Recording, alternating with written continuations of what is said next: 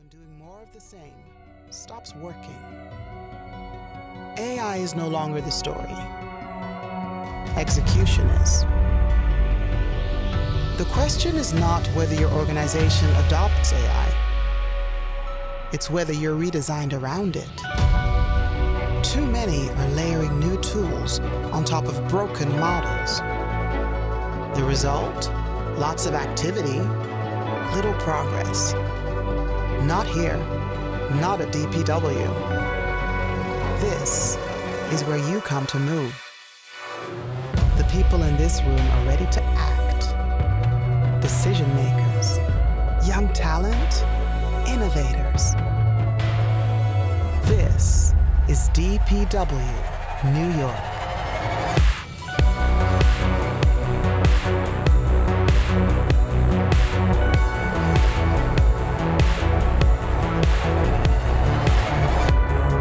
We don't just follow. We recode it. Rewire, reboot, reinvent, recode.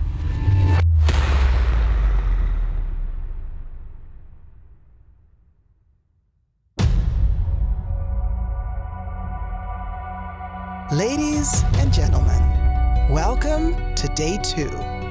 Please give a warm round of applause for your host, Terrence Lamont Jr. Well, hello, DPW New York. Welcome to day 2. It's so good to see all of your smiling faces. How are we feeling this morning? Okay, so a lot of you went to the after parties. All right, that's what that sounds like. We're all recovering, making sure we're all good. Today is going to be another jam-packed day of sessions, learning, connecting, making all of those human connections in this AI-first world. But if you are in the audience right now or just joining us in the room, currently, you hear my voice over this lovely loudspeaker. But soon, you will not. So make sure you get those headsets on your ears. And everybody who has a headset, go ahead and just give me a nice little wave from the stage. Yeah, I love it so very much. Now, my friends, one of the other things that I want to make sure that each and every person in this room is ready for. Okay, you still waving. Hey, wave. Again, this is not TV. I can't see you, and she's not looking at me at all. So I just want to make sure that we are all energized, ready to go. So I want to do a quick little vocal thing with everyone in the room. Right now, I just want you, when I count down from 3, just make the noise that you made when you woke up this morning. Maybe it's like a ugh, or any of those types of things. You ready? 1, 2, 3. Ooh, we got a grizzly bear in the room. Good job, good job. Now, what I want you to do is make as much noise as you possibly can. Maybe like you just won $1 billion. 3, 2, 1. That love and support, that energy that you just gave me, I need you to give to each and every presenter who walks on this stage. Deal? I love that deal. Okay, well, this sounds like a group that is ready to go this morning for day 2 of DPW New York here in beautiful, beautiful Brooklyn. Also, do I got any Knicks fans in the house?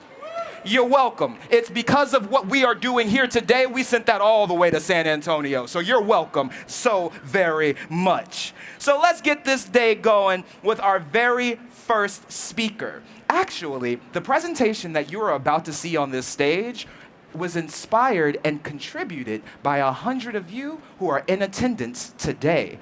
Think of it as like surveying 100 people. This is DPW, Family Feud style. Coming to the stage right now, the president of HFS Research. Please give it up for Saurabh Gupta.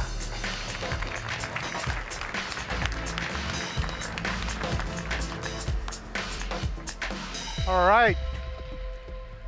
Good morning. Oh, that is a very enthusiastic crowd here. Good morning. Yay, that sounds a little better. All right. So look, I don't know if you can see the slides here. I can click. Anyways, while the slides come up, look, I'm an analyst. And what do analysts do? They survey people.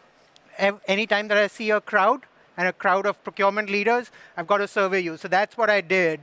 I went in and asked you to fill in a few questions for me before the event over the last 3-4 weeks.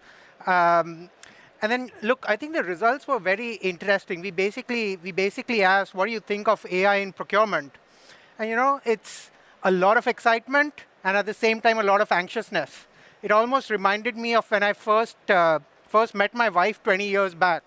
I was very, very excited, for the possibilities, but I was also a little bit anxious about the commitment. And I think that's where we are in procurement as well with AI. It's another story with my wife. After 20 years, I'm still in that same boat, but hopefully we won't be in that case. So let's see if we can get the slides up there. I can click my button. Sometimes I often joke that AI is easier than AV, and I think that's what's happening right now.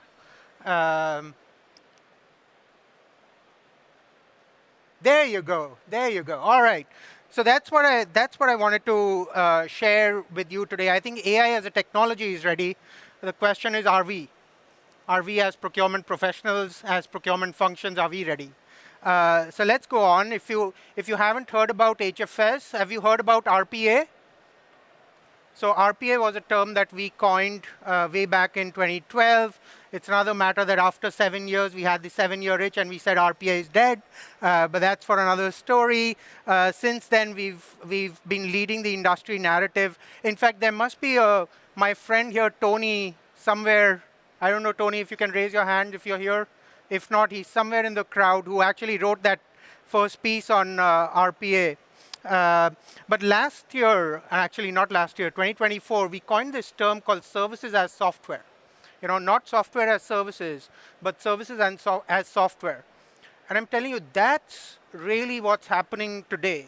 Every service is becoming more and more productized, and every software is trying to behave like services. It's almost a new category that's being created, and we don't know how to buy and sell that category as procurement professionals. And that's the unease in the market right now. But let's go on about this session. As I mentioned, I got inputs from 100 of you. And really, my big takeaway from this study that we've been doing is that we are buying AI faster than we are becoming intelligent ourselves. And just think about that a little bit further. We can't just keep throwing money at AI and assume that it'll solve for world hunger. We have to change ourselves as well. AI, at the end of the day, is just another technology. So let's get going. I think AI is our biggest ever bet. Look at what's happening right now. The global economy is taking a massive, massive bet on AI. $700 billion is the hyperscaler capex spending on AI just in 2026. We at HFS have forecasted this services as software is going to become a $1.5 trillion market in the next 5 to 7 years, and it'll absorb revenue from both services and software. Anthropic, I think Anthropic is going to be here today. Their IPO is expected to be a whopping $1 trillion. When we've reached out to not just procurement, but across every enterprise leaders, 3 out of 4 enterprise leaders want to figure out, can we replace some of our existing services with something like an agentic AI or a software-enabled services? So the lines between services and software are definitely blurring. And look at this. I don't know. This is what's been keeping me up at night. The NVIDIA's market cap is $5.5 trillion. That's as big as the amount that we spend on healthcare. I don't know which one is more scary.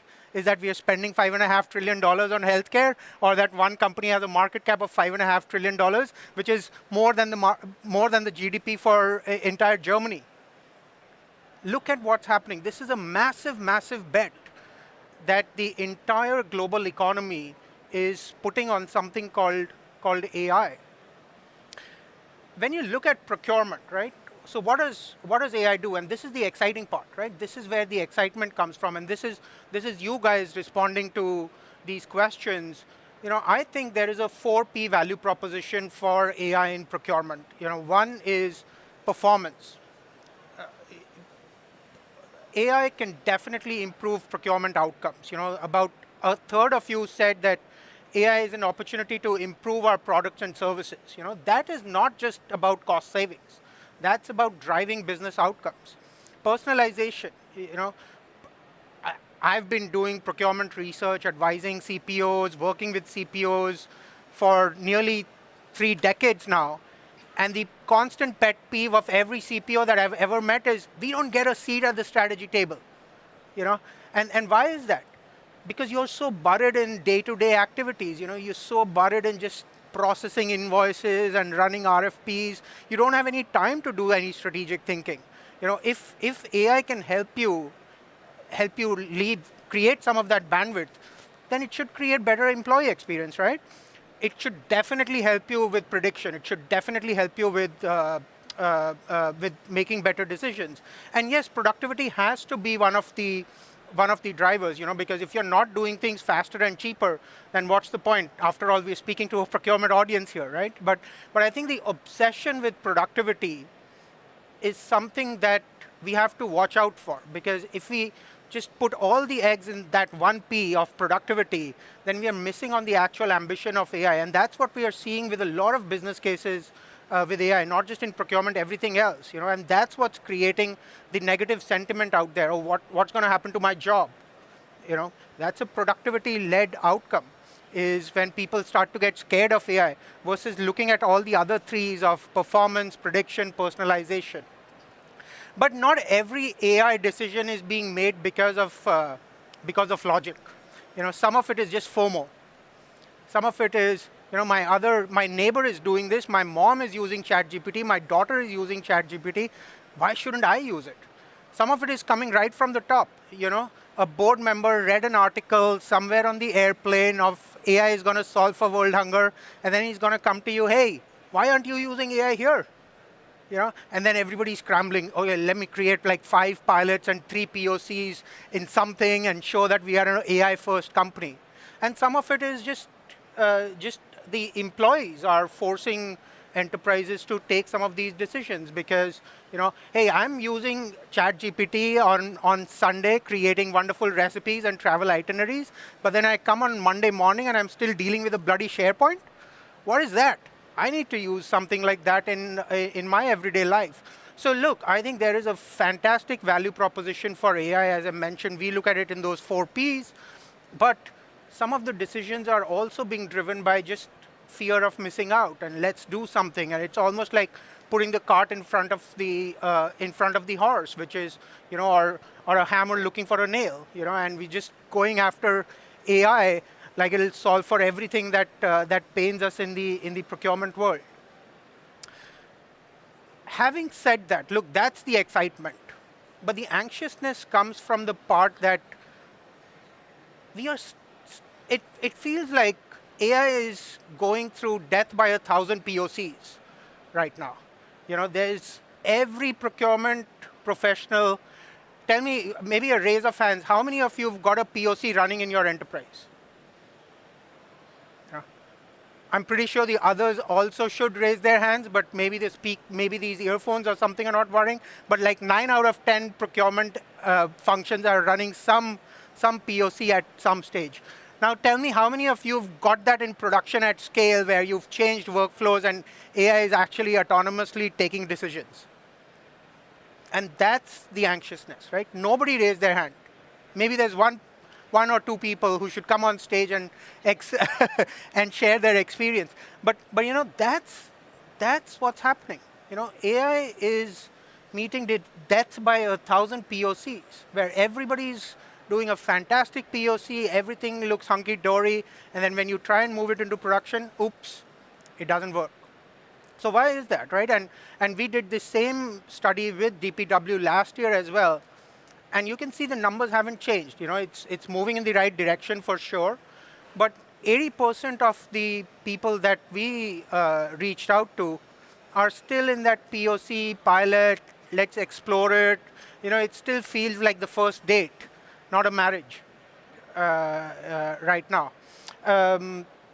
AI was supposed to eliminate manual work.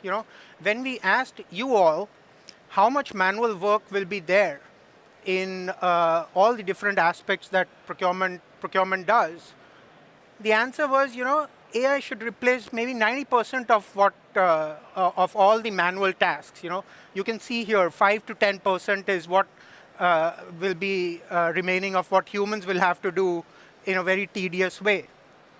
But look at where we are, right? And this is where the anxiousness comes from. And look, I'm telling you, this is a survey, and even if it's an anonymous survey, everybody wants to look good in a survey. The answer might be even worse off than this. But the point is, we have huge amount of AI ambition. It's not really meeting us on the ground. It's not really converting into reality. So why? What's really happening? And I think I call it the leaky bucket of AI ambitions. And this is 7 or 8 things that I've seen, not just in procurement, but everywhere else. Number one, there's a race to be AI first. Everything is AI first today. Nothing is AI second. Have you seen anybody saying, I'm an AI second company? No. How can that be statistically even possible that everybody's AI first? It's just not possible, right? Somebody's got to be AI second. And everything is AI first now. Every tool is AI first, whether it was a workflow. Even HFS is an AI first research company now, right? How is that just possible? There's a lot of AI washing. There's a lot of agentic washing going on. Every RPA is an AI first RPA. Every workflow is an AI first. SAP is AI first. Everybody is AI first. All of us are AI first, right? This is just not possible, right? It's just not possible. There is actually merit in being AI second, AI third, AI fourth, because you can learn from the AI first mistakes. But no, everybody's going to be AI first. The second is what I talked about earlier. There's this big obsession that we have about productivity. I'm going to save 50% on my existing contracts by AI. Is that what transformation is? Is just getting things done cheaper and faster? Is that what really transformation is? If that is, then yeah, maybe we are on the right track.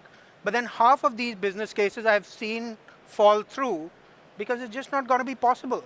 There's going to be a human element. There's going to be change management. You don't have data. You don't have a lot of things to make that productivity case even possible. So you have to start creating a balanced scorecard across those 4 Ps, or whatever acronym you like to use. But it can't be just singular obsession with productivity and cost efficiency. Data debt.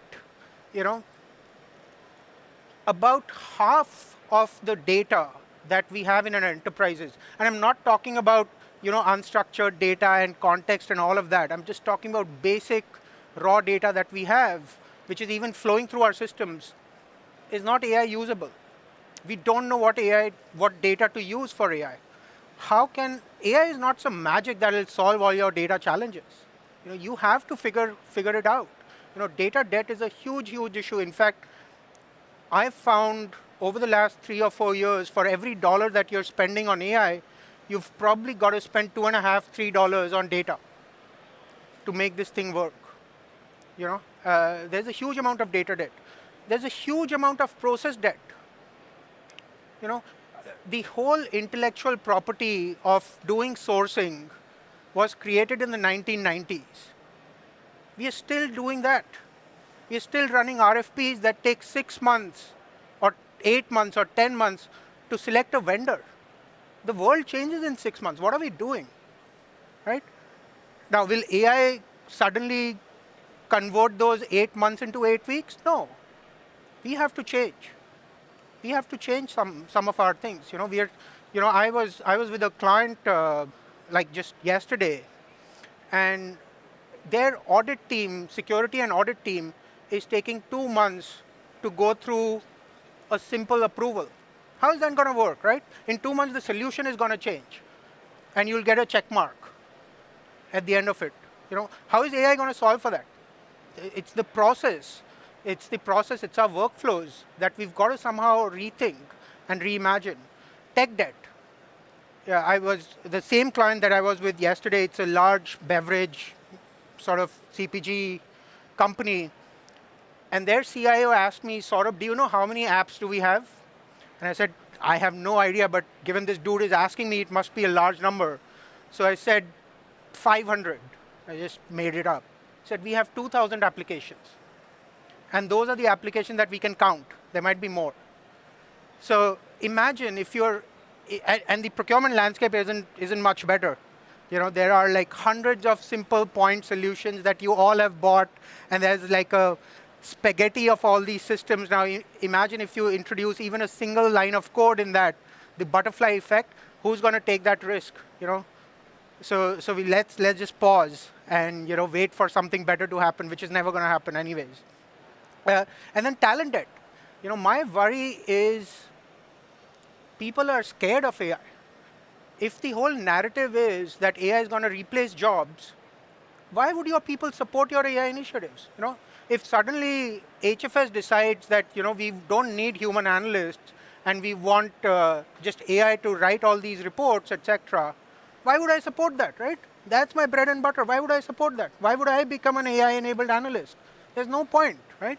And so this whole narrative around talent is going to be a very, very important aspect of it. Ecosystem. All you guys are expert at negotiating software contracts, I'm pretty sure. All of you guys are experts at negotiating with the TCS and the Accentures and the KPMGs of the world, on rate cards, etc. How do you negotiate on tokens? How many of you even understand what a token is? And how many tokens do you need to process an invoice? It's just completely obscure. Have you heard of the Uber story? How many of you have heard of the Uber story? Okay, so Uber bought, AI first, AI native, one of those companies that we look up to. They burned through their tokens in a quarter. So what do? They're not an AI first company anymore for the rest of the 8 months. They're just AI first for the first 4 months, and then after that, they're back to an analog company. I don't know, right? This is a brand new ecosystem. Nobody knows how to buy and sell this. And that's where a lot of these agentic ambitions are getting leaked away. And as I was saying, the legacy model of buying and selling isn't going to work in this world today. It's almost becoming like I want to subscribe to Netflix, but I'm going to count DVDs. It's just not going to work. You can't force fit that into something new that you're trying to do. So I think this is really behind. It's not that the technology is not ready. The technology is absolutely ready, and it's improving at a ridiculous speed, honestly. But I don't think we are ready. It's just not about just spending money on technology and everything else will solve for. Unless we plug some of these leaks, it's just going to keep leaking away. And I'm going to skip this because I'm seeing the time here. But look at this chart. It's not even double digits. And this is amongst you. I asked you, only 9% of you have said that you have processes that are truly end-to-end digitized and continuously optimized. That's not even 1 in 10. Right? And same with technology, talent, data. The numbers here are honestly scary. Right? And I think we should have an enterprise debt conference, not an AI conference, to be honest. And look at what's happening with the Silicon Valley. Have you heard of this token maxing thing? They are obsessed with token maxing. 1 billion tokens? I'm sorry, I'll dial it down. No, you need to spend more tokens than that. You want me to spend more? How many tokens are you spending? Tell her. 20 billion 20 billion tokens? What are you spending Per that on? month. My AI agents make poetry. Tell her how many tokens you're spending. 140 billion. What? What are you even doing with Per all those month. tokens? I heard it. Motivational AI agent. You're having your agent motivate you? Other agents. Motivating other agents. Why are we of spending companies. money motivating other people's agents? The new alpha is companies that spend money on tokens. I'm putting you on a tip. A token improvement plan. Okay, that is not a thing. If we don't find a way to spend 1 trillion tokens, Okay, we can't We have spend failed. 1 trillion tokens. We have failed. We're going to run into quota limits. tokens. Tokens. So that's what's happening, right? We are obsessing about the technology, and there's going to be a token improvement plan pretty soon. But we're not really worrying about all the stuff around that technology and all the stuff that is broken. And I don't think AI is going to fix that for you. The other thing that I wanted to leave you behind is, it's not about just how AI will optimize procurement. It's also what procurement will do for the enterprise to adopt AI. And I think right now, procurement doesn't have a seat at the table because only 17% of you said that procurement teams are involved on a strategic way in AI vendor decisions. 6% of you said that we have a permanent seat at the AI strategy table. 72% of you said that AI decisions are being made without procurement in the loop. And 80%, 8 out of 10 of you said that procurement's AI contribution is really just downstream, at the end of the day. And imagine, who's going to buy and sell this? Who knows how to negotiate with vendors? Shouldn't that be procurement's role? Shouldn't that be your role, is to become the ecosystem orchestrator for this world?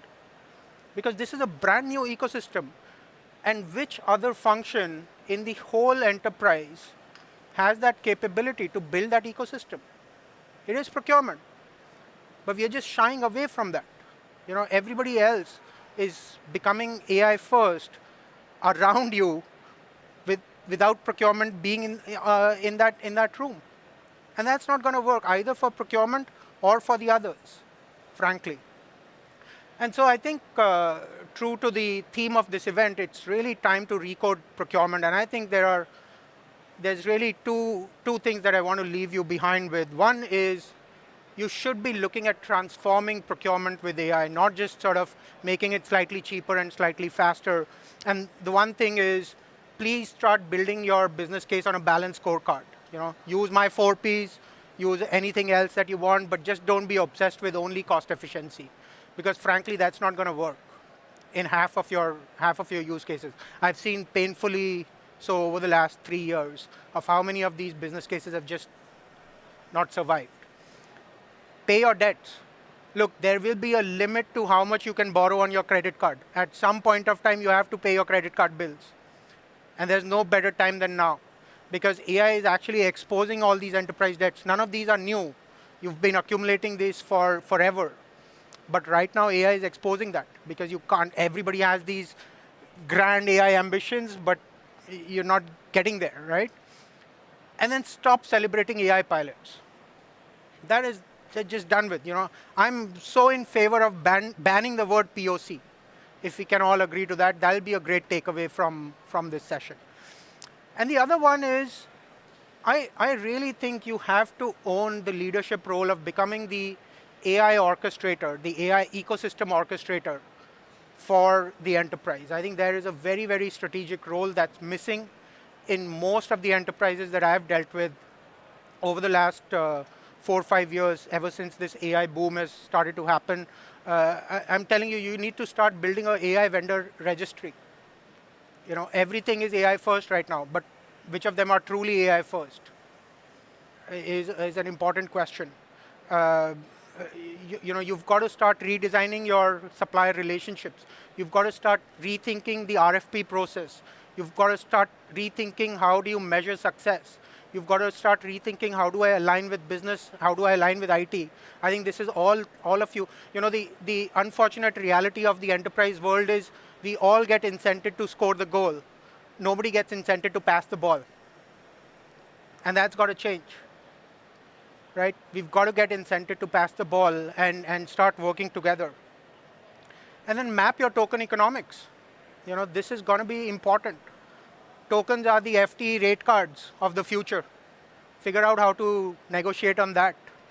I think the future is very, very bright, but it's not just about spending more and more money on just the technology itself. We've got to fix everything around it that's broken. Thank you. I don't know if I have time for questions, but I'll be here looking forward to the conversations.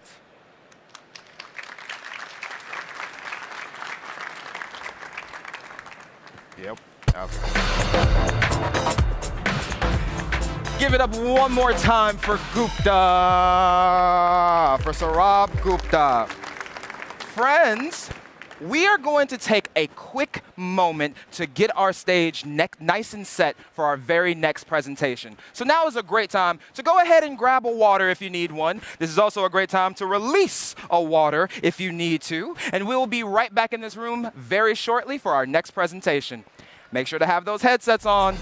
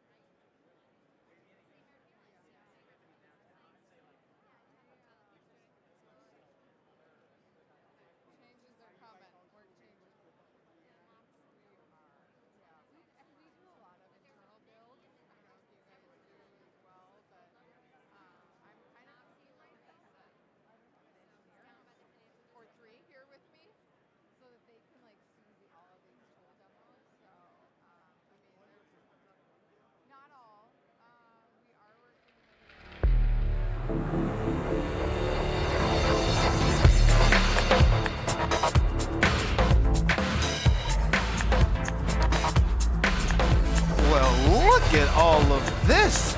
It looks like a demonstration's about to happen. My friends, if you cannot hear my voice, that's because you don't have your headset on. So make sure you put that headset on right now as we get ready for our next session. This is also just a quick reminder that if you are at all interested in the roundtable discussions, hidden indirect spin, how AI is bringing visibility to unstructured categories, there is still space remaining at that roundtable talk. All you gotta do, just show up at 11:30 and you can be a part of that roundtable conversation. Listen, if you are a buyer or if you are interested in discussing experiences and best practices with your peers, there's no need to sign up. Just go right up there at 11:30. All right, my friends, we are transitioning into our very next session with two of the coolest people I have gotten to meet so far backstage. So much laughs, so much enjoyment, but also so human to this experience. So please, welcome to the stage from Oro Labs, Lalitha and Sudhir.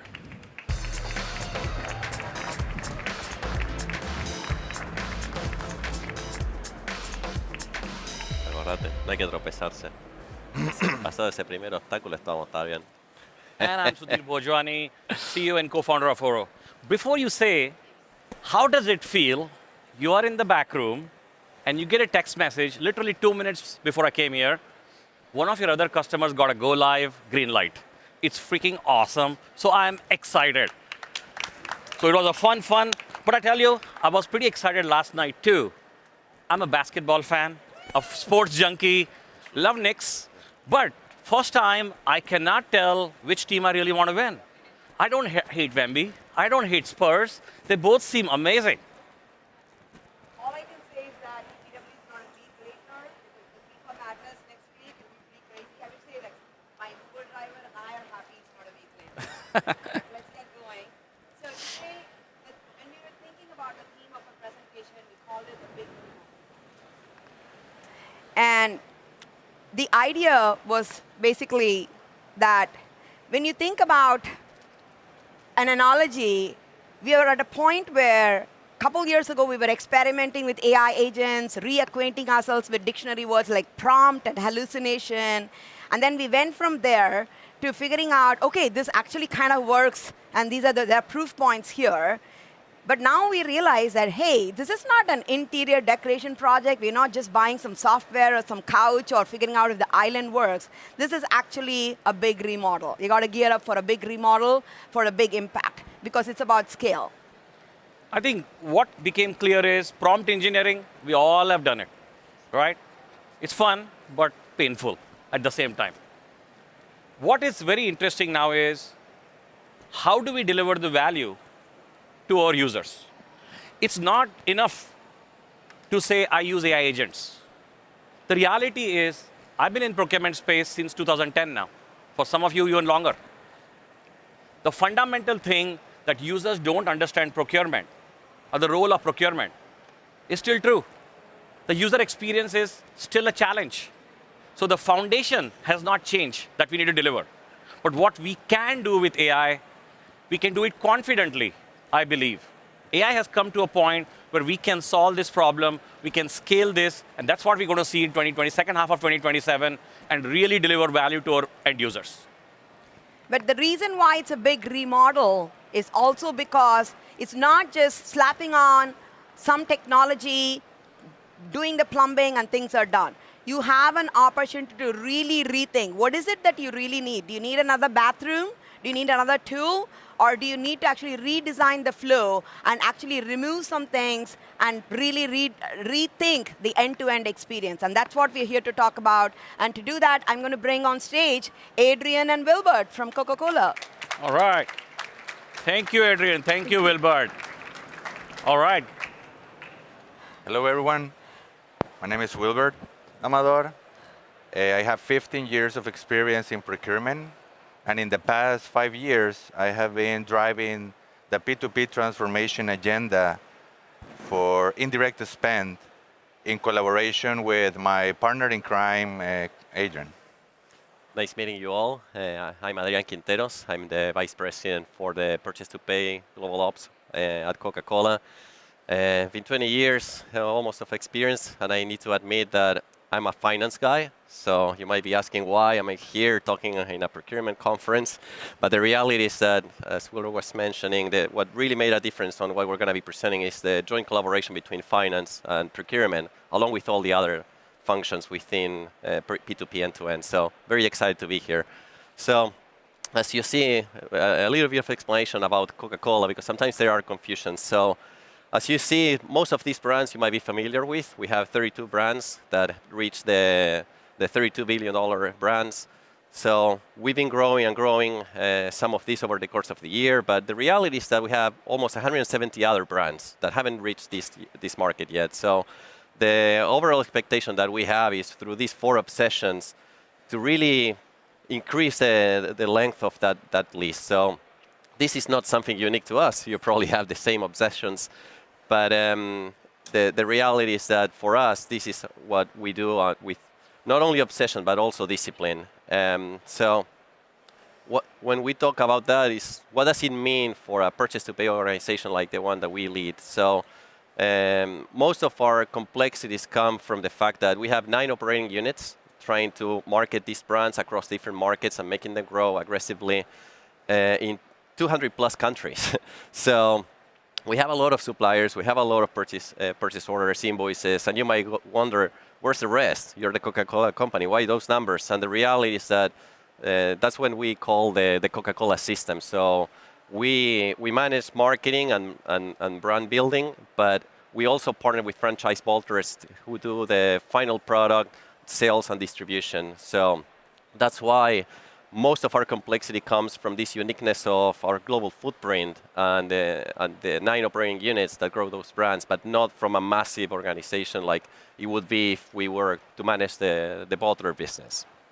It's kind of interesting. When we started working with them, I had not fully understood the concept of a bottler, let's call it. Now I do.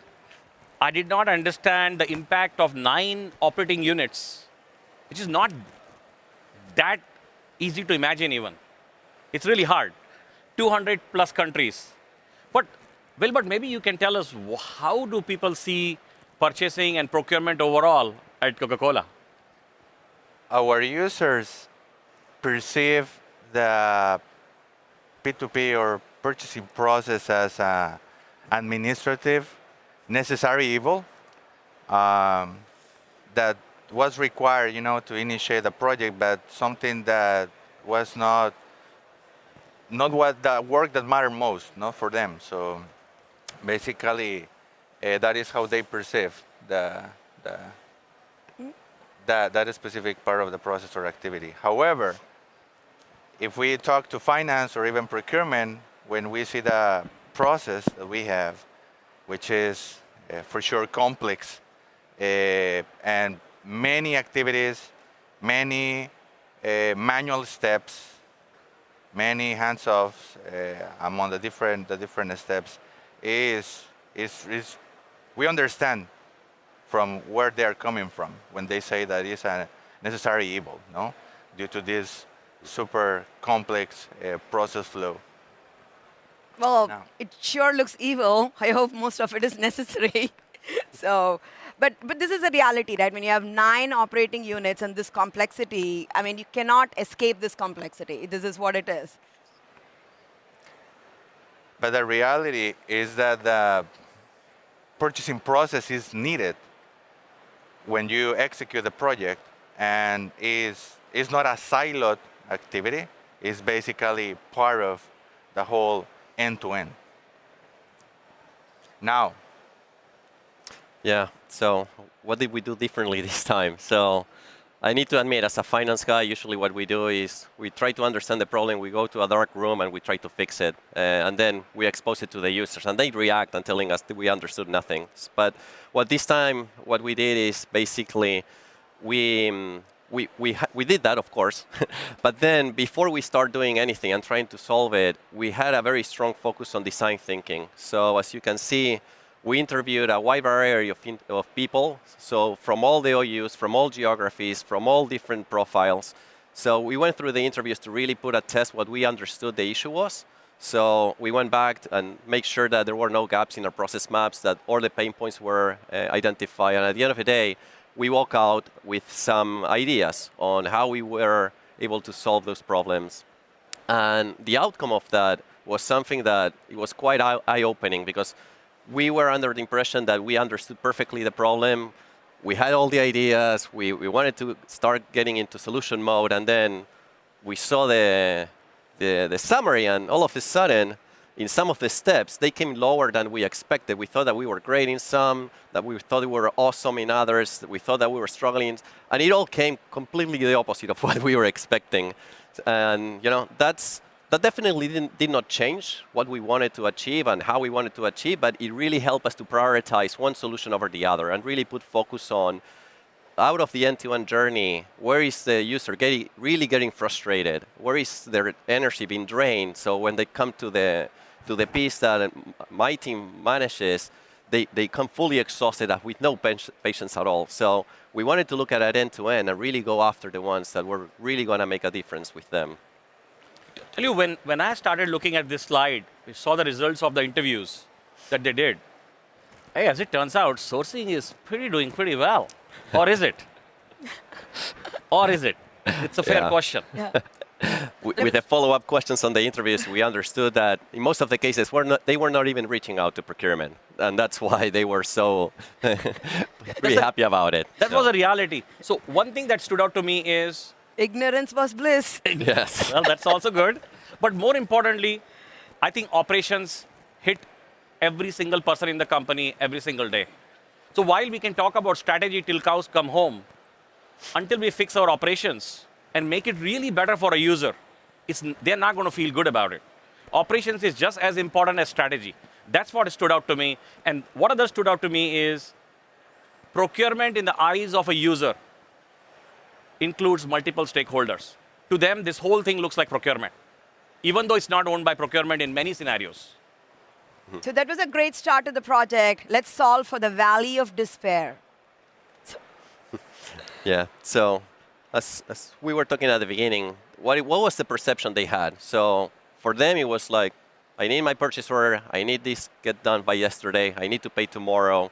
Where do I go next? And then they reached out to me, and then I was policing and saying, you haven't done any single step that came before, so you are pretty delayed. So what we were after was the idea of how can we build the experience, because it's practically impossible. We're trying to teach them and train them and had forums, and they were always missing something, and it was not their fault. It was just how we designed that experience, or maybe did not design that experience in the first place. So what we came up with is the concept of idea to pay. So we wanted to build a platform that was digitally hand-holding them through the time that they had the idea that they need to buy something, they don't know where to get it from, they don't know who to engage, they don't even know where to start. So we want to have a platform that will allow them to get the starting point at that specific time frame and really guide them through every single step.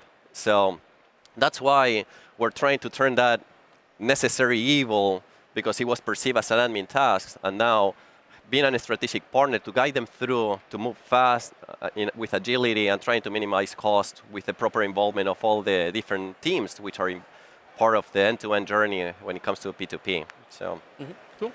Why don't we do this? Actually try to see this in action. What stood out to us again was, for many users, journey doesn't start with creating a requisition.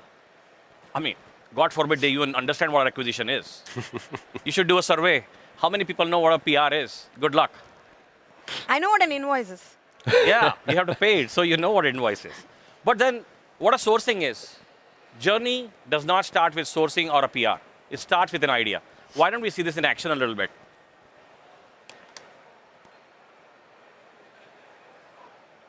Doing a demo on main stage is a lot of fun.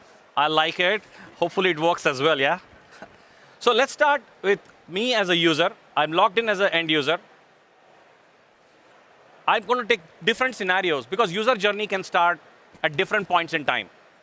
Let's assume I am a marketeer who has a proposal in hand from my favorite agency that I've been working with. I can upload a proposal in the system. I don't know what I'm supposed to do exactly. Am I supposed to work with procurement? Am I supposed to work with finance? Who am I supposed to work with? Why do you need to know that? I mean, that's the point of the story, Lalita. Give me a chance. So we upload a proposal. System will try to understand what the proposal is. We know the details of the proposal. It tells you, hey, it's a marketing. It knows it's a service. AI went to work. Because it figured out it's a marketing, it doesn't call this an item in a requisition. It calls it a deliverable. That's the language that marketing understands. If I'm buying a service which has deliverable, I don't call it an item. I call it a deliverable. Exactly what it does.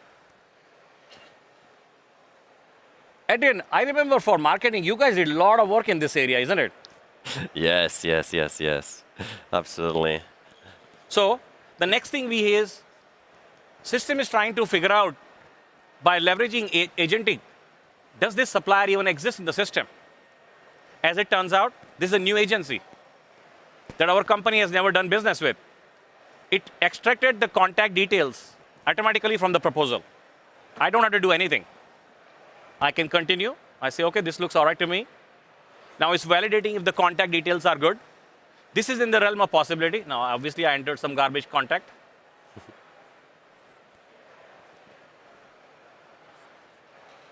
Again, AI is going to work, trying to understand the Coca-Cola policies, trying to understand the process. What should be the next step? This truly is, AI can do this. I was talking to somebody yesterday. They were asking, the person was asking me the question, how confident are you that AI can always be predictive? Is it always 100% doing the same thing? Or it does 90% of the time the same thing, other 10% it does something else? Can I be sure that it's always the same thing is the question.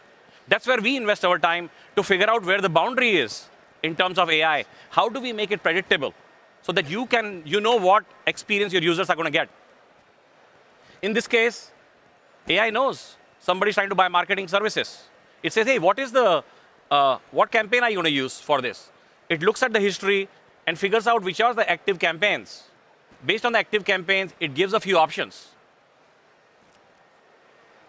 Now, once I know the active campaign, I can also figure out what other things we need to collect from the user. Sometimes it is also slow. AI is sometimes also slow. One of the big ideas that the team had, which I think really zooms in on how do you design for experience, is language and vernacular really matters. Calling it a deliverable, calling it a campaign, and not generic words like item and shopping cart. I mean, it's pretty awful to put a contractor in a shopping cart. It's very dehumanizing experience at the end of the day. But this language really mattered. And trust was a very important point of the user experience when the AI is essentially confirming to you and you're seeing the proof of that side by side. So that trust encourages the experience to say, hey, I'm OK to go along in this journey. This is like letting the Waymo driver drive and sitting back and not hovering over it. So that trust was a very important point of the design point.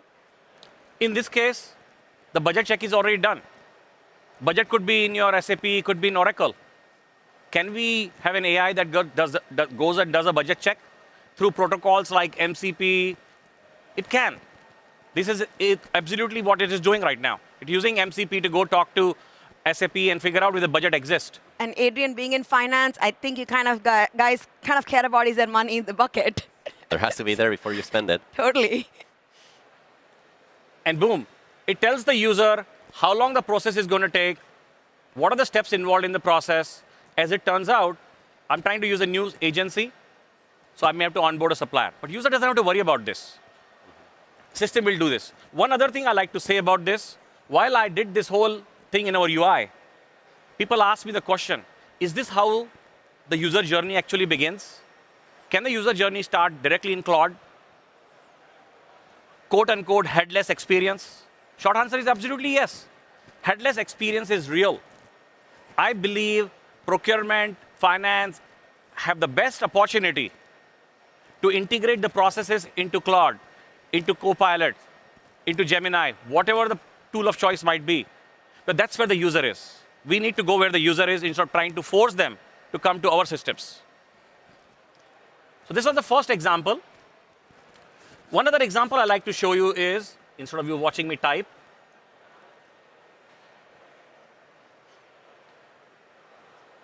is what if user doesn't have a proposal from a supplier and they want to do $1.3 million purchase with a supplier they have in mind. Very different journey. I'm not spending $80,000 anymore. I'm spending $1 million with an agency in mind. What happens when $1 million? Do people have to engage with procurement? How does it work? They have to do a lot of things which they don't even know about. Yeah. Say, I will say, I want to do ADLC process, whatever. I'm being fast.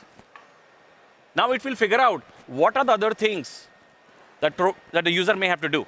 And what you will see here is, in all these examples, user doesn't just do procurement. They have to do finance. They have to do risk. They may have to do a lot of other things that are needed for my end-to-end process. Because somebody is spending $1 million, you don't just go spend $1 million willy-nilly. 80,000 maybe, $1 million probably not. In this case, it's saying, hey, what is the cost center you're going to use? I say, sure. Let's keep marching forward.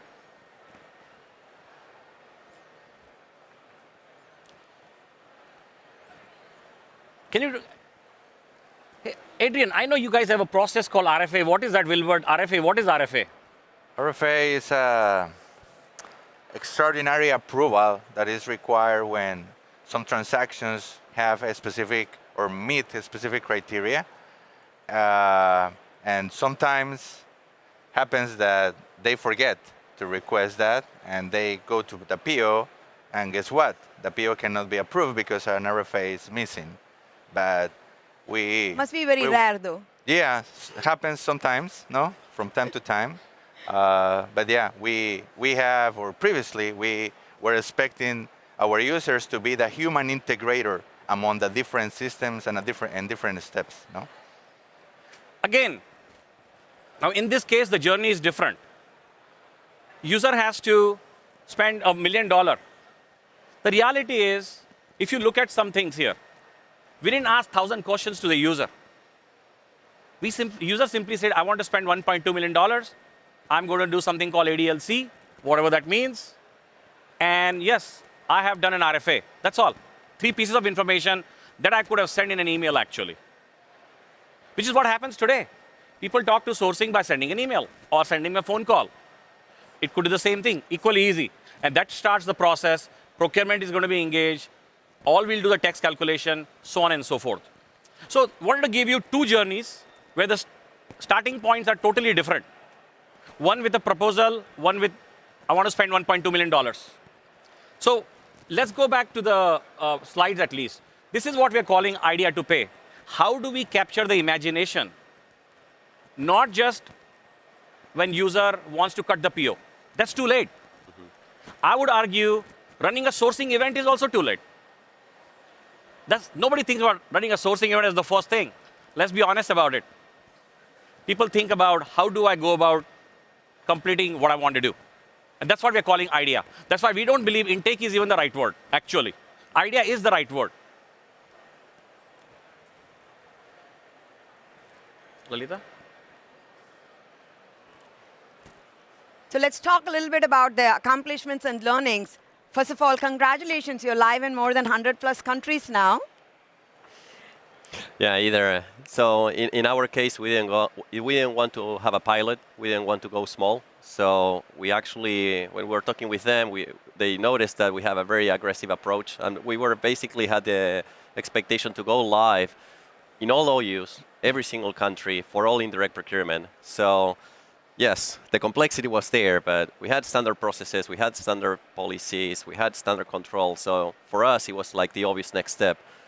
So when we were doing that, I think that you were also surprised by the number of people that was part of the conversations, because this is an initiative that was finance-led, but we cannot do anything by ourselves. So we brought every single function that is part of the end-to-end P2P journey. So we got people from legal, from marketing, from finance, of course, and we're all trying to solve the issue that was impacting our users. So definitely that was completely necessary, because otherwise we wouldn't have been able to solve this in isolation.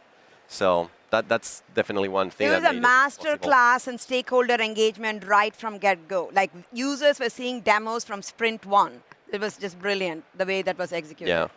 I would like to highlight also that key component as part of this initiative was the change management. And even though one of the key non-negotiable principles for Idea to Pay was we want a solution that won't require training. If it requires training, we fail miserably, no? Walk up UI. Yeah, and we took advantage of what our users and in general, what is being consumed by our users in social media, which is normally short videos, reels, etc. And we took advantage of that to approach our users with that strategy, with that approach, creating short videos, telling a story about what we were delivering, why, etc.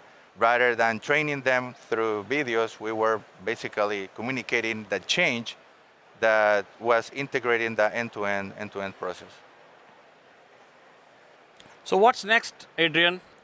More problems to solve or more cool problems to solve? There's always something new. So definitely now we implemented Oro in a very short time frame. So we went with a minimum viable product that now we're trying to build upon. So definitely we have a very strong agenda. As you can see, being able to speak to our marketeers. As I was saying at the beginning, we build brands. So obviously making the life easier to the marketing team is the most crucial objective we have.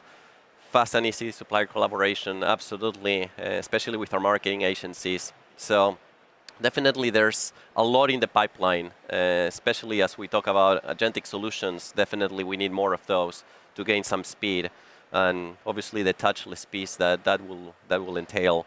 And tax, well, we operate in 200 plus countries, so definitely that is on top of our head. It drives an amazing complexity to our operation. So there's a lot, and while we do this, it's always with the premise that you saw on the prior slide about how we can keep user-centric. How can we keep solving these problems without adding complexity to the end user, or adding more steps? So definitely that's the cool journey that we have ahead. Cool. Awesome. A lot more work to do here, but thank you so much, Adrian, Wilbert. Yeah. We wanted to really focus on how as well a little bit, how they went about doing it. So thank you so much for sharing the story. Thank you. Everyone. Yeah, and we'll get started on the project plan pretty soon. Yeah. More cool problems. More cool problems. Last thing we want to talk about is, this we hear every single time. Should I build this? Should I buy this? Claude is real. Codex is real. Cursor is real. But should we build it? That's a different question. I mean, one thing that is very clear is that unlike SaaS, classic SaaS software, customers are very precise. I want a bespoke experience for my business. I don't want a standard best practices that whichever SI is recommending, they want a bespoke experience. And speed is super critical. Same thing we hear. Hey, can I leverage agentic in a unique way? I have unique data. Can I use my data to serve me, not the whole community?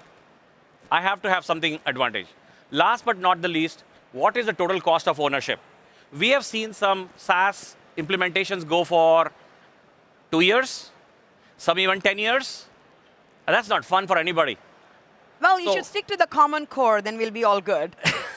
So total cost of ownership is an important factor. Look, when you look at the whole decision, look, writing code is easy. We use a lot of Claude. We use a lot of Cursor. We use all of those codecs. We use all of it. But the reality is, in a software development process, the development cost is only 10 to 15%. More than 50% of the cost is actually in maintenance. What you do with it. So that's what the decision point is. It's not simply about can I build? Yeah, everybody can build. That's not even a question. And basically, structured and unstructured collaboration is super important for a human experience that can drive the users. So it cannot all be about precise, only structured. Some of it is loose, right? Like, hey, what do you think? And you need to have the human engage in different ways. Every sourcing manager is going to do things differently. Governance is important because that's how companies operate. This is something that you have to be compliant to, your board has to report on. And trust. And I think trust, because procurement involves suppliers, as it turns out. And suppliers have people working for them. I worked with a company that had 1 million users across their supplier base. Managing trust or security across 1 million users of your suppliers is not that easy. So we do believe you will have to solve the security problem, the trust problem, Doesn't matter whether you build or buy, these problems need to be solved. That's more important point we wanted to make. Lastly, we started the company with a mission. How do we humanize the procurement experience? The conclusion we have come to is the user experience does not start with creating a PR or raising a sourcing request or a contract request. It starts with an idea. So that's the thing we are trying to say. Hey, let's start with an idea, bring the user into the system, let's integrate ourselves into Claude, into Gemini, so we deliver the best experience. Thank you for your time.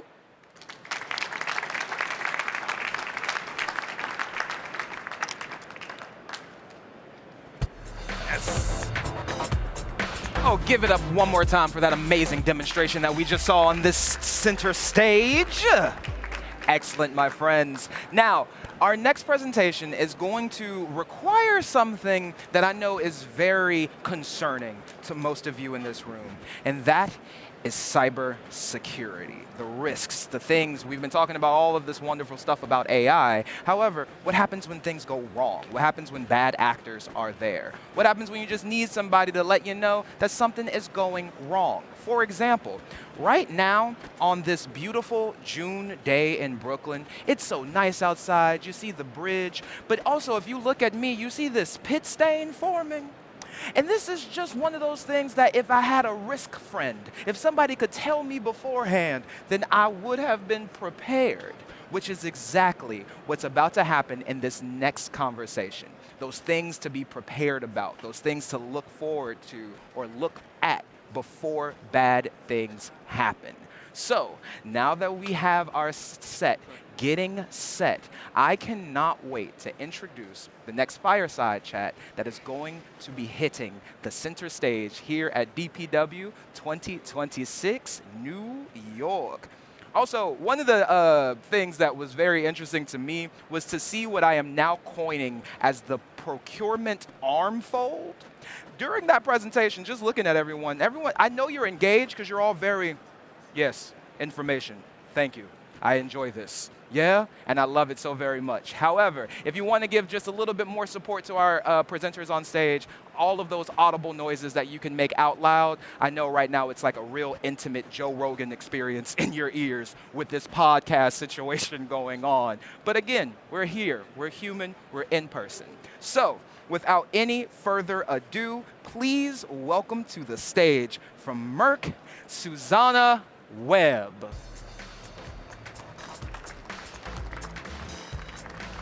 Thank you. Oh, I gotta hear this so she know when she calls me. Good morning. Oops. Okay. Good morning. So my name is, oh, this is weird that you all have like earphones. But good morning, I'm Susanna Weber. I am the Chief Procurement Officer at Merck. And I am here to talk to you a little bit about our journey with third-party risk. When you think about third-party, we've been on a journey for the last, I'd say, 4 or 5 years. The landscape of risk has really been changing over the last number of years, and it's become incredibly complex. When you think about the landscape of everything that we have been dealing with across the world, and they continue to emerge. But it was interesting, historically, what we used to do is we would address like an emerging risk by just adding a new risk assessment. And so, originally we had started with finance and kind of anti-bribery and corruption, but as it would be evolved, we would just add one to the mix and then update our contracts. And so it became an incredibly siloed kind of environment and complex. And as you can imagine, as a procurement professional, trying to manage through all these various things, also dealing with dispersed organizations that actually owned these risk elements was a challenge. And it always came on us as a procurement organization to kind of manage through this. And it would take probably up to 3 to 6 months to just onboard a single supplier. And as we can imagine in today's world, that is incredibly way too long. And so, what we would do is we would just spend, it was very frustrating and very complex. And so about, I would say, 4 years ago, myself, along with our head of IT, as well as our head of compliance, had some conversations, and we knew that this was going to kind of be something that would pop up from an executive standpoint, because third-party risk was always on our radar screen as one of our top risks as a company. And so in order to kind of move away from more of a reactive approach, we thought, you know what, why don't we bring a team together, figure out how do we solve this issue, kind of work through all of the elements of all of these different organizations across the company and simplify this. And so these teams across procurement, across compliance, across IT, finance, what they did is they aligned on one common process, as well as powered by one IT tool. Because back historically, when we had each dispersed organization kind of own, whether it was finance, whether it was privacy, whether it was anti-bribery, they all had dispersed systems that we would then have to tap into. And so with this collective kind of coming together as an enterprise kind of organizational group, we agreed through this single process and a single tool. So we dispersed got rid of all the other systems and came up with one IT platform. And that's what we use today. And so we focused on simplification. And what we mean by that is we eliminated, as you can imagine, working in many different systems and each organization kind of having, what they felt was important to do to conduct the assessment. There was a lot of duplication. And as you can imagine, being a supplier, we would ask a lot of the same questions from one assessment to the other. And so we eliminated, that was one of the first things through simplification, was to eliminate redundant questions, make it easier for our suppliers to understand what we were actually looking for, but also leverage external data. And that external feeds wherever we could possible to minimize what we were actually asking from the suppliers, and manual, kind of like take the manualness out of the process. And so in addition to this, we created a centralized operational team, and that team sits within the procurement organization and our supplier development and performance management team within the organization, and they specialize in due diligence. And so those are individuals that are experts, they understand it. So as you can imagine, having it very dispersed across the company, people weren't experts. People were just kind of checking the box and doing what was necessary. But with this change, we were able to bring people into the organization that became experts in understanding what this all meant. And through what we initially did is we've reduced onboarding to less than 30 days. So some of it's pretty quick, but others it might take a few days, but less than 30 days. And we still feel that there's opportunity to reduce that even further as we bring in further automation or AI into the process. But that's kind of where we are. We've also been able to address mitigation in a more productive and proactive manner than before. Because historically, because of the manual approach of what we did, we only identified about 3% needing mitigation. But actually, as we created the simplification, the unification of our process, the mitigation actually increased. But because we have this organization, we then have more effectiveness to be able to manage it and appropriately go after it.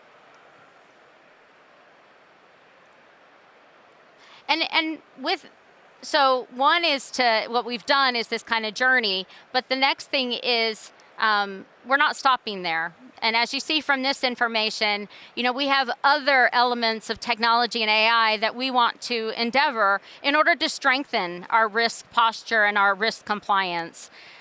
We have many of these already underway. We are working through beginning an orchestration. I know here at DPW, there's a ton of opportunities to learn about who are those companies that we can engage with.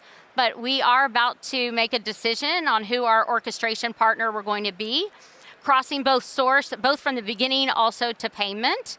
But we're also in the process of a real enterprise contract lifecycle management tool that we are implementing. We've gone live both within procurement, but we're about to go live. We're doing it both on the buy side as well on the sell side. So we're in coordination with our sales and marketing team. But one of the things that we've done, and we've just gone into effect, and that we're also doing this with our S4HANA implementation, which will go into effect next year, is supplier hierarchy. I can imagine, or I can totally imagine that all of you realize the importance of data and understanding who we do business with and the suppliers that we engage with. And I have been talking about this probably for 10 years from the prior company and industry that I came from. But supplier hierarchy is, we had a very vertical, I would say, vertical kind of relationship of an entity of a supplier. So take a supplier that you have like 100 different entities with them. They were 100 different entities in our system. And so what we've built is we've built a supplier hierarchy in conjunction with business partner function with S4HANA that's going to enable us to reduce and bring more visibility to what is the breadth of the suppliers that we are doing business with. So give you kind of a realization, before this, you could see roughly almost 80 or 90,000 entities in our systems. But through supplier hierarchy, we know that 98% of our business is with 6,000 suppliers, not 90. And so it's important. Now, we do have a tail of about 34 real suppliers that we need to manage and work through, but it just shows that a hierarchy will help you focus on what matters, because that's really what it means when you're talking about risk and understanding who you're engaging with. And then, our single tool is an Aravo tool. I'm not sure if you're familiar with that we then led to with many different systems down to one for our overall risk program. And we're continuing to look at how do we enhance that. We'll enhance that through our orchestration and AI efforts, but as well as, new due diligence, new areas. One of the key areas that we see is the due diligence piece is just one aspect when you think about risk. I'm sure many companies deal with other audit elements and other factors. And so the importance is to make sure that you connect all of those as well. So I think that ends everything that I have as far as slides go. But what I would like to do is ask Farron Melton to come and join me, and we're going to talk a little bit about some Q&A.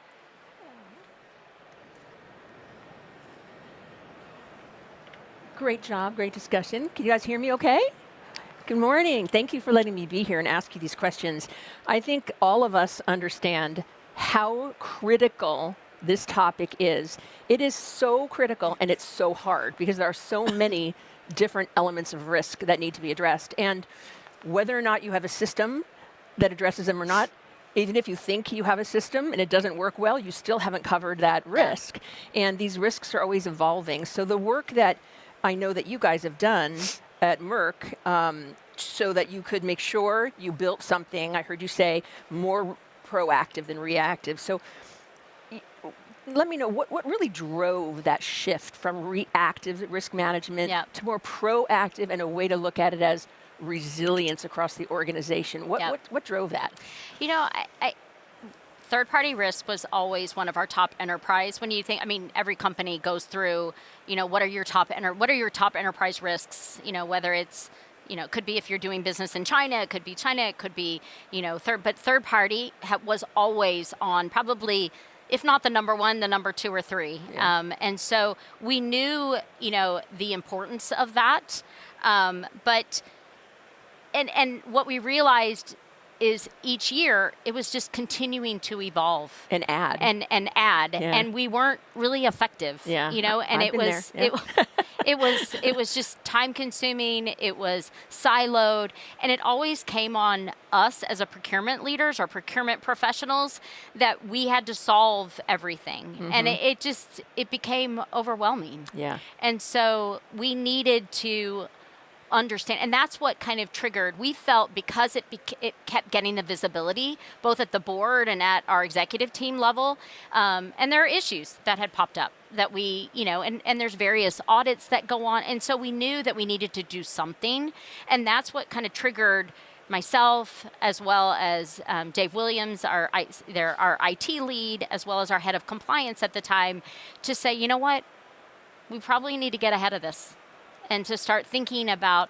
But the other interesting thing is this same issue and the need started to pop up from the business too. And it was interesting because they saw the length of time it took for us to solve these problems and to get a stinking supplier onboarded.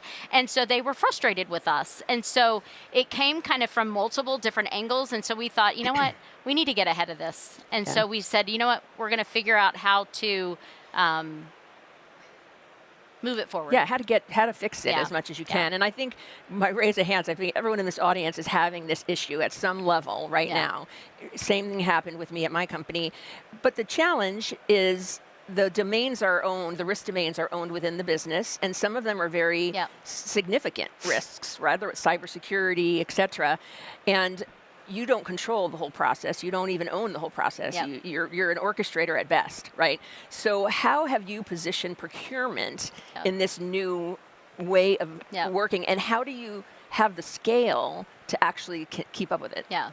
So as that team kind of evolved and got everyone aligned across all of those risk domains in the organization, it was quickly realized, like, who's going to take ownership of this? And so we just said, we will be the owner of the process. Now, it doesn't eliminate the subject matter experts in the respective domain, whether it's privacy or IT or cybersecurity along with IT, but we needed someone that was willing to embrace it, own it, and we were kind of the natural owners because we were the ones that were coordinating, and it related to third parties, and we were the ones ultimately onboarding, had to manage through that. And so we created a centralized team. And it's within our supplier development performance management side of the organization, which I think kind of sits quite well because it's not about just processing due diligence steps. It's actually taking ownership of not only the new systems, the responsibilities, but it also takes the governance.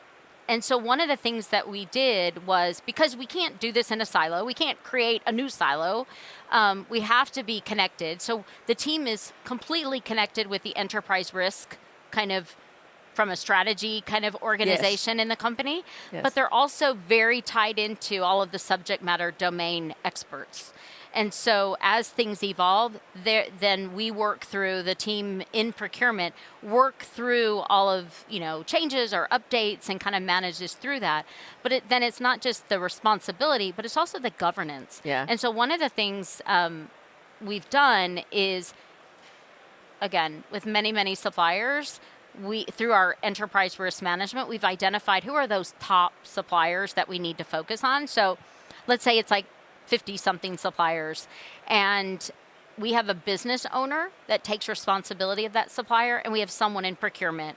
And this new centralized team manages that process of making sure that we review and that we engage. It's a cross-functional community of people. Exactly. Oh, that's so exciting. So it's kind of like responsibility as far as the work, but also the governance of it. And I think those two pieces are really, really important. And people are taking it seriously. And if you have the same people that are doing it together, they create that community, they take it more, I guess, seriously. Not that they don't, but I understand exactly. And now you mentioned earlier that the process took a long time because gathering the data took a long time. And then you mentioned how you improved that. So I'm curious to get maybe a few examples, or just help us understand how external data and AI and all that has helped you get the process more efficient and more effective. Well, I mean, I think initially when you think about it, part of the problem was we were redundantly asking suppliers for information. But even as we learned and kind of understood that, we realized there's actually data that's in the public domain. That why do we ask our suppliers for that? We started there. Yeah. To say, okay, maybe avoid asking and just go get that information. Yeah. So, and then tap into feeds and scores that can help, enhance the assessment. So it could be financial scores, it could be sustainability scores, it could be cybersecurity scores. So there's lots of different things, but we're not stopping where we've kind of gotten to. We're evolving. There's new opportunities to really evolve that and continue to move the robustness of what information we're actually gathering. So. And that's a great point, and it leads me to the next question, which is ongoing resilience across the network. Building this is one thing, and it's hard. It's a hard build. We've done it, right? And to make sure that you're managing it and managing it effectively and efficiently, and using AI and using technology to help you with the process. But at the same time, looking at it from a bigger picture and what's ongoing good look like. How do you manage that? How do you think about that? We think about it all the time. I think you gotta take it in pieces. It's one of the things that due diligence and the assessments is one piece, but we realized that to connect it to resiliency and to really look at it as a whole, you've got to capture all the other elements that you assess or audit or review with a supplier, for example. And so, and they're all over the map. They could be in PDFs here, or they could be in, SharePoints. And so what the team has done is worked with our supply chain organization. It started off in the direct materials space in support of our manufacturing, and really defining, all of those source kind of data resource areas, and understand how we can then kind of pull that all together. And so we've just launched, actually, probably in the last number of months, this new visibility tool that takes all of this information. And so we haven't yet gotten to a risk score of an entity, and we've only started with our top 50 some enterprise suppliers.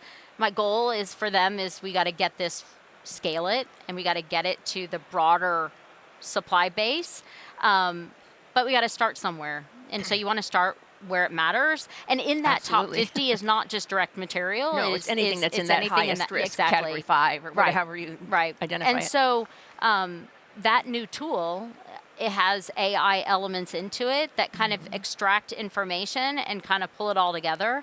And so it enables us to understand kind of the bigger ecosystem of a particular supplier and how they do business with us across the company. And it's really phenomenal. And we worked with our digital IT team to build this. So they built it in-house. And leveraging, and again, it's not all just information from internal. We're also leveraging external data sources. Great. Part of this, we use ResiliLink, and I'm sure those in the Ecovatus, that are ResiliLink, manufacturers are familiar with the importance of understanding, issues that occur across the globe, whether it's geopolitical or it could be weather related, and those we've built in, and through that system as well.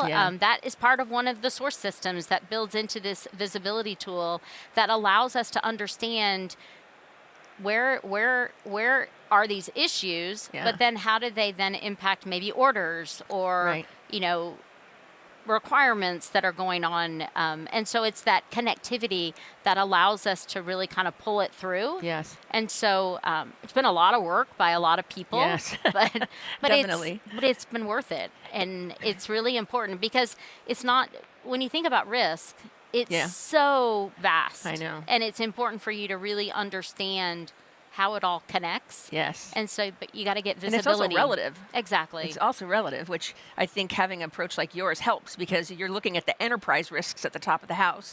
And regardless of whether you put it on that paper or not, it's still a risk. Regardless of whether you mitigate it or not, it's still a risk. Even if you think you've mitigated it and you haven't done a good job. So it's so important to use all the tools, all the technology, have all the experts working together on this. So one quick question, and then I have a last question for you.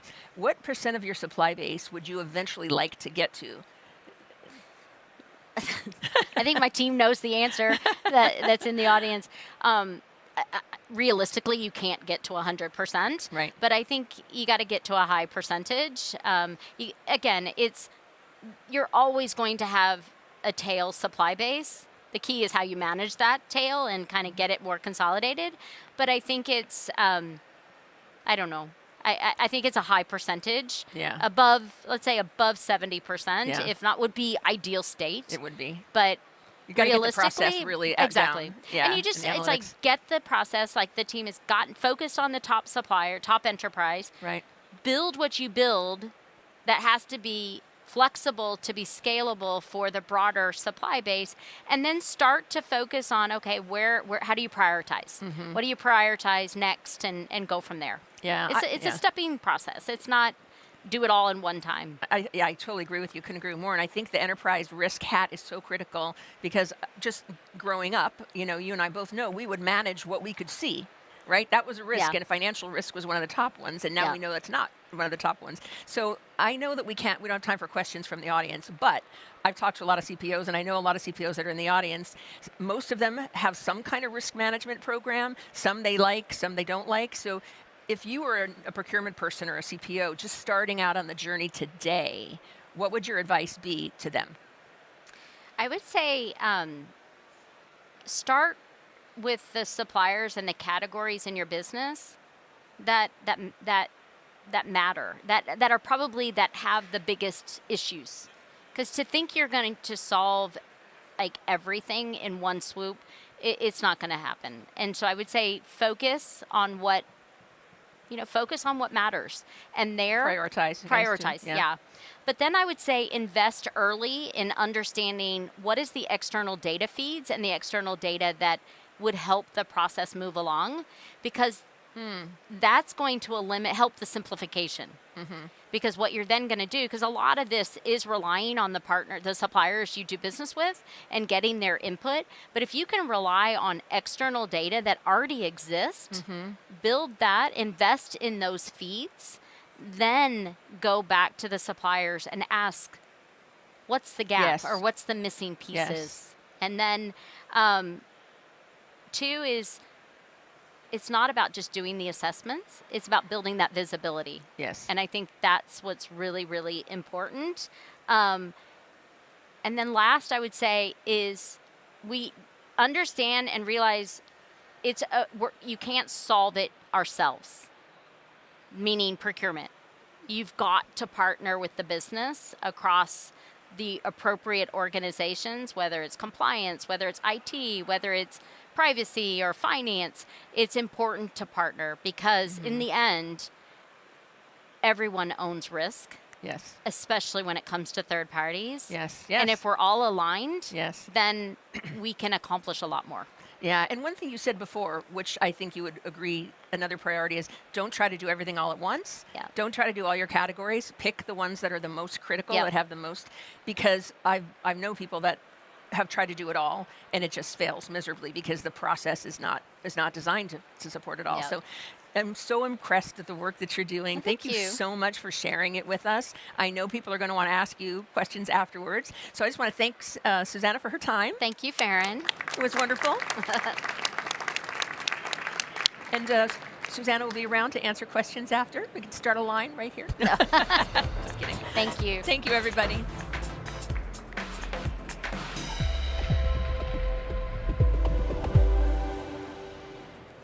Absolutely.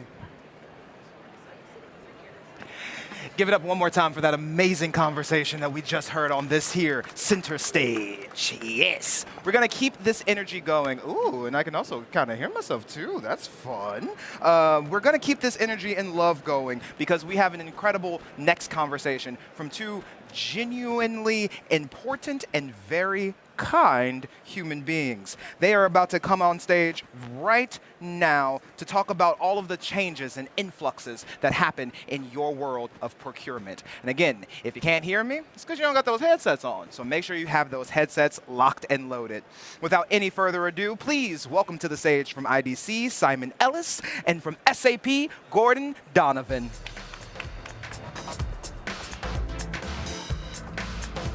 Thank you. Good morning, everybody. Just checking you can hear us. Fantastic. Awesome. Good. The slides have come up. So I want to thank Simon for joining us today. We're here to talk about the global triad that's infecting works as well. Now, these three areas are really kind of redefining procurement, supply chain, and especially the way that we manage supply relationships. So I think historically, the balance of power that we've seen in various parts of the supply chain has rested with the buyer. But over the last 5, 6, 7 years, I think it's shifted much more towards the supplier. So that means that the sort of linear way that we've managed suppliers and supply chains needs to evolve and change, and the way that we've actually managed them needs to kind of change, because relationship frameworks don't live in a world where it's linear. And it requires predictability. And one of the things that is not happening now is that organizations are not having predictability in all sorts of various things. So we're here to talk about this. This year, both IDC and The Economist, and I work for SAP, so I'm Global Vice President of Research for SAP, and we partner with The Economist in a large procurement study. So independently, IDC, and I'm representing The Economist here, have both been conducting research as to what's been going on and what's keeping chief procurement officers, chief supply chain officers up at night. So we're here to talk about it, and I'm going to sit down and stop wandering around, otherwise we'll never get through this. So Simon, it's been interesting to see these two pieces of research that has really probably come up with the same kind of conclusions completely independently, that the relationships that buyers and suppliers have been having kind of needs to evolve and needs to change. And there's some stats that I think is interesting, that there's a bit of a gap, I think, between aspiration and reality that we've been seeing. And a number that jumped out to me, 17% of chief operations officers. And interestingly, when we think about where procurement and supply chain reports to, I think supply chain historically has always reported through to the COO. And what we've been seeing over the last 4 or 5 years is procurement also reporting through to the COO, more so, and it's quite industry driven, but more so than the CFO. In fact, it's like 44% this year we're reporting to the COO as opposed to the CFO, which means that from an operations perspective, it does become really important. So 17% of COOs believe that supply chain should be fully integrated. But the appetite for doing so is actually universal. So everybody wants it, but only 17%, less than 1 in 5 is on it. What's driving the gap, and why does it matter? So the geopolitics and economics certainly. I mean, supply chains are dealing with levels of disruption today, I think, that if not unprecedented, are certainly consistent, right? I mean, every week, every month, there's something else that seems to go sideways. And I think we were talking before about, you go back to 2019 before the pandemic, and we were all sort of fat, dumb, and happy, right? We were all kind of, this is easy, it's supply chain's not hard. And then all of a sudden, everything shifted, everything changed, and it's continued to be disruptive. And you talked about, and by the way, I will get to answering your question in a second. No, that's all good. You talked before a little bit about sort of the power shifting, from buyers to sellers and sellers to buyers, and this sort of interesting dynamic. And one of the things that we've done at IDC, which is a market research company, so we do lots of surveys, is we ask companies what gets in the way of them responding to disruption better. it's old technology, it's lack of visibility, right? If you only see into tier 1, you miss all of the trouble that happens at tier 2 and tier 3 and tier 4. And I have often said that at least the black swan kind of, when we think about disruptions, we tend to go to the black swan things. You can't predict them. They're really hard to predict. So you need to be able to respond faster. And if you can see further back in your procurement chain to tier 3, tier 4, and you see the impact of something, you know it's going to impact your front door in 4 weeks or in 3 weeks. So you have time to prepare for it. So I think everybody wants it, but I think COOs, SCOs, Chief Procurement Officers don't always, sometimes they're a little narrow in their thinking.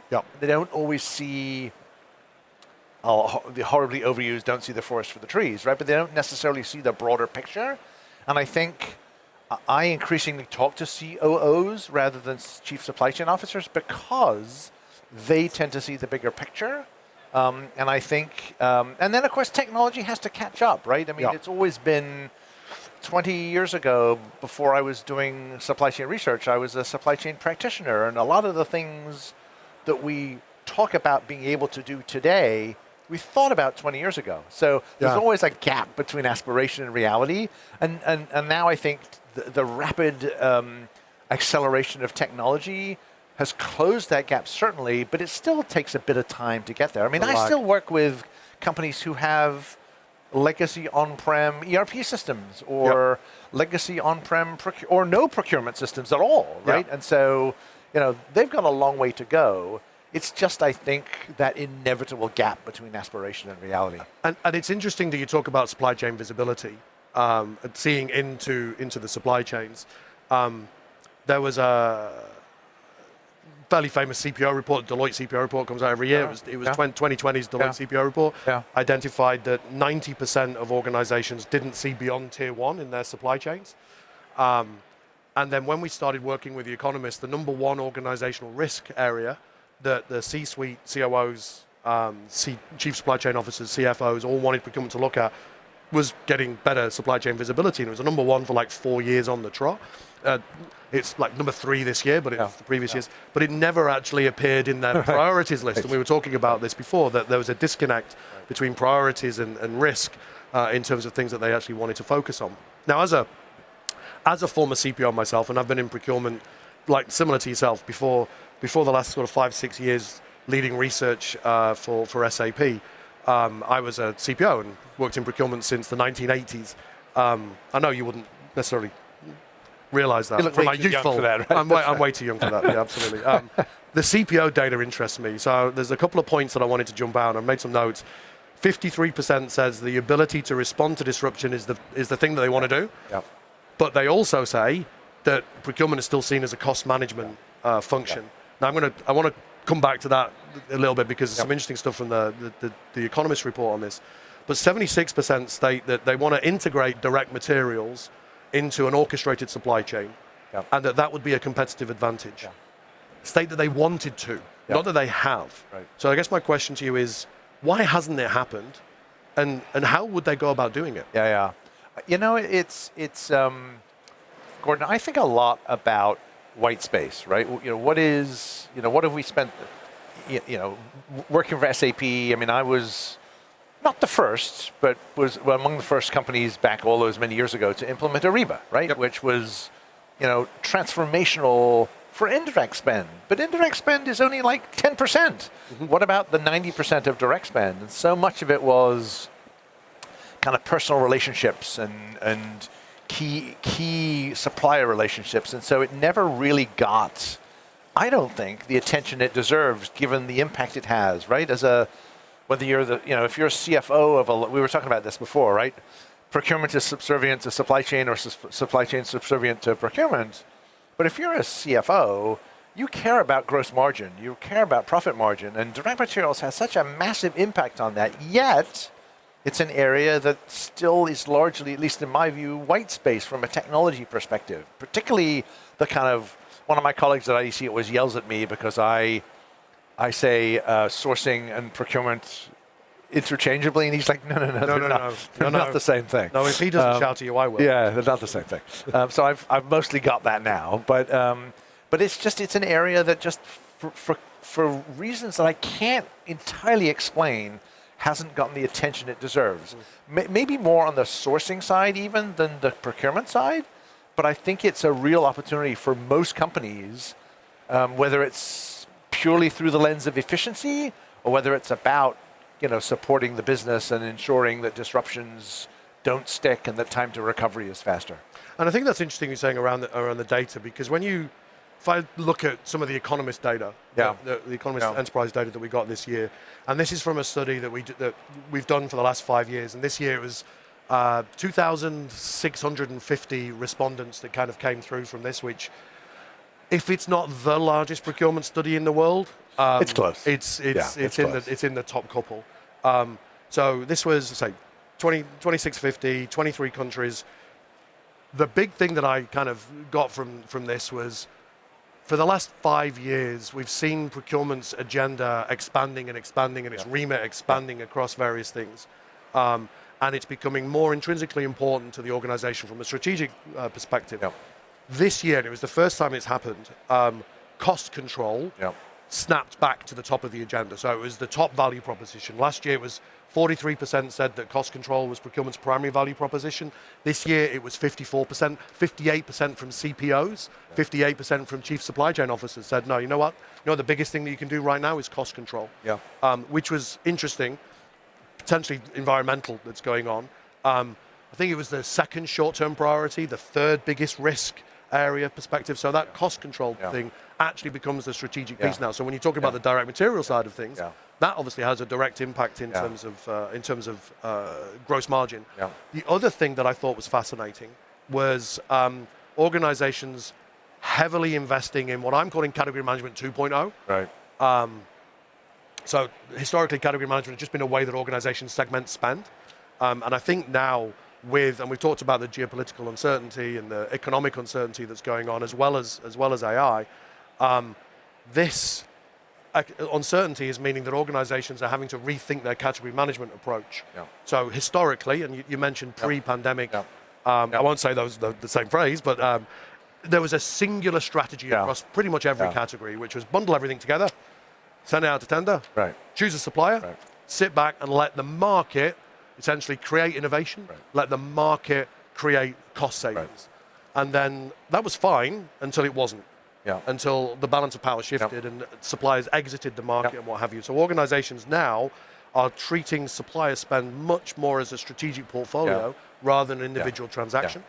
And this is, again, coming through from the research, because you're going to have to transact at, say, category -2 level, which requires a digital solution. In fact, the data from this year's study said that the number 2 process that caused the biggest delay was category strategy. Interesting. And the number 1 area that organizations want AI to solve is category strategy, which I think is fascinating from kind of all those pieces. So I would say so one of the things that, at least to me, is quite interesting, and it at least in my mind, it formed based on a conversation I was having with a CPO a couple of years ago. And it was that idea of broader than just procurement, right? Aggregated supply chain broadly. This idea of resiliency versus efficiency, right? That, one end of the spectrum is I'm the most resilient organization possible. The other end of the spectrum is I'm the most efficient organization possible. And you kind of pick your point in between. And I had one CPO say to me, she said, there are times when we need to be efficient, and there are times when we need to be resilient. The trouble is we don't have good enough tools to allow us to make those trade-offs in a dynamic way.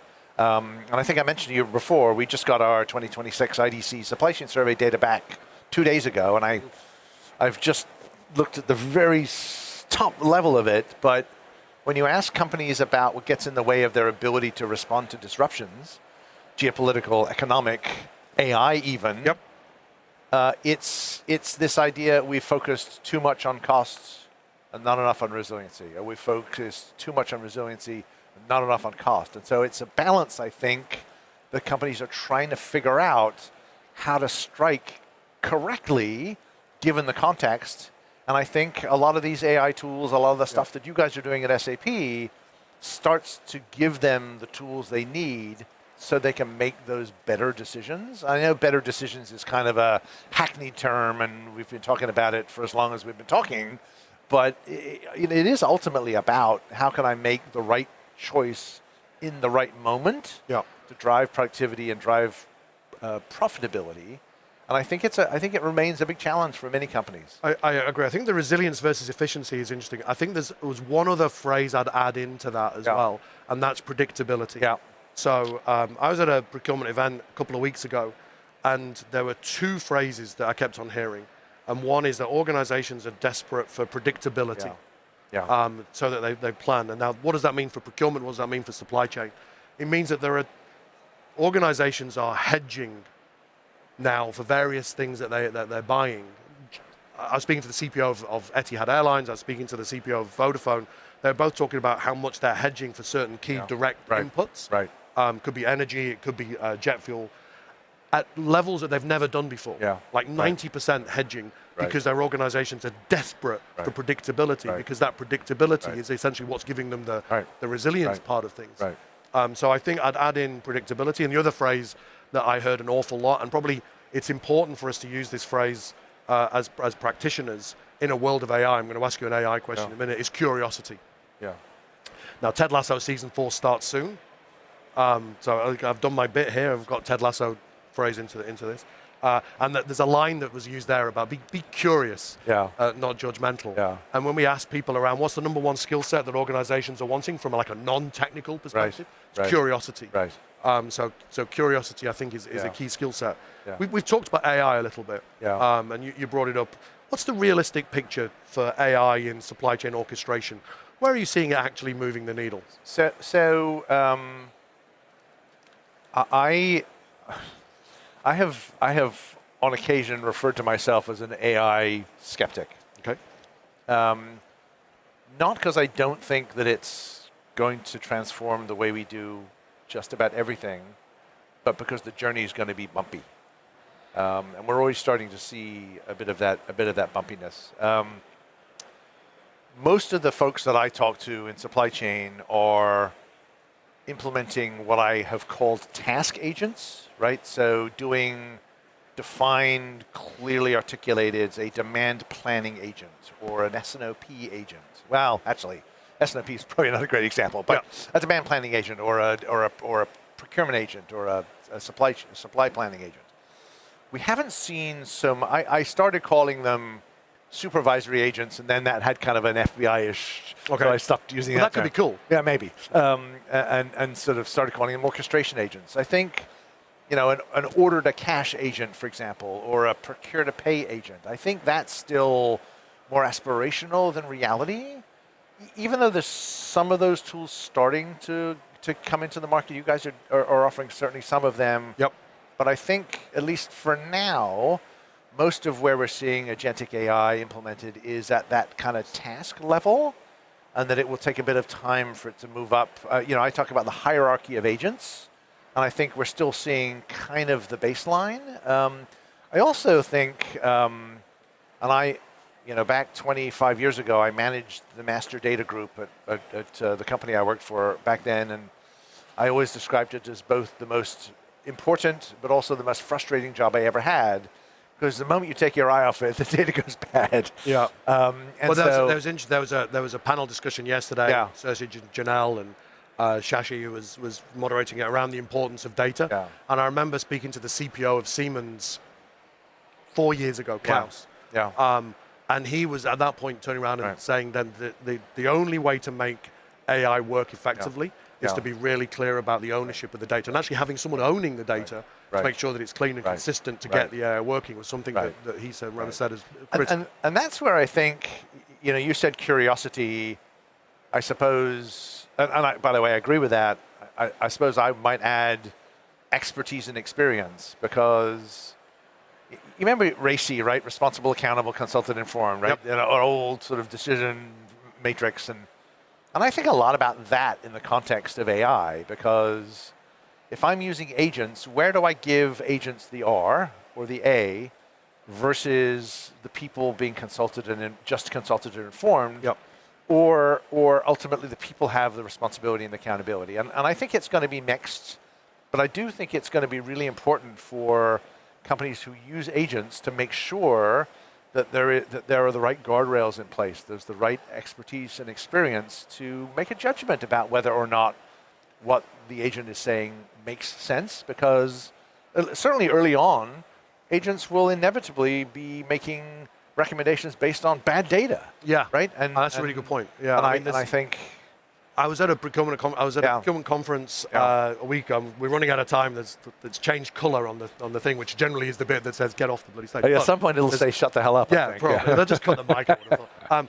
So there's a couple of points I wanted to mention. One was that I was running a round table a couple of weeks ago in London, and it was really good to hear this, because what the CPOs in the room actually turned around and said was, we can't just bolt AI onto the existing processes. Right. The processes that have currently been used, and if I look at the procure-to-pay processes, and I started in 1988, the process to run a purchase order through the system is exactly the same now as it was back then. Right. It's just done a lot quicker. Right. And less typing pools.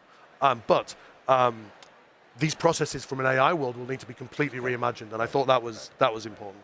Right. Now it's gone to a minus bit, so Sam, we are running out of time. What I did want to just kind of allude to was, if people want to carry on the conversation, we can talk for a long time. Too long, probably. Too long, probably. We'll both be at SAP's booth to carry on the conversation. There's a couple of QR codes that you can see up there. That links directly to both the IDC research and the Economist research. And also, we've talked about AI, and you've mentioned, thank you very much for mentioning the fact that you may remember, for anyone who was at Amsterdam last year, my friend and my colleague, and more importantly, my boss, was on main stage revealing SAP Ariba's next gen. If you want to see how that's evolved, we've got a demo going on at 1 p.m. and 2 p.m. today at our booth. So please do come over to the booth, chat to Simon and myself, and also take a look at the next gen demo. Simon, it's been fantastic. Pleasure. Thank you very much indeed. Thank you. Cheers. Indeed. Thanks Thank everyone. you very much. Enjoy the rest of the conference. It's fallen out.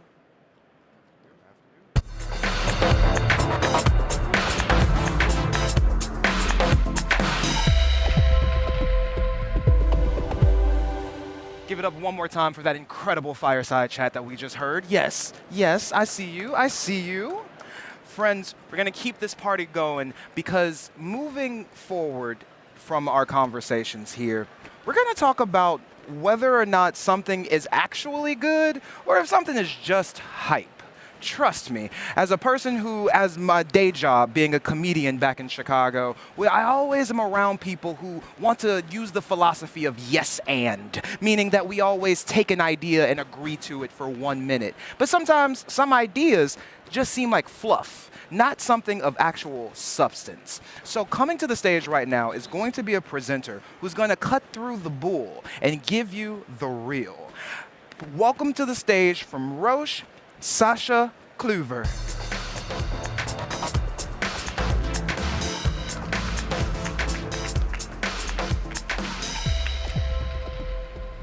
Hi, everybody. Thanks for staying. I know the lunch break is close.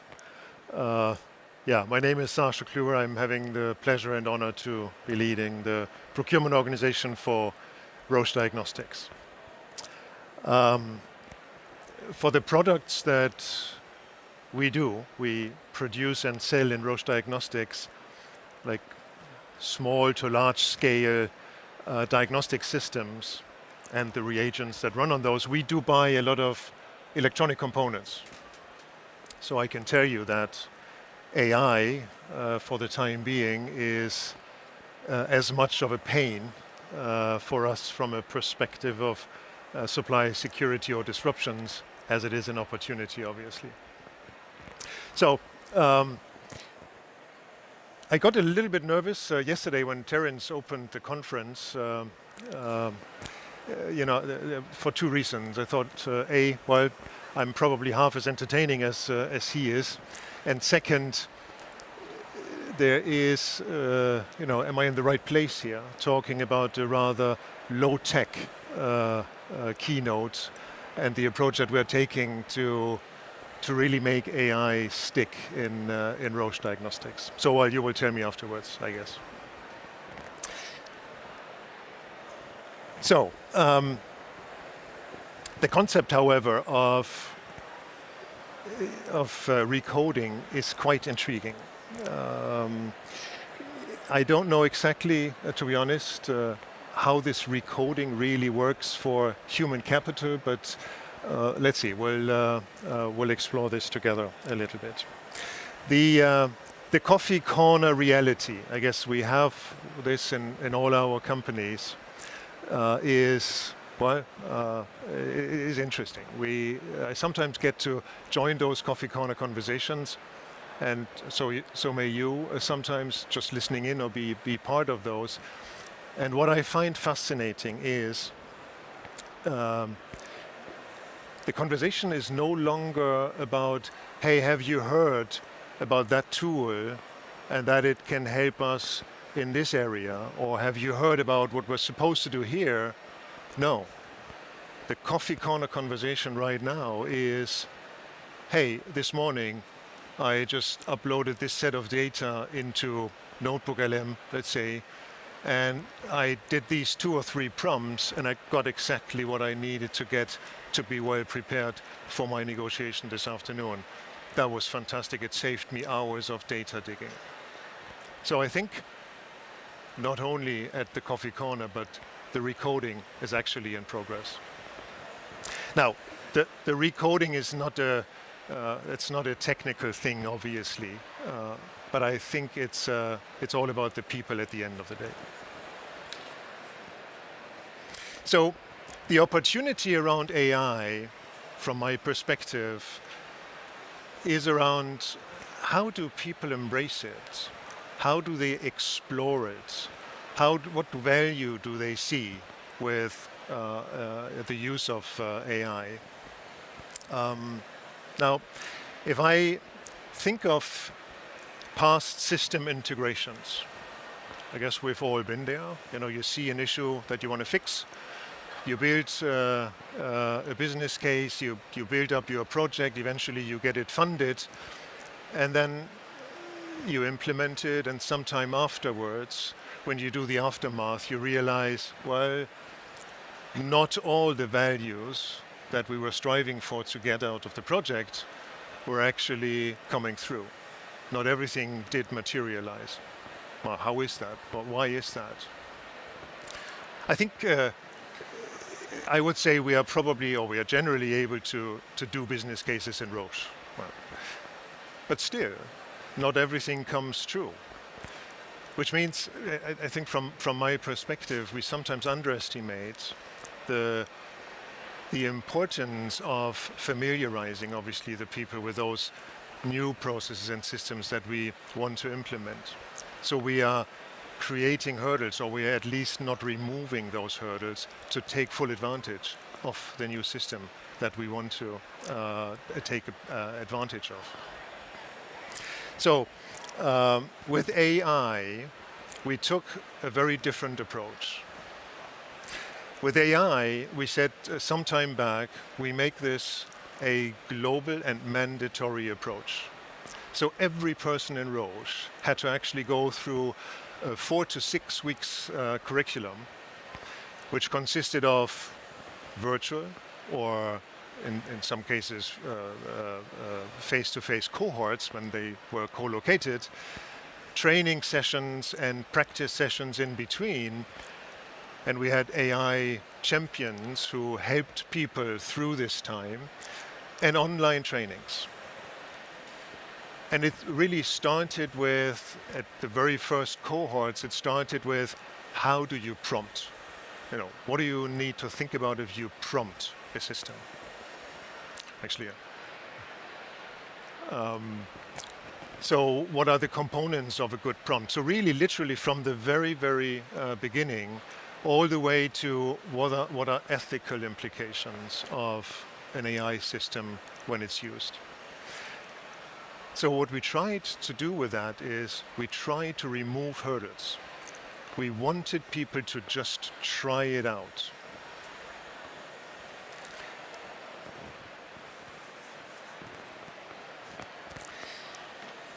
In general, we have 3 levels of AI activities in Roche. The first one is what I just said. It's everyday AI. So what we do with, or what we mean by that, is actually using existing systems to improve everyday, day-to-day work for everybody. That's kind of the basic element of our overall AI activity. The second layer of that is what we call reshape. And reshape means reshape processes to drive value at scale with still existing technologies. And third is what we call the big ideas. And big ideas are disrupting the industry with emerging technologies. There is obviously a funding system behind that. So you've got an idea, you build your concept, and then if you're lucky, you get the funds to drive that. So that's a bit the overarching approach. But of course, on top of that, we do many more smaller things. We do show and tell sessions where we have people just come together and they talk about different outcomes they generated, a solution they had just by using AI. And those are obviously very motivating for the other side. We just, literally 2 weeks ago, we ran a AI use case hackathon in my organization. And it was very straightforward, I would say. There was a kickoff session, or 2 actually, to accommodate the time zones. People got very clear instructions. You've got 48 hours to deliver 2 things. One, a one-pager with an idea and the concept, what do you want to do, what's the idea, and how do you think you can do that? And the second was a, let's say, creative way of pitching that idea. Now, I was part of that jury, and I can tell you it was fascinating to go through these proposals. Not only have we seen a lot of creative ideas addressing day-to-day problems that the people in the organization, or challenges the people in the organization face, they were even going a step further and to some extent building mock-up versions of the solution they had in mind, with the help of AI, of course. So it was a clear testament for we have tried to lower this hurdle for people to actually try things out. There is one, and we just heard about risk management a bit earlier this morning. This was one of the use cases that we also looked at some years back. We went through some painful learning exercises. Here we go. We went through some painful learning exercises during the COVID period and the crisis afterwards. So material and supplier risk management was one of the first cases that we implemented years back. We chose an external partner to do this with us. And nowadays, actually yesterday at the conference here, we heard that we shouldn't even call this supplier risk management any longer. And I think it's true because it is so much broader now. But we, together with this partner, now not look at only our tier 1 suppliers any longer, obviously. We look much deeper into our upstream supply chain. So with the help of the partner and now adding agentic or adding predictive AI, we are now informed at a much earlier point in time in industries and related industries that because we have more visibility in our upstream supply chains now, that we get alerts when something could happen for us, for the materials we buy, for the suppliers we work with. We made a huge step forward, again, based on pretty bad learnings during the COVID period, but it literally helps us now to be better prepared and improve our robustness with that. But that is, I would say, while it was a huge step for us and is a huge step for us, we're definitely not at the end. So we haven't completed that journey. It's a constant improvement that is going on there. Now, data And I had to smile yesterday when somebody in one of the earlier panel discussions said, well, data, we keep refining or we keep cleansing data for decades. I guess that's true. And I guess that's certainly true for Roche as well. We don't have data in one place, and we don't have them all structured, obviously, and we don't yet really have a brilliant solution for how to deal with data. But when we made the step on our side to eventually put a lot of data into one data lake, that was a huge step forward. Not that it is perfect, not that we solved our data structure completely and entirely with that. And in fact, of course, it's not up to, it's not refreshed continuously. So you could say there are days where the data is a little bit older, but it doesn't matter. It was still such an advancement for us with some front-end systems connected to it for visualization, etc., because our people have much easier access to the data now. And with the help of AI, they can run their own analytics now. They don't need to go to somebody and ask any longer. They don't need to go to IT or somewhere to see, hey, can you help me with that? They can try it out themselves. Again, we are trying to lower the hurdle for people to actually do it themselves.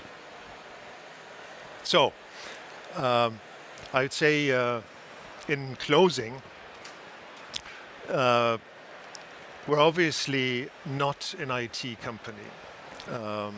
Of course, we do sometimes some sandboxing or test drives with startup companies because we want our people to be exposed to cutting-edge thinking, cutting-edge technologies. We want them to be part of designing their own toolbox. So we like these little innovation ecosystems with our suppliers. And as I said earlier, I'm actually not sure I said it. We say in Roche that nobody will lose its job to AI, but you may lose your job to somebody who knows well how to work with AI if you don't. So we need to continuously build our muscle how we deal with AI. And that's what kind of the journey is that we're on. For us, AI is, I would say, a fantastic companion to recode procurement as job descriptions and roles continuously evolve. We believe that the approach that we take, it puts AI where it belongs. It's an enhancement. It's a booster of human intelligence. And with that, I thank you for listening. Thanks.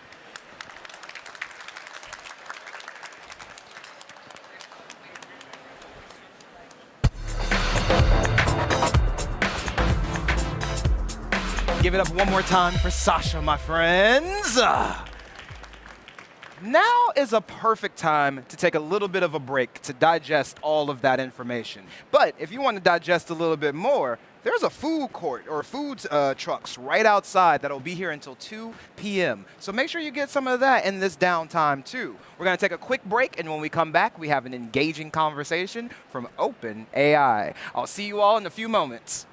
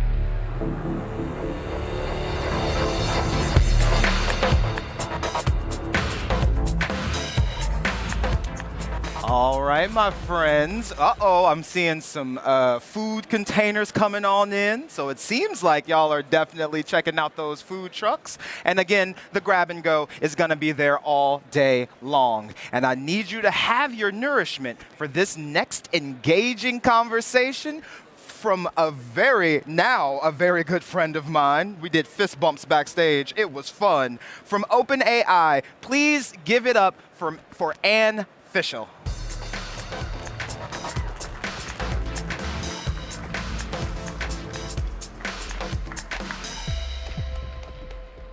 Hello, DPW. It's super exciting to be here. So, hi everyone, I'm Anne Fleischel. I have the privilege of leading an incredible team of procurement professionals at OpenAI. Our company's mission is to ensure that AGI benefits all of humanity. It's one of the main reasons I and many of my team members joined this company, because I believe that AI has the best opportunity to make knowledge, capability, and expertise more accessible than ever before. It's incredibly powerful. It's the great democratizer of our time. Procurement is facing a similar opportunity. It's what I'm excited to talk to you all about today. It's why this moment matters. It's what becomes possible if we can get this right. But first, I wanted to start with a video about a small 86-year-old company that's reinventing how they do business. I'm having an issue with my plasma table. Could you please advise what the problem might be? Sure. To fix it, just open up your drawing file and check what layers you actually have. I'm a steelworker, not an IT guy. Reno Salvage has been around for 80 plus years. You wonder what happens to all the junk? Here it is, dude. My grandfather started the business, and we always did everything on paper. It's a little cringeworthy. We have to change this now. With so many antiquated processes, there's always time lost. So I'm modernizing my office. Can you create a part numbering system that's easy for my guys in the shop to remember? 1,001 part numbers.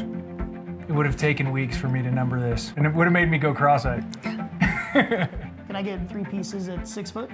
Yeah, absolutely. That's something we can do for you. And now in the current system, it'd take 30 seconds. If you could log my last sales call to Ruben at Sparks Trailer Repair.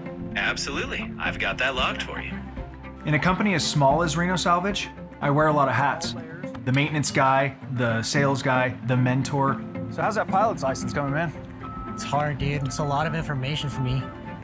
Customers from all different industries walk through my door. There is no way that I can know all the answers, but we can find them real quick. We're gonna make these out of quarter. Okay, we've never done this before, but I know we can figure it out. Yeah. Can you help me figure something out? Absolutely. Since you've got the AISC standard file uploaded, I can reference that. When I'm trying to have it teach me something, I'll actually tell it to act as a teacher. Minimum total flight time required by FAA is 40 hours B. You got this, bro. I got this. And then I'm gonna lose you. And then I gotta figure out somebody else to teach things to. You're making me tear up, dude. I wanted to start with that story because a lot of procurement teams know exactly what that feels like. Too many hats, not having all the answers, problems we've never had to solve before. Because we're rock stars, and we're still expected to find a way forward. We're all living some version of this reality today, including my teams at OpenAI. It's why we're here. It's why we're together, to learn and try to build what's next.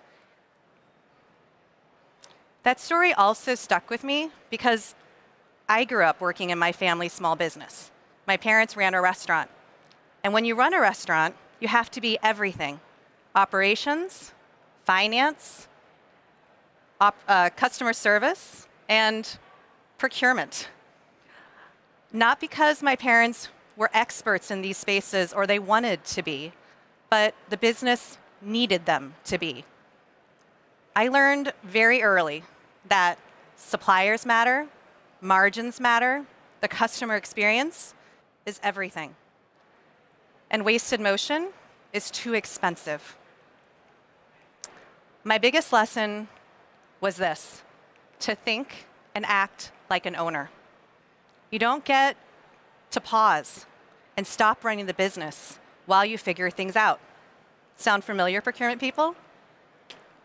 You keep going, you keep learning, you keep adapting, all at the same time.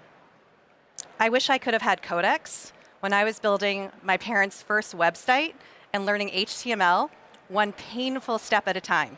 I think you can still find that website somewhere if you look. Don't judge me.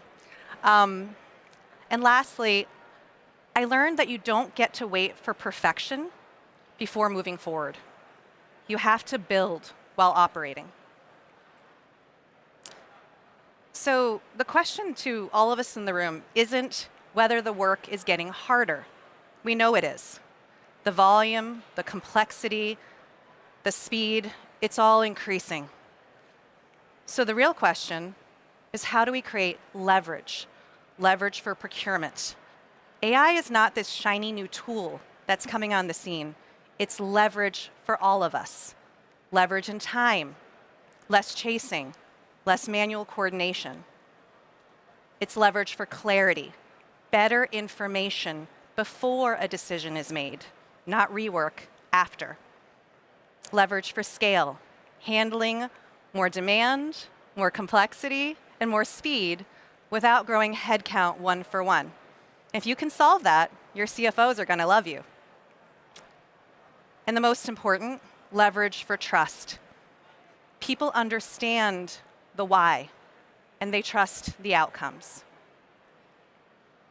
At OpenAI, we've had to build procurement while the company has been evolving at world-changing speed, from a research company to a software company. Remember, ChatGPT launched in November of 2022. Building software for the consumer to the enterprise, building infrastructure to feed compute, from consumer hardware to now robotics. Each of these has come with new categories for us to learn: spend, suppliers, risk, and figuring out how to operationalize procurement support. As we've grown, one lesson has become very clear. Don't confuse activity with value. We've all seen it, we've all done it. More process, more people, more approvals than necessary. Risk management becomes an army of risk avoidance. Bureaucracy arrives at the expense of enablement and innovation. The work gets heavier, the process bigger, but the outcomes don't necessarily get better. AI can help us move faster where we should move faster, make better decisions, and allow us to focus on our most valuable human currency: time and attention. I'll say that one more time because I want more of this in my life: time and attention. And I wish I could take credit for the 4 words that are on the screen. Credit goes to Kevin Surace: taste, experience, accountability, and empathy. Taste. It's what good looks like. You know it.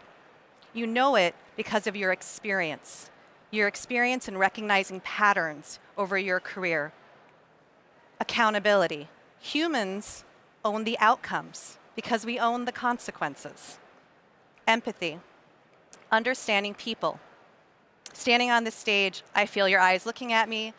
I feel your energy. I feel your emotions. And I feel seen and heard. Empathy matters. These are the things that deserve to shine. AI can generate options, tons of options, but humans still decide what matters. So how do organizations evolve? The journey has 3 stages: curiosity, capability, and competitive advantage. Start with your own work. Get curious. This is where tools like ChatGPT become useful immediately.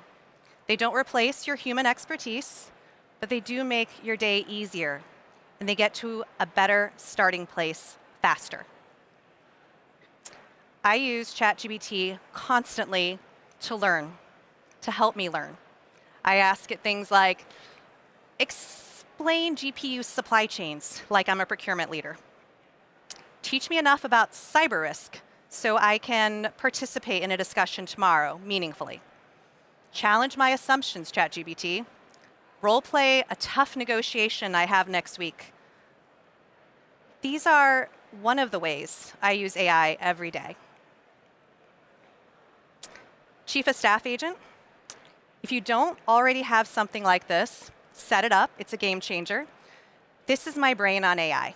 Every Monday morning, it reviews my calendar, my emails, my Slack, my Google Drive, and it helps me on where I should focus. I'm a working mom. I have a constantly shifting pile of personal and professional priorities. This reduces my mental load. It helps me be present with my kids, with my team, and my husband, and focus on what's important.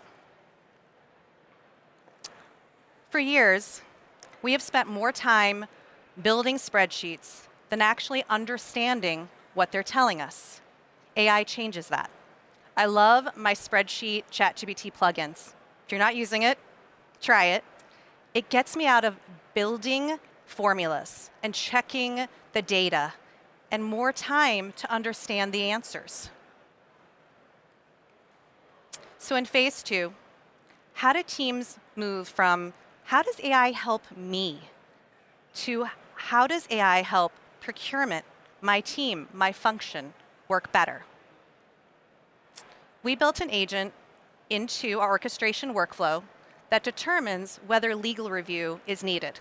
If everything passes, great, the request keeps moving. If it doesn't, then it goes to legal. They review the exceptions. Meet Risk Buddy.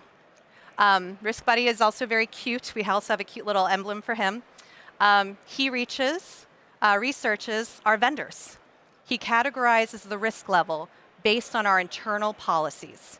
He drafts the findings, and he saves us an hour or more per review. So if ChatGPT helps you think, Codex helps you build. I'm going to repeat that again because a number of people that came up to me that said, what is Codex?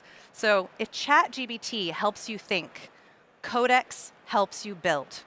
One of the biggest surprises for me has been how quickly my procurement operators have become builders as the tools have become easier and more accessible. This is an example from my team. I actually got this last week. Daniel Garcia leads our software category. He took his software playbook from a Google Doc, a tool you guys use every day, fed it into Codex, and in seconds built this lovely workflow on my right, your left, through our Figma plugin. Think about all the hours you used to spend making those little squares and little arrows.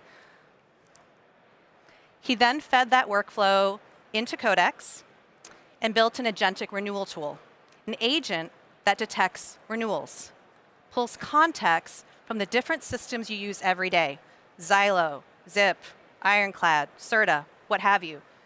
The agent starts a Slack workstream, brings in all the people at the right time. The agent drafts the vendor email. It builds the approval package. Amazing. But what struck me wasn't the tool, it was who built it. 2 years ago, Daniel would have identified a process problem. He would have written up pages of requirements.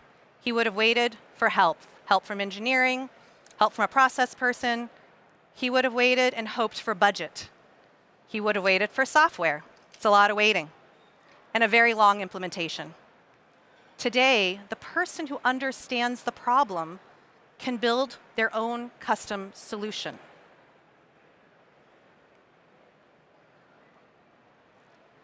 Procurement shouldn't feel this hard. For decades, we've trained humans to navigate procurement in all its lovely complexities. Forms, policies, approvals, systems. What if we could build a better procurement that navigates the complexity so humans don't have to? So where did we land? Curiosity. Use AI. How does it help me as an individual, as a person? Capability is building it embedded into your workflows. How does it help my team, my function? The competitive advantage is redesigning the operating model so that your team procurement is more durable, more scalable, more human, not less. And ultimately, transforming how procurement shows up for the business.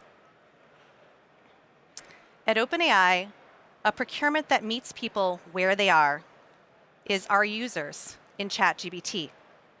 ChatGPT becomes our front door. Users don't need to know which system to use or who to ask. That's a game changer. On the right, you're seeing an employee ask a question. They get an answer. They get insights that matter to them. This is powered by incredible systems. Many of these companies are in the room today. Thank you. ChatGPT is the front door for all the systems that unlock this potential for procurement and the companies that are coming together to build the best procurement we can for our industry. Our users, our functions, move out of navigating and straight into outcomes. That's the operating shift. At OpenAI, we've learned a few things, my team and I. AI adoption follows friction. Start where people are frustrated, not where the technology is necessarily exciting. I see Jody nodding her head. The biggest wins, they're often boring. Triage, routing, coordination, chasing people. And third, operators are becoming builders. And the biggest lesson, the technology is evolving faster than the operating models. As AI lifts us out of the work that's historically held us back, human capability rises. We can absorb more complexity, manage more risk, create more value, solve problems that have felt out of reach. And as both the technology and human capability continue to evolve, the question becomes, what does the operating model of the future look like? For me, it's reimagining what becomes possible when humans and AI work together. For decades, we've imagined technology that can augment human capability. We've seen it in movies. Hello, Tony Stark, Iron Man. That's an Avengers reference from my family. If they ever see this video, they'll love it. For the first time, we're starting to build this, see this. And it's what makes this moment so exciting. AI doesn't lower the bar. It lifts the ceiling on what we as humans can do. For years, procurement has had to prove our value through sheer effort, long hours, heroics, carrying complexity that nobody sees until something breaks. AI gives us a chance to do something better, faster, easier, more meaningful. Less time managing the work and more time improving the work. Building, solutioning, partnering. Procurement people, we run to problems. We do all of the heavy lifting. Let's be seen for it.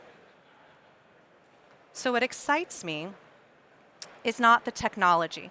It's what becomes possible because of the AI. A procurement function that's easier to engage, easier to trust, more strategic, more human, helping the companies you serve innovate, manage risk, and make better decisions. Better AI is just the beginning. Better procurement is our goal. Not so that the work you do matters less, but the best of your work matters more. Thank you.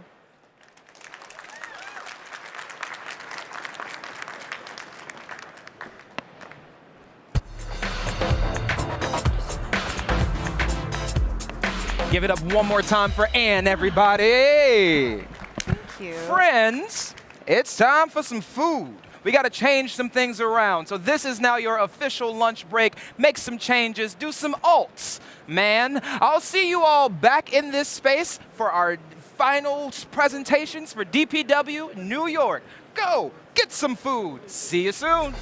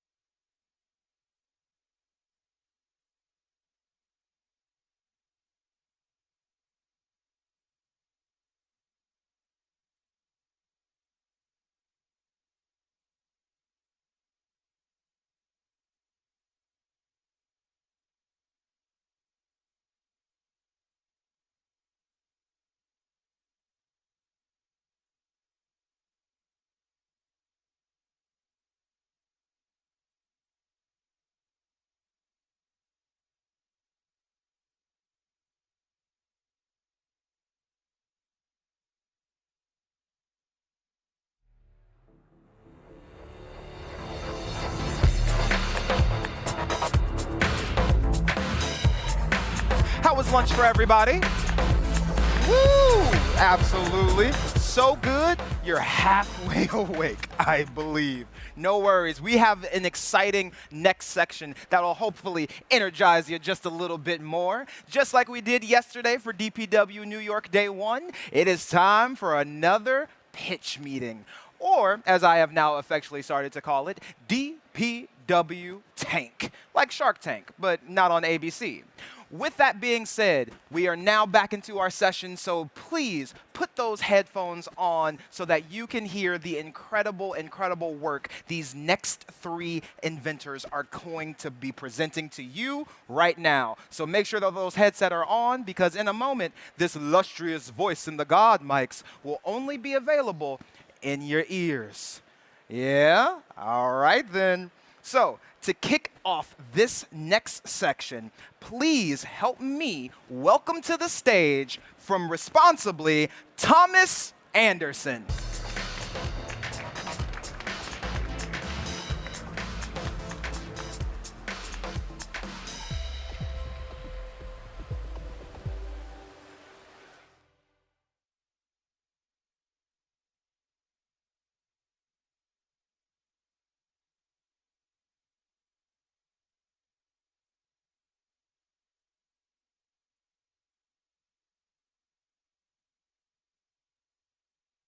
And I'm here today to talk about more AI, but AI-powered due diligence specifically. Look, supplier data is more important than it's ever been. You need good data to manage risk, to manage supplier performance, to be compliant, to avoid reputational disasters. You need good data to even build an AI-enabled procurement function. And you need data across domains, right? Metadata, master data, cybersecurity practices, resilience, business continuity, financial health, ESG, and much more. But the thing is, surveys doesn't work. It's a huge burden for your suppliers. It's a huge burden for your buyers. And after all that effort, you end up with very few insights on very few suppliers. Or you end up like Fred here, who's still waiting for them to get back to him on the questionnaire, right? I used to be a consultant at BCG in another life 10 years ago, and sometimes they would bring in a team of us to do a DD, a due diligence, on a supplier, or sorry, a acquisition target, to basically flip over every stone to see what was going on. Now imagine if you could hire a consultant and put on every single one of your suppliers, researching them, analyzing them, guiding them in how to improve. And not just your top 200 suppliers, but the long tail, your 50,000, 100,000 suppliers. That's basically what Responsibly does. Responsibly is an AI-powered due diligence system, and we do 3 things. Number 1 is we do what's called agentic research of those suppliers. So that's how we take your typically quite messy supplier master data, names, maybe a category, maybe a country, and turn that into an end-to-end due diligence so we know everything positive or negative that that supplier has ever done. This then creates a digital twin that you can query for more information later on. Number 2, and this is going to be familiar to those of you that's been using adverse media platforms before, you'll know that now you have access to so much data that you're literally drowning in it. You're drowning in alerts. So we need agents to help us sort through that data, to convert it into insights, scores, to-dos, next steps, and more. And number 3, sometimes the data isn't enough, right? You need to take action on the supplier. So whether that's preventative action, corrective action, capability building, then we have agents to help automate that workflow as well. At the end of the day, Responsibly is a one source of truth platform. We're not just another snapshot of your suppliers. And while we provide out-of-the-box due diligence on every single one of your suppliers across millions of data sources, it's a tool, it's yours, it's customizable. So that means you can bring your own data. You can customize scoring rules. You can set up your own workflows, dashboards, etc. So if you think that sounds interesting and you want to hear more about what some of the leading companies in the world are doing to use agents to power due diligence, then we're at booth S31. Come by and say hi, and we'll have a serious chat. Thank you so much. Going for Thomas Anderson. Mr. Anderson. Oh, love the Matrix. Let's keep that love going for our very next innovator. Please welcome to the stage from Delvo, Eric Oberlander. go. What's next? This is literally one of the most asked questions we heard over the past 2 days, especially from procurement organizations that have during the past now set up their operational procurement teams, but are now looking more and more to support their strategic buyers, their category managers, in now truly driving transformative value across the entire organization. The companies we are working with, they see exactly that challenge. They don't view procurement as an operational support function. They see procurement as a transformational value driver that is really mitigating risks, maximizing savings, all the time at an almost cognitive level. What is crucial for us is the market currently is more crazy than ever. So it gets tougher to take care of all these individual challenges all the time, 24/7. The current tool stack and the legacy tools are not made for that at all. We help our procurement functions that we are working with in now really leveraging agents for not the operational but for the strategic tasks. This is one example here where you see how a buyer prepares a strategic negotiation. One use case that is really loved by the enterprises we work with. Why? Because normally preparing a negotiation always involves going into the contracts, going to the spend data, going deep into performance insights, going even deeper into the external developments, doing some cost driver benchmarking, searching for alternative suppliers, getting some quotes in, and all of that would take not just hours but days to do it properly for every single negotiation. So what Delvo is doing fully autonomously, just by typing in the supplier name, is spawning up to 40 sub-agents that go at the same time into all these different data sources. Because we clean that, we harmonize that, we structure that in one end-to-end solution for the strategic teams, where now the agents access the data and put it all together in one playbook, which always starts in a chat interface, so it's very natural language driven, very interactive, very easy to use. Not just for strategic negotiation prep, but also for cost driver benchmarking, for category management, building out the strategies, and then in the next step, of course, executing them more and more. From our point of view, or from our client's point of view, it is a lot of fun working with these because it makes the adoption extremely easy and the numbers speak for themselves. They see transformative value from day one, and we last week closed a pilot, for example. The IT shut off their access and the buyers started to bring on their own laptops, their private laptops, because there the access to Delvo was still working. That's the level of adoption we want to see and we achieve with our clients because it's just such a straightforward way that legacy tools that are now bolting on individual chatbots to access the data they've just never been built for the agentic age, which is the shift we are delivering right now. So if you want to move strategic, finally, find us at our booth in the startup section, a small one. Next year, a much bigger one. We've seen a lot of traction and are very happy to directly show you not some slides or recordings, but a live solution to understand your challenges even better. Thank you very much and have a fantastic day. Bye-bye. Give it up one more time for Eric, everyone. And then finally, coming to the stage for our last pitch, please give it up for co-founder and CEO of Simply Contract, Guru Venkatesan.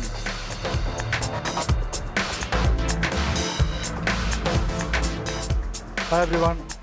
Thank you so much for being here, present in the room or virtually.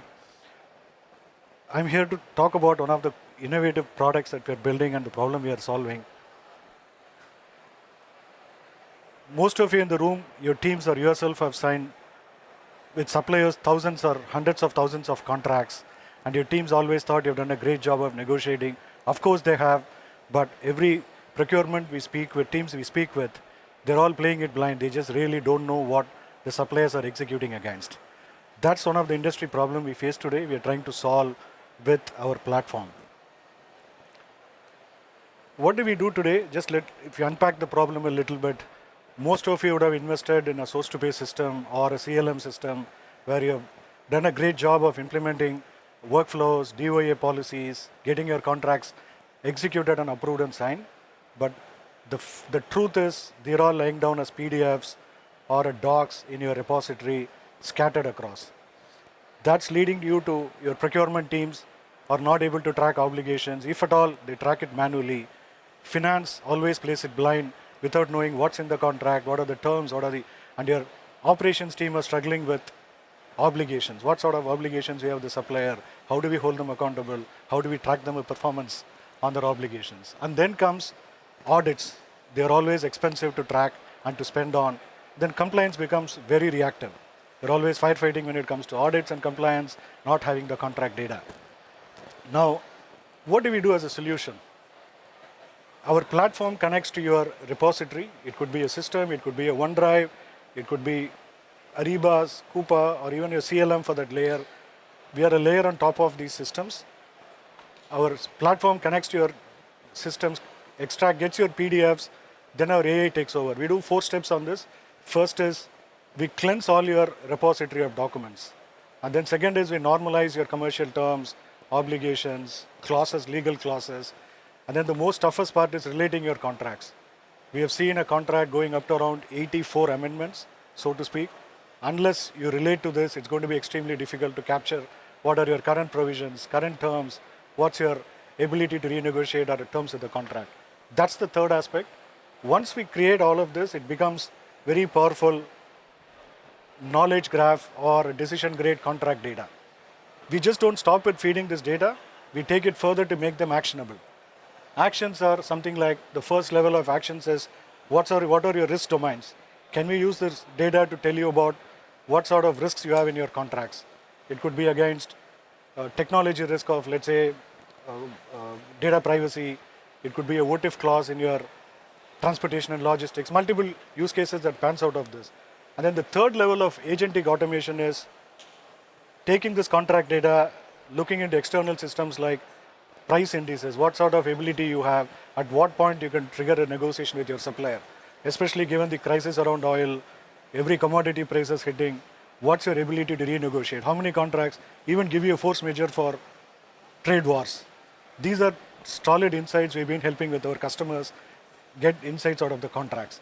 And then there are many downstream use cases like validating your upstream, downstream connections, purchase orders with your contracts, invoices to POs, feeding data and enabling your should cost modeling, or even your tool amortization that you have with your suppliers. Multiple use cases pan out by having an enterprise decision grade contract data. That's a problem we are trying to solve. Thank you so much for the time. Happy to be here. Reach us out. We are on booth 22. Happy to walk through some POCs and demos.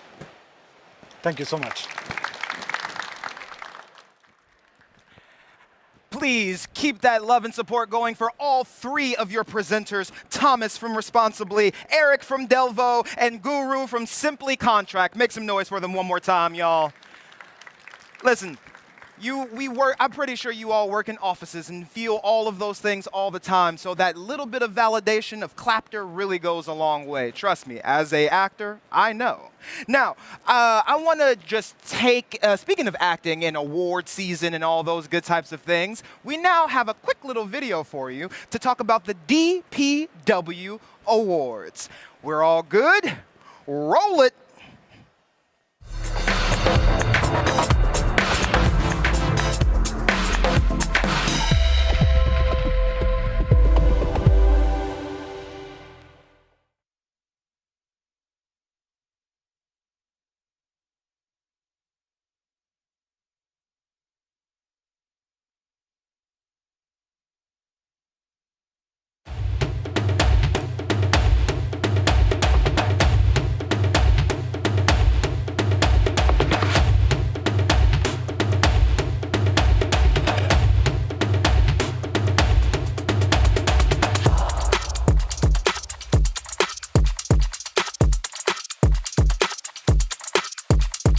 Since we won the award last year, a lot happened.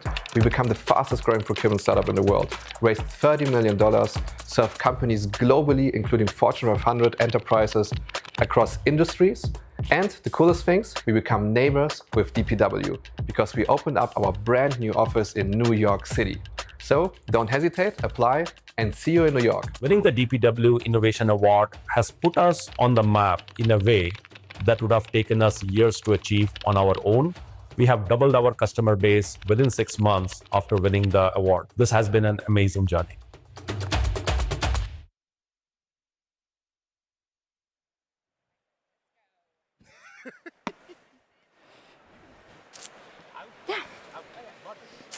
So thank you everyone for being here. We just wanted to make a quick announcement for the DPW Awards this year.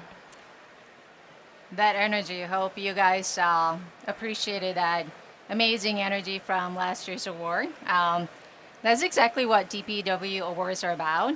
And not just celebrating innovation, but accelerating it.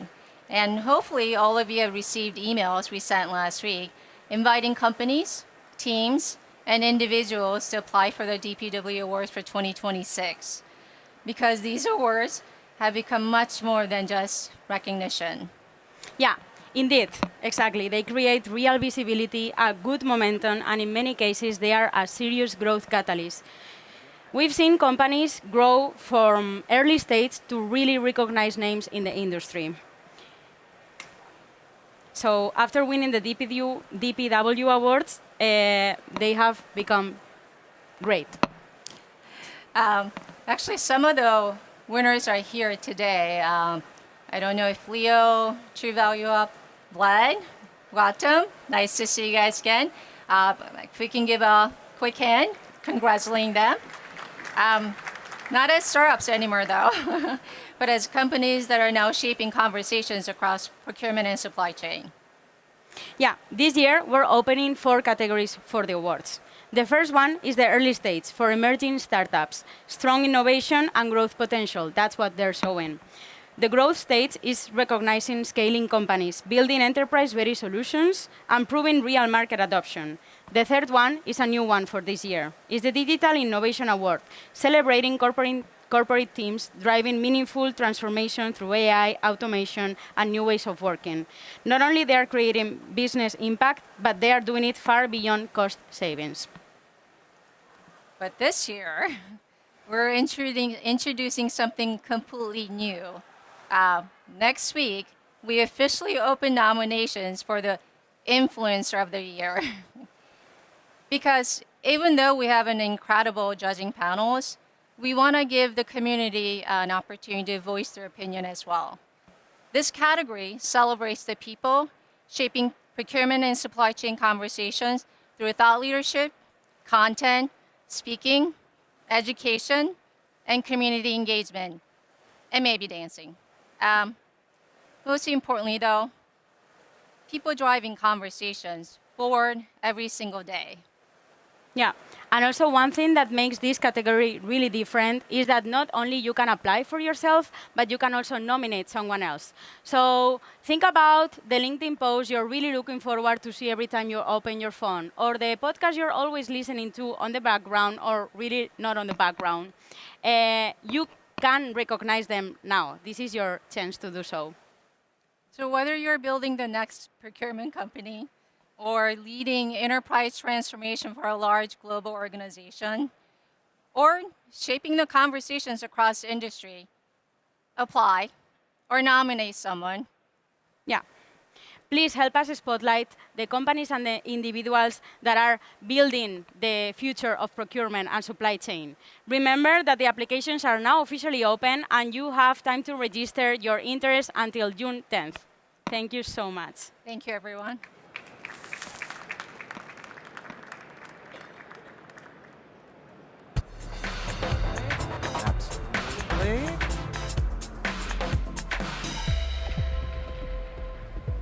It's award season, y'all. Submit, submit. Now, friends, we are going to take a really quick break before we get ready for our very next session. So please, go and take that bathroom break. Go and get you some water. Stay hydrated. It is very hot out there today. We will be back ready for our session at 1:30. 1:30. We'll see you then. Thank you.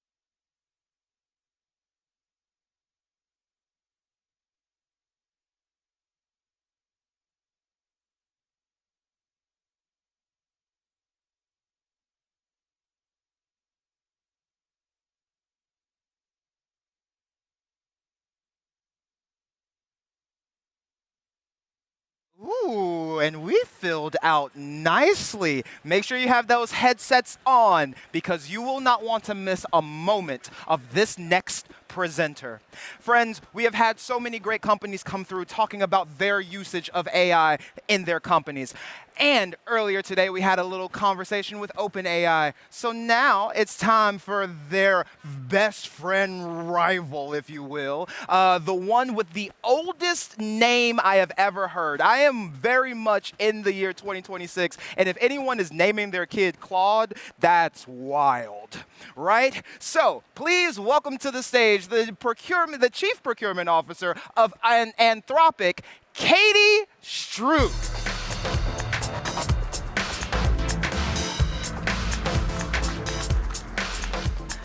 Hi.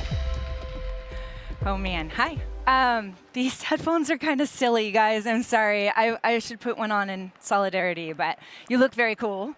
All right, let's get into this. So I cannot see my speaker notes, but that is kind of a bummer. All right.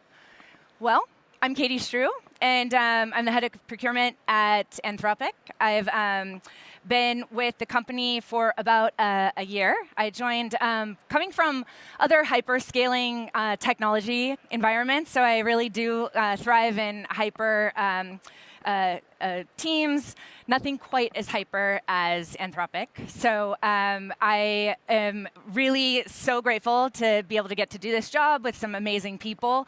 And I am going to talk you through a little bit about how we've been scaling procurement in the last year. All right, so this is what I'm going to cover today is how we're setting the stage, a quick tour of just how we've been working at crazy speed, putting Claude on the team, and building with AI. So, and I'll do a little bit of like what we're doing about how we're looking ahead too. All right, so setting the stage. First, let's see. Oh, there we go. Cool, thank you guys so much. So first some context on Anthropic and the environment that we're operating in. Because of the pace of change, it's hard to overstate. The models and capabilities are evolving faster than any technology transition I've ever been a part of. And it's pretty sure this tech is the fastest tech anyone's ever seen. It's the biggest tech transition, but you all know this. All right, some context on the speed of change inside of Anthropic itself. So we're a company of only 5 years old. We just hit 3,500 employees, but the company has more than doubled in size since I've joined. We're $47 billion in annualized revenue. The product is being adopted everywhere. Revenue growth is scaled 16x in just this last year. All right, so I know this is a lot of words. I won't spend too much time here. It's my moment to brag about some metrics that my team has been pulling this year. So let's see, rewind to when I joined just a little over a year ago. There was really just a baseline intake workflow and a simple policy. So a lot of spend was still running on corporate cards. We were a team of 2. We were just our small little startup within our startup. Now we have multiple intake workflows in Zip across 22 entities. 12 of those are international. Our PO cycle times have gone from 37 days down to 17 days, so a little over half the time it used to take. PO compliance is now at 98%. Purchasing volume is up 88% since last year. We absorbed all of that without outsourcing a thing, and only still with a team that went from 2 to 8. So that last number is really what I want to sit with for a second. A company growing this fast, anywhere else would be running a procurement org 2 or 3 times our size. So we made an early bet not to implement an outsourcing function and really lean into Claude. So 8 people now supporting a 5x year of growth and spend under management. The math really only works because of what we've started building, and the rest is about this talk. So Claude in action. Oops, next slide. There we go. Claude in action. So I'm going to walk through the roles that Claude plays on my team and flag some of the mapping to the 4 areas as I go. So we kind of think of Claude in these 4 different roles. So we have Claude, the consultant. He's like our strategic advisor, helping us think, not just execute on things. Then we have Claude as our teammate, somebody who produces outputs alongside us, process docs, policies, meetings, recaps, stuff like that. The analyst turns data into understanding reporting, cost modeling, savings tracking, among others.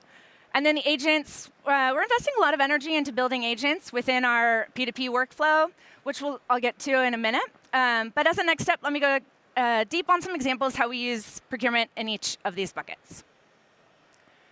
OK, so we've built a vendor negotiator agent.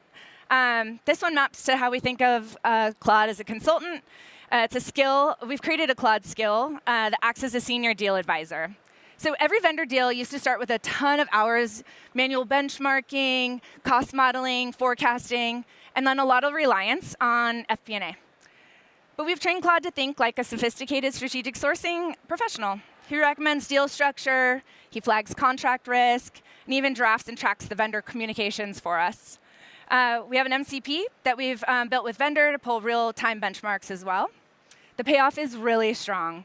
It enables us to move incredibly fast with data-backed negotiating, and I really love that we have consistent deal quality no matter who on the team is running the deal. So we started this as a Claude project and transitioned it into a skill, and then we've shared among our team and sophisticated stakeholders so that other folks can now self-serve as well. So a real person still owns the negotiation and the relationships with the business and the vendor, but the skill does all the prep for you. All right. This one, our vendor category dashboard, this one maps to like a strategic sourcing teammate.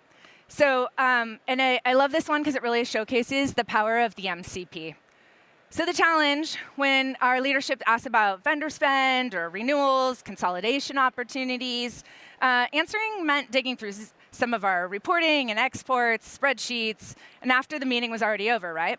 So now it's a Claude project where it's wired to have living, breathing procurement data living through the MCP. So I walked into a meeting with our CFO. He asked me a few questions, and then I asked Claude a few questions, and then I was able to pull up this really beautiful dashboard in seconds, live and on the fly. No prep work. I just asked Claude the question, and he gave me the pretty data. P2P, let's see, let me go back. P2P metrics reporting. This one is pretty simple, but again, we pull all of our metrics out of our P2P platform, put it into a big data lake, or you can use your MCP. And then what I like about this too is we can pull P2P metrics every day. You don't have to wait for it to be a monthly or a quarterly exercise. And then you can make and pivot on real-time data and changes if you need to in the middle of your day or your week. This is one we call the procurement pal. Let's see. OK, so the procurement pal is kind of like an agent, yes. We've built this into Slack. So the stakeholders talk directly into Slack, and we'll ask questions. Do I need a PO? How do I pay an invoice? Like the same stuff that we see all the time. But really, they can interact directly with the agent, and then the agent kind of guides them along their way so that they can get into the P2P platform or whatever it is they need to do to connect with the folks on the team. So it gives them self-service guidance right where they already work. Hands and hours go back to the team every day.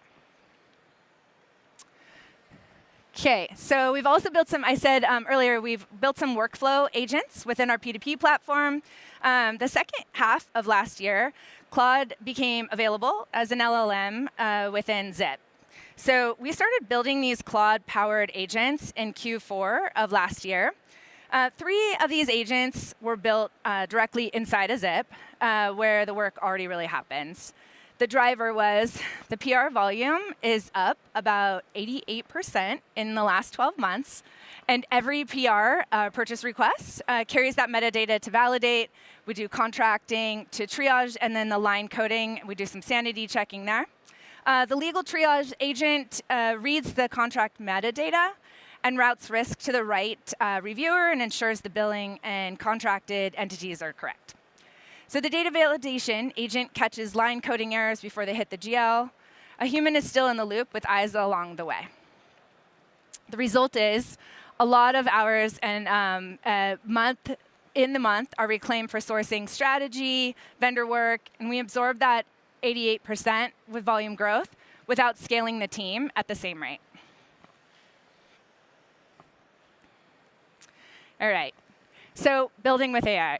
All right, so that's the tour of what Claude actually does for us day to day. Now I kind of want to flip the lens a little bit, and everything so far has been about us using Claude. The next part is about how to think about it when you're building your own procurement teams or functions with AI at the front. And I really want to demystify building because it kind of sounds like it's a technical thing that you have to do than it really is. But the key here is we got to keep it simple. So we use these 4 principles in everything that we do and how we think about building our teams around Claude and AI. So start simple. If you take nothing else away from this conversation, this is the one I really want to land. It's not really about always building agents within your workflows. Just think about your administrative work, your strategic work too, right? Go back to those roles from earlier. Where do you need a consultant? Where do you need an analyst? And where do you actually need an agent? You don't always have to start really big. Something as simple as a Claude project can turn into a Claude skill, and then a skill is repeatable, right? So you just from there, it can just get more iterative, and then that can become an agent when you need it. So it's about progression, and the whole thing is really iterative. So one piece of advice, just don't start from the solution that you really want to build for.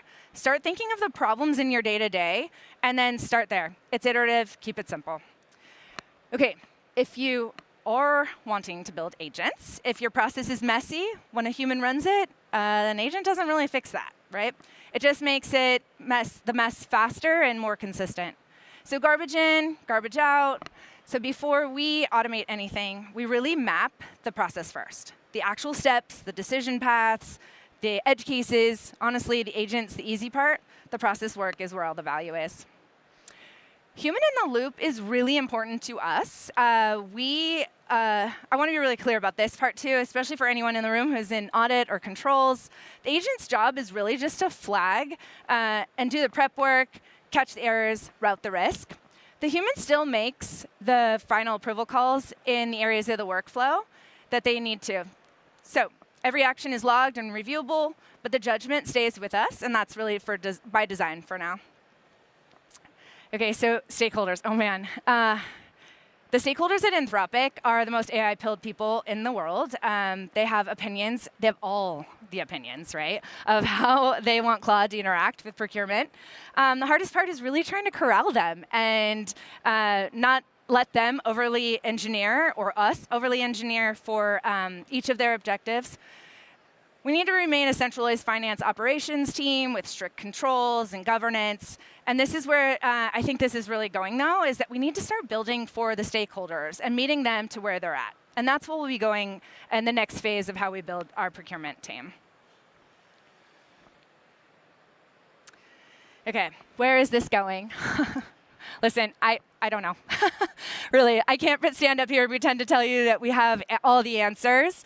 Remember, we're still designing the flying plane that this crazy flying plane that we're building, going 1,700 miles an hour, not 700 miles an hour.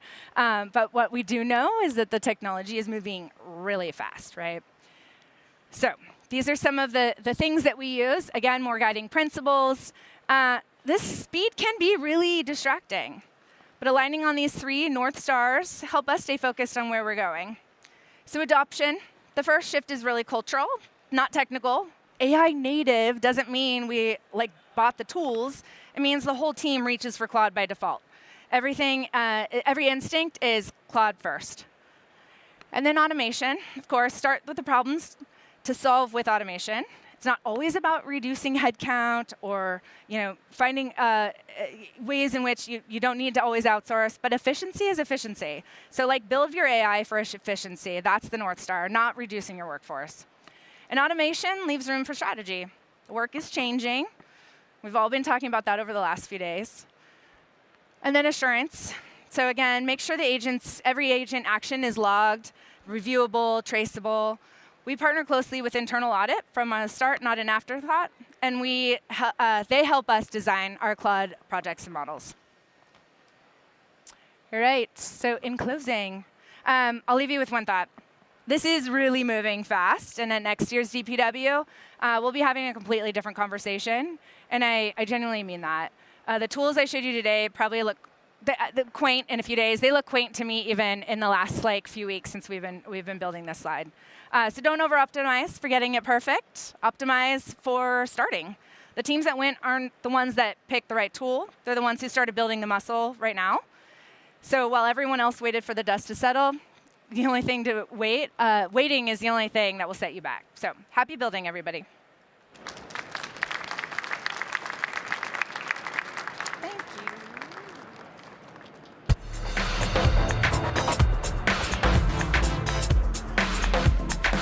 Give it up one more time for Katie, everyone. Woo!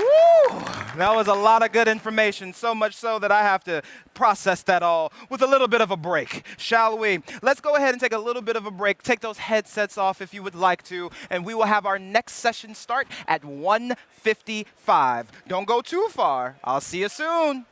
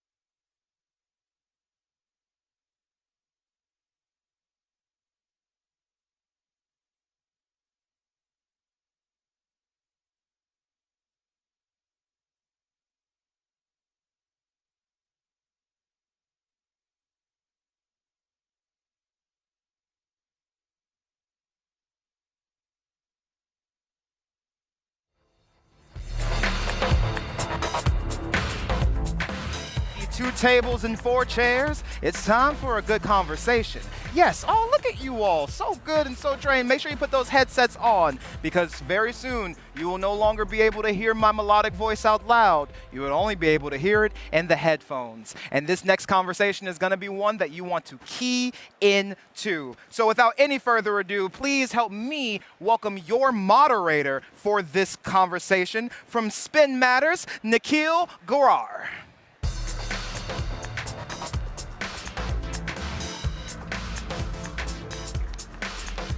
All right. Thank you. Thank you, everyone, for being here. Hope you're enjoying the conference so far. I'm sure we have many Knicks fans in the audience. I'm sure you've been in a good mood all day. So I'm pleased to be here for this panel. We've got some great topics we'd like to discuss here. So I'm going to start just by really quickly introducing the panelists we have here. So on the far side from me is John Adjemi. John is the head of IT business partnering at Millipore Sigma, and John has spent over 25 years transforming procurement and finance operations at Fortune 100 organizations. And now he leads digital roadmap and AI use case development with both the CPO and COO. Next to John is Tracy Avalar. Tracy is the global head of marketing sourcing at Meta, and she leads marketing sourcing initiatives as well as building agentic supplier and sourcing solutions. And right next to me here is Adi Rahmani. Adi is the supply chain AI lead at Pacific Gas and Electric, or PG&E, as you'll hear it called throughout today. He leads the supply chain work stream for the broader digital transformation initiative. So really grateful to be here with all of you. And before we really get into the meat of the questions, I think it would be helpful for the audience if we just start out by each of you sort of giving a sense, and we can start with John, each of you giving a sense of your organization, just kind of the scale of procurement, and then your AI maturity, right? Where are you using AI, and if so, how? Where are you in that process? Sure. Hi, everybody. So my parent company is Merck KGaA in Germany. While it shares a common history with the Merck based in New Jersey, they are 2 different companies. Merck's almost 360 years old, and today they're in the science and technology space with 65,000 plus employees in over 100 countries. And they operate in 3 unique sectors. First is healthcare. So we research and develop prescription medicine for human health, specifically in areas like infertility and cancer. We're in the electronic space. So we manufacture high-tech chemicals and liquid crystals that are critical and essential for semiconductors and display technologies, like in your cell phone. And then we have a life science sector that is really on the cutting edge of helping the biotech and scientific community with things like water filtration systems and lab gear, lab equipment, as well as gene editing technology. In terms of the topic today, I lead the technology matters for our CPO and COO. So we have accelerated a number of topics in AI, some in the early stage study, some a bit more past the pilot phase, but a lot of focus, of course, around margin improvement and process efficiencies. So I'm really pleased to have the opportunity to share some lessons today. I don't pretend to have a playbook, but I'm happy to share lessons learned and join the panel with the colleagues today. So thank you.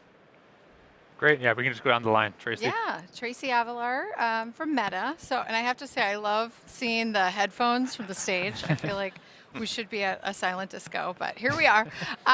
So I lead, as you mentioned, marketing sourcing and been helping out with supplier strategy as well, where we are actively building a lot of first-party AI and agentic tools as we navigate our journey towards agentic buying. Everybody knows and loves Meta, so obviously a family of apps, Instagram, Facebook, WhatsApp. We announced just yesterday for WhatsApp, we're launching a commerce agent, definitely getting into the agent-to-agent marketplace with the distribution network that we have across our social media channels. And then, of course, Reality Labs as well with our headsets and Ray-Ban Metas. So I'm not gonna go extensively on Meta because we all know and love it. But what we are doing, so as I mentioned, a lot of first-party builds. We are looking at and partnering with some external suppliers as well, but we are blessed with some of the best engineers on the face of the planet. And happily, luckily, we've been able to get our work streams prioritized and really start to work closely with them and product managers. You know, on our sourcing team, everybody has become coders now as well. So sourcing managers, Anne shared some things that her teams are doing at OpenAI. I mean, we really regularly have AI in action at our staff meetings now, where people are showing, hey, I've built this AI agent to reconcile you know, hourly burn reports and fees. Hey, I built another AI agent to compare scopes of work. So between the engineers that we have to build overarching systems and programs, and then also the tools and technology that our team itself has availability to, we are becoming an AI native organization. At Meta, they all, probably with a few other big tech firms, they also track like the AI that we use and kind of like what's our score on the way to that AI native journey. And happily, 80% of our organization is already AI native.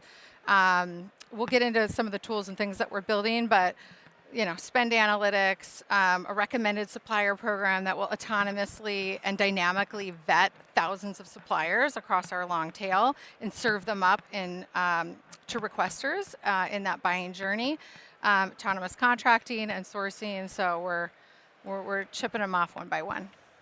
Great. Yeah, Adi, same question. Hey, hey everybody, pleasure to be here. My name is Adi Ramani. I'm proud to represent Pacific Gas and Electric. It's funny, we are all from like a very diverse panel here.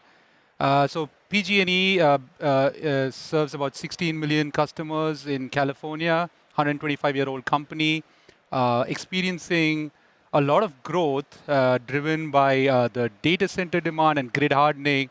So our spend's increasing $1 billion a year. We currently manage, our procurement team manages about $15-ish billion in spend. I'm part of a larger digital transformation initiative across the company. And we've got a lot of exciting opportunities. So we're doing a bunch of things. Our roadmap, essentially two broad categories. One, we're going after kind of like a managed spend, whether I represent both procurement and what we call materials, so the rest of supply chain. So we're looking at contracting, AI use cases in contracting. We're looking at demand planning for our materials, like your traditional ML use cases. We're looking at autonomous sourcing, tail spend management. And then the second category, we've got like these transactional elements. We have heavy touch processes, which are ripe for automation. So we're looking at agentic use cases for stuff like PR to PO, invoice validation, etc. So exciting times, and happy to be here. Nice meeting you all. Great. Yeah, thanks to all of you. So I'd like to start with a question for Tracy, and obviously, if either of you want to chime in when she's done, please feel free. So Tracy, essentially every enterprise right now has been piloting AI, but very few have actually scaled them, especially across procurement. So we'd love to get your perspective on what separates organizations that are stuck in that experimentation phase versus those who are actually operationalizing AI. Yeah, I'd say the things that have worked at Meta, well, and we have a framework at Meta called UIE, so understand, identify, and execute. And we absolutely use that as we began our journey with AI. So really making sure that you are understanding what are the business outcomes that you're trying to solve for, and not just sourcing or procurement outcomes, but business outcomes, especially if you need to take others along on your journey for funding, et cetera. Really make sure that you understand those outcomes you're driving towards, that you really hone in on the highest friction workflows, and then start to really make sure you're assessing your data, right? Not only is it just clean, but is it machine ready? And then based on that, if you're understanding the landscape, then you identify, right? And I would say focus in on no more than 2 to 3 things, and make sure that you have measurable metrics tied to those outcomes that you are trying to drive improvement on. At Meta, we also talk about incrementality. Our CMO, Alex Schultz, has staked his entire career on it. You can see it in his book, click here. But some folks is like, oh, well, incrementality, that's not as exciting. We want an angle change. We want that too, but we wear incrementality as a badge of honor. So long as, again, you have you've got metrics that are tied to the outcomes that you can show are statistically significant and you are driving progress against what you said that you would do in your business plan. And then continuous, then executing, right? The actual pilot. And as you can show that incrementality against these outcomes, that's when you can start to scale and you'll galvanize success and support and just continue to drive those results. Yeah, one thing maybe I could add as I sit on the office of the CIO is AI is a team sport. And while the CPO is obviously looking at speed and agility and the CIO is looking at data security, or data privacy, security, and scale, I think bringing those two units together and the total cost of ownership, I think is a great point you made in the sense that oftentimes when we do pilots to an extent are geared somewhat for success, right? Short duration, data that we know is somewhat solid. It's not scaling across the enterprise, but it's there for a specific purpose and normally driven by people that have an ambition to do something good for the company. Mm-hmm. And that's all well and good, but oftentimes when you see what is this going to cost to scale, some of that's unpredictable, some of that maybe is unknown, but the more planning that can be done really gives a sense of appreciation of how you could sell a case and where the value is going to come from. So those are some things we've seen that we're trying to retool and make sure that whatever initiatives are poised within AI have the best chances to success after a pilot with these sort of things in mind. So. Yeah, I mean, great points. I think operational metrics, super important, total cost, super important. PG&E, we kind of define our AI success under the joy at work sort of umbrella. So our CEO has always stated it's AI by the people, for the people. So bringing people along is kind of a very important point as we scale pilots. There's a lot of fear around transactional processes specifically. PG&E is in a place where it's growing. So bringing people along and explaining that some of the transactional work relief can be, you can take on more strategic work or complex problems. That's a big part of our journey as we scale up pilots. Yeah, all very good points. And I think, John, you actually started alluding to something that I want to ask you next, which is there's a debate right now about what makes AI successful. Is it primarily the technology itself? Is it more of a data challenge? Or is it more about organizational change? And maybe that does have to do with fear, like Adi was saying in some cases. So from your experience, and John, we'll start with you, but again, feel free to chime in. Which of those barriers has been the hardest to overcome, whether it's technology, data, or the people? AI is a technology. It's definitely new and foreign. It's tech. I'm a technologist by trade for 26 years, so nothing gets me out of bed quicker than a shiny new system. But reality is technology is an enabler. It's not the end-all, be-all. And AI is an optimizer. It's not a human replacer. It's to give people info quicker so that they can make judgments and make decisions faster. So working backwards, I would argue that technology is a very small element of why things succeed or fail. Data is obviously very important, yes, but data can be engineered and over time can be improved. It's never a one-contact sport. It's a continuous improvement. Organizational change inevitably becomes the biggest barrier in my experience, why things don't succeed, because you're dealing with human nature. Humans are traditionally not open to change. They're fearing of displacement. When and if this tool will take my job. How do you convince a category manager with 15 years of experience and who's been succeeding because of their knowledge and have been succeeding because of their instincts, now telling them to trust an algorithm? It's very hard. So the organizational readiness, breaking the organizational inertia, having senior support from the top, try to bring AI into the day-to-day, not just for this problem, but try to bring it into your day-to-day life, learn about it, is, from what I have seen, the best chances of success. And organizational readiness ends up being, a lot of times, the biggest barrier for something as new as AI. So. Yeah, I'd agree. I think, make sure you don't fall into the trap of just like tool first thinking, right? It's structural change across the org and the culture, right? Like strategy, excuse me, I almost said it the wrong way. Culture eats strategy for lunch every single day. And if folks are nervous and concerned, right, like there's going to be a friction. So I think really like completely redesigning workflows, processes, team org charts, how you are structured around the work and how the work gets done, that all has to change because how we did it yesterday, it will not guarantee success in the future. And so we're real time, really looking at some significant changes. Like, do we still have category sourcing teams? Probably not. It's going to be a very different approach. We'll have category partners, but we're also going to have a product team within the sourcing organization that is responsible for partnering with engineers, building themselves, coding. So it's a different need and skill set. So how do you redeploy talent and also give them the training and skills to deliver what's needed today? Yeah, I mean, all great points. And I think there's a lot of FOMO, right, in terms of when people ask you for an AI roadmap, your bosses, the board, the CEO. I think it's important to define your roadmap for your company's vision and your own sort of success criteria. You don't need to piggyback on an autonomous sourcing unless it makes sense for your business. You have defined tail spend. So there's stuff that's out there, but we got to figure out what's right for a company. That would be my biggest watch out. And it's become biggest challenge managing up to, because people see the news and they want to jump onto things. There are dozens of tool providers, as we've seen here. So staying true to what your company needs and your company's growth and vision is important. That would be my kind of watch out.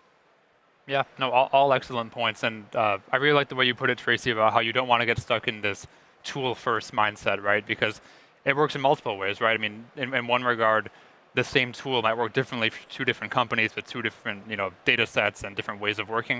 And then at the same time, for that same company, there could be dozens of tools out there that would work depending on their setup. So yeah, very good points all around. Adi, I want to turn to you to start this one. So procurement leaders are very excited about these autonomous workflows, agentic AI, et cetera, but procurement also tends to own risk, compliance, and supplier trust. So where are you sort of insisting on making sure that humans remain in the loop? Yeah, again, this is a company-specific or industry-specific. I mean, I moved to PG&E last year coming from med device manufacturing. I thought the FDA regulations were high till I moved to like California utility regulations, which is pretty detailed, something to keep an eye out on. We take risk such as cyber, safety very seriously. There are many people responsible for the governance. So for me, it's not a question of like, is there a human in the loop? It's a question of how many, right?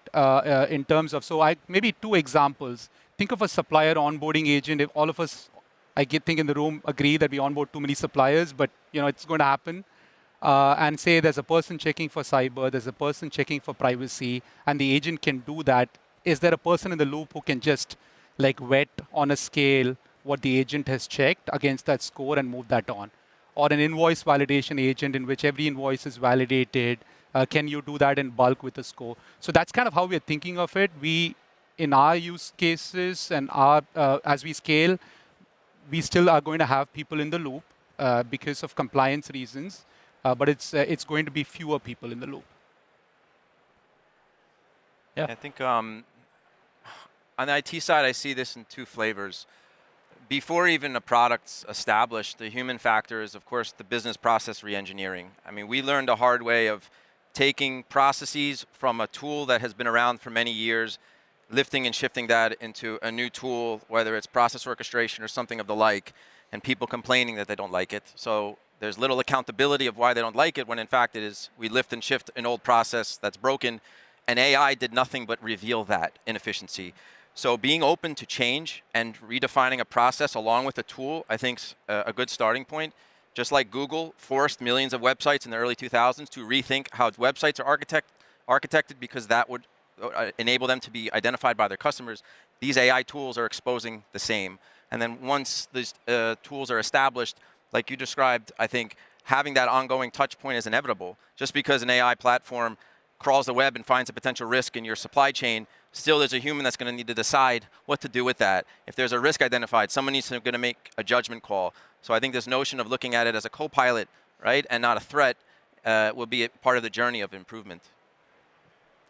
Yeah, I'd agree. I mean, not to pile on, but Humans have to do the judgment. Machines can do the work, but the judgment, the discernment, the taste, that is reserved for humans, right? And especially in sourcing, right? It's not enough just to have clean data, organized data, great strategy. You have to be able to have the relationship and influence and build those partnerships to really have a seat at the table.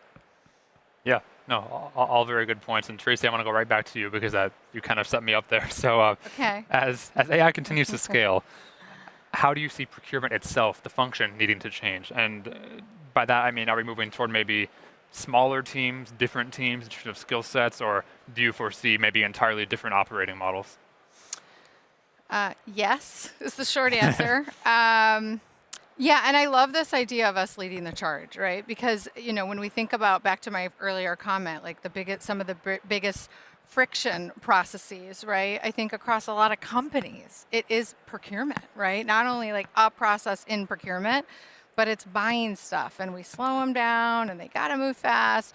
So I actually think we have such an incredible opportunity to delight our stakeholders with a personalized experience that's serving up exactly what they need when they need it. And what was the back half of your question? No, that's okay. It was like the team itself will become the smaller, team. have different Yes. skill sets. And so, yeah, so with that, as I was saying, we're still going to need the human piece to have those relationships, to solve the more complex problems. But definitely the way we are thinking, at least within Meta, of how we organize, it will be different. As I mentioned, a shift from category teams to more of those partnership teams, right, that are solving those more complex problems and projects, more of a product team, an innovation team, and then, of course, policy and governance, right? We haven't talked much about AI governance. That could be another panel in and of itself, but I mean, that's no longer optional, right? With the AI EU Act, like it is required. And so we are definitely embracing that and making sure that we're building out. And like that takes a whole new skill set, right? And a whole new job role, right? Like AI, where I know there's always concern of it taking away jobs, it's going to create a lot of new jobs as well that, didn't exist before. You want to take that? I think you covered that one quite well. Okay. So, nothing for me to add on the technology side. Great. No, I agree. That was a great answer. So I want to throw a question out to anyone who wants to jump in. I mean, whoever wants to take it first. But obviously, as organizations shift more toward using agents in procurement, I want to talk a little bit more about the future, right? So is there a specific use case, an agentic use case, let's say, that either you would like to see become reality or maybe that you're starting to work on that you think could be really valuable in the next few years? The invoice validation use case for our type of industry, I think, has got lots of merit. We are lucky that we're thinking of the AI roadmap as part of a larger transformation journey where we are, transforming the procurement and supply chain department. We are also rebuilding processes ground up. So my role is looking 3 years out. But the invoice validation use case, where there's a bunch of people looking at contracts and validating invoice in the absence of those contracts and invoices being digital today, is like an immediate one that we're thinking of taking to scale, because just the volume is increasing. So that's one I can think about. The other one is, I think there's a lot of value on contracts, and that's easier from an ROI perspective to look at stuff like leakage on contracts, look at obligations. Usually in the construction capital area, you've got teams of post-contract management for services just looking at those 300-page contracts and monitoring obligations. AI is able to do that incredibly well. So those two areas for our type of work is something that comes to mind. Yeah, I think the critical elements for us on the finance side is margin improvement over the next 12 months. And one of the things that's low-hanging fruit is definitely a high transaction area, such as payables. And besides the standard tools that take documents, put them into OCR, and then try to find ways to optimize three-way matching and error handling, optimizing working capital is something we're looking at in terms of bolt-on AI solutions that can have better predictability to when payments should be made. We rely on shared service centers right now that are using standard processes around sweeping invoices that are due for payment over a certain period of time. And just by modulating by a few days, we're realizing we can uncover a lot of potential in saving money just from that alone, and having an AI bot sort of determine when we should pay X versus Y versus just a large sweep model of a payment proposal, for example. So that's one area I see. And then on top of that, we have a bit of internal builds taking place on risk assessment. So we have a tool called Radar, which is crawling the web, certain websites, certain companies that have benchmarking data that take our top vendors and trying to provide a dashboard style for our CPO that can identify potential risk or issues where secondary source is needed. So that's kind of front and center for us. And we've successfully done that in one of our sectors, and trying to scale that across all three will really help our sourcing managers. So that would be my view on that. Thanks. Mm-hmm. Great. Yeah, in mine, I think I mentioned briefly our recommended supplier program that we're going to be rolling out. I think many of us have these preferred supplier programs, but again, ours will be able to autonomously vet suppliers across rates, risk, and performance. So we've built skill agents for each of those, right, to assess performance with business feedback very easily and quickly. A rate card repository that also includes benchmarks where suppliers can submit their rates and they'll be evaluated. Feedback will be provided back to get them to be in the green status. And then the risk piece as well that we've built internally to assess their risk. And then if they're green across the board, they're automatically recommended and then served up to requesters at the right times in the buy-in journey. Great. Yeah, all good use cases. And I especially like that, Adi and John, that you both mentioned contract management, because that's an area where AI certainly has made an impact already, but it's mostly like redlining, summarization. There's still a lot of opportunity for it to help more with obligation management or negotiating against playbooks, things of that nature. Even third-party benchmark data being leveraged could be one avenue in the future. So yeah, I'd like to end here just by asking each of you the same question. We'll start with Adi this time and go in order. So a lot of organizations, right, as they're trying to scale, imagine you're speaking to a CPO in the audience, right? And they want to move from more isolated AI pilots to actually, tangible enterprise value in the next year. If you were in their shoes, what's the single most important thing that they should prioritize over the next year to achieve that? Yeah, I think this is again a company industry specific sort of question. Like I said, I came from med device manufacturing. I've been a supply chain person for 20 years. And usually when a CEO or CFO calls you and asks you, what are you doing for your digital transformation? You're going like supply chain 101, right? So it's cost, cash, service. And my CEO then asked, like, what about people? Are your frontline workers going to get what they need in time, right? Are you going to be making them successful in what they do, which is important work for the people of California? So my CPO, we are really focused on people. How is AI going to enable joy at work? Tell me, draw a direct line between your use case and that particular metric. So that's something that we're really focused on. So that would be kind of my response to that question. Yeah. And for mine, again, I think it comes down to the organizational redesign and culture, right? And the culture piece is delicate.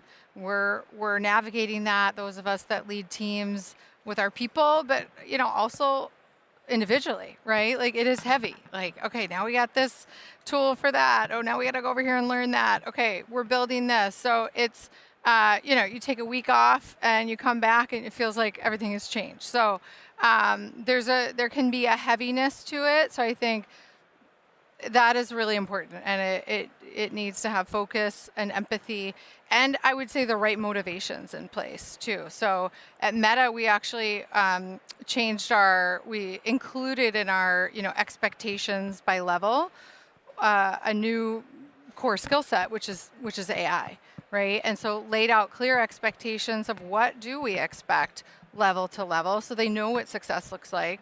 And then that's also embedded into our performance review template as well, so they can show where they have been able to drive systemic, sustained improvement using these tools. And again, it's different expectations by level.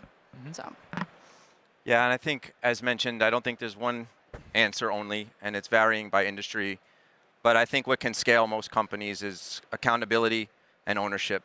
Setting the tone at the top, not just saying we should do it is a bit of a naive approach, and I know many of the themes I've heard suggest the opposite of what should be done, and I see the same. You know, the art of storytelling is very important, why we want to go in a certain direction and what we ask of our employees, but then actually taking it to another level. The idea of having AI champions, an AI champion network, boot camps, giving people in their objectives an ability to be upskilled, learn how to do prompting. Prompting will allow people to investigate things from gaps in contracts to anomalies in pricing, goes a long way. And then I think in addition to that, continued of joining forces between the CIO office and the CPO office is continued to be very important. The cost of AI is not fully known.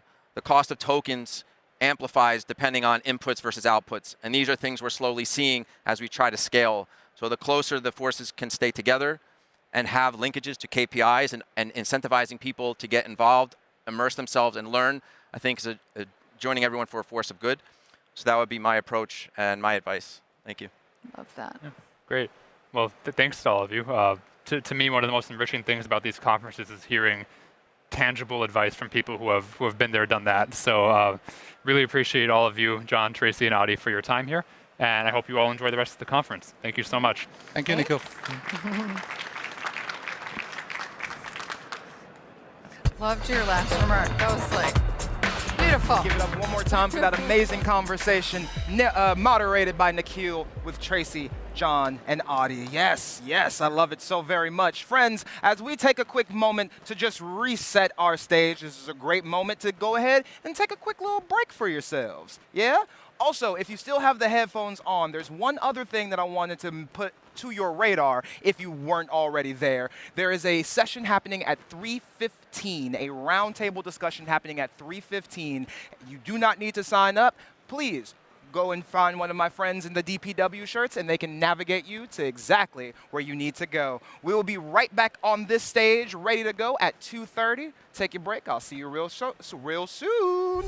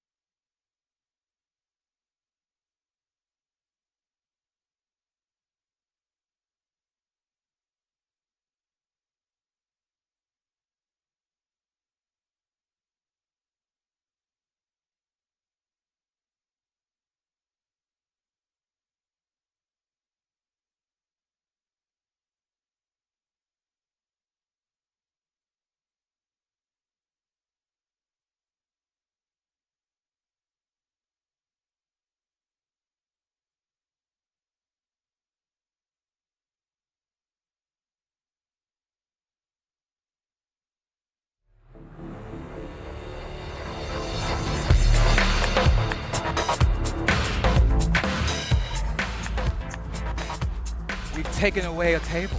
We've removed 2 chairs. That means this conversation is about to get very, very intimate. So, my friends, please make sure you have those headsets on, because if you can't hear me, that's because you ain't listening to the headset. Again, this is a little bit of a mix of a podcast, too. Also, to all my friends who are streaming with us, hello there, hello there, hello there. This next conversation, hi!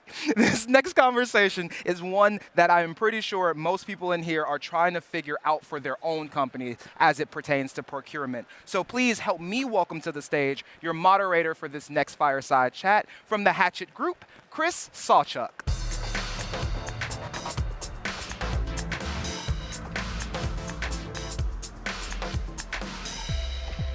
Did you want to say? No, this is, yeah. Well, welcome everyone, and welcome. We're going to have a conversation up here, Sean, myself, about building procurement from the scratch inside a global, and I would argue a complex enterprise. So let me introduce Xia Ling, who will be joining me today for this conversation. Xia actually joined KKR in 2023, and she serves as the global head of procurement and third-party relationship management. And prior to KKR, she worked at Goldman Sachs since 2015 in global strategic sourcing, primarily leading America's sourcing team, professional services, and global contingent workforce. So let's dive into it. So what I want to do, Xia, is, to get us started, is this is about building something from scratch. And I want you to think back to 3 years ago when you walked into this environment.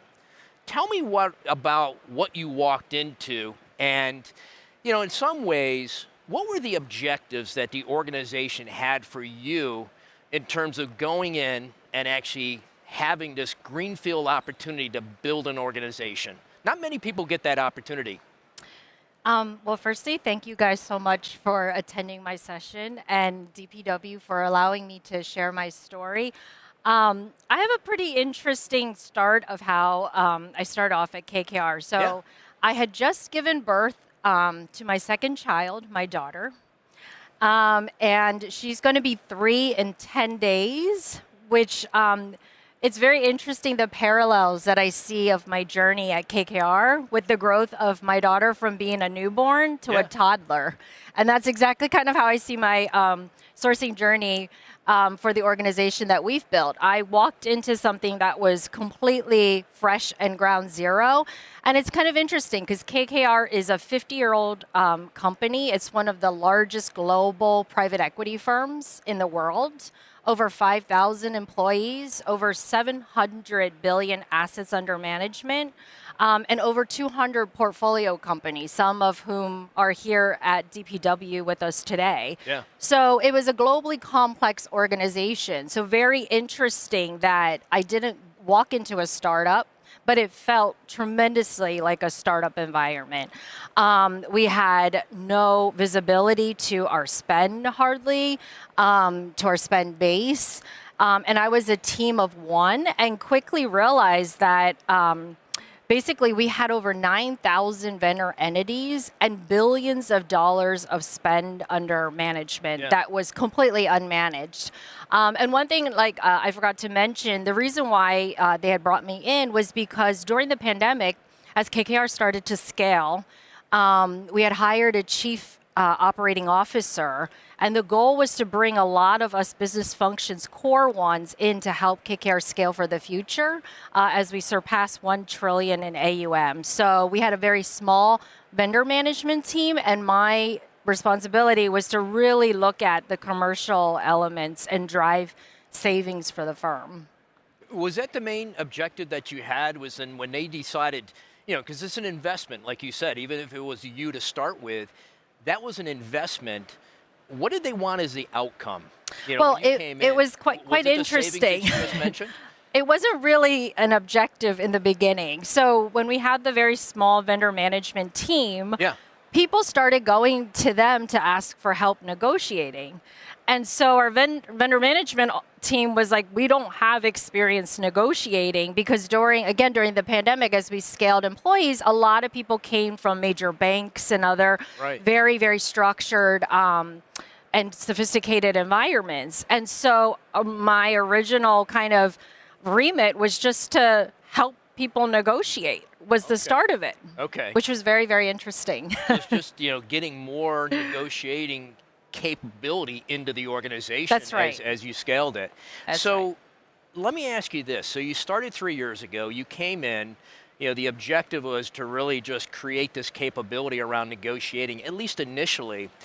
What were the areas when you started to focus on building from this greenfield? Where did you start off first? Where did you and how did you make the decision as to where you wanted to start to build? Yeah. So one interesting thing was everyone asked me when they first met me, what's your 90-day plan and roadmap? And quite honestly, I had just had a baby. And so I didn't really have a 90-day roadmap, but I would say for the first 90 days, I spoke to over 300 stakeholders, vendors, just anyone that I could speak to about what were some of the gaps and what's going on in our environment. Why is a 50-year-old globally complex firm lacking a sourcing department, right? Yeah. And really getting to understand like what was the core business and what did we do and what did we focus on? Yeah. So that was kind of my first 90 days. And very interestingly, the first category that I was asked to manage was market data, which if you guys know in the financial service industry is a very, very important category. Yeah. It was largely under-resourced, very, very fragmented. And so as I started digging into setting up contracts and negotiating, I also started to build out the licensing and entitlements team, a small team, again, because we didn't have that.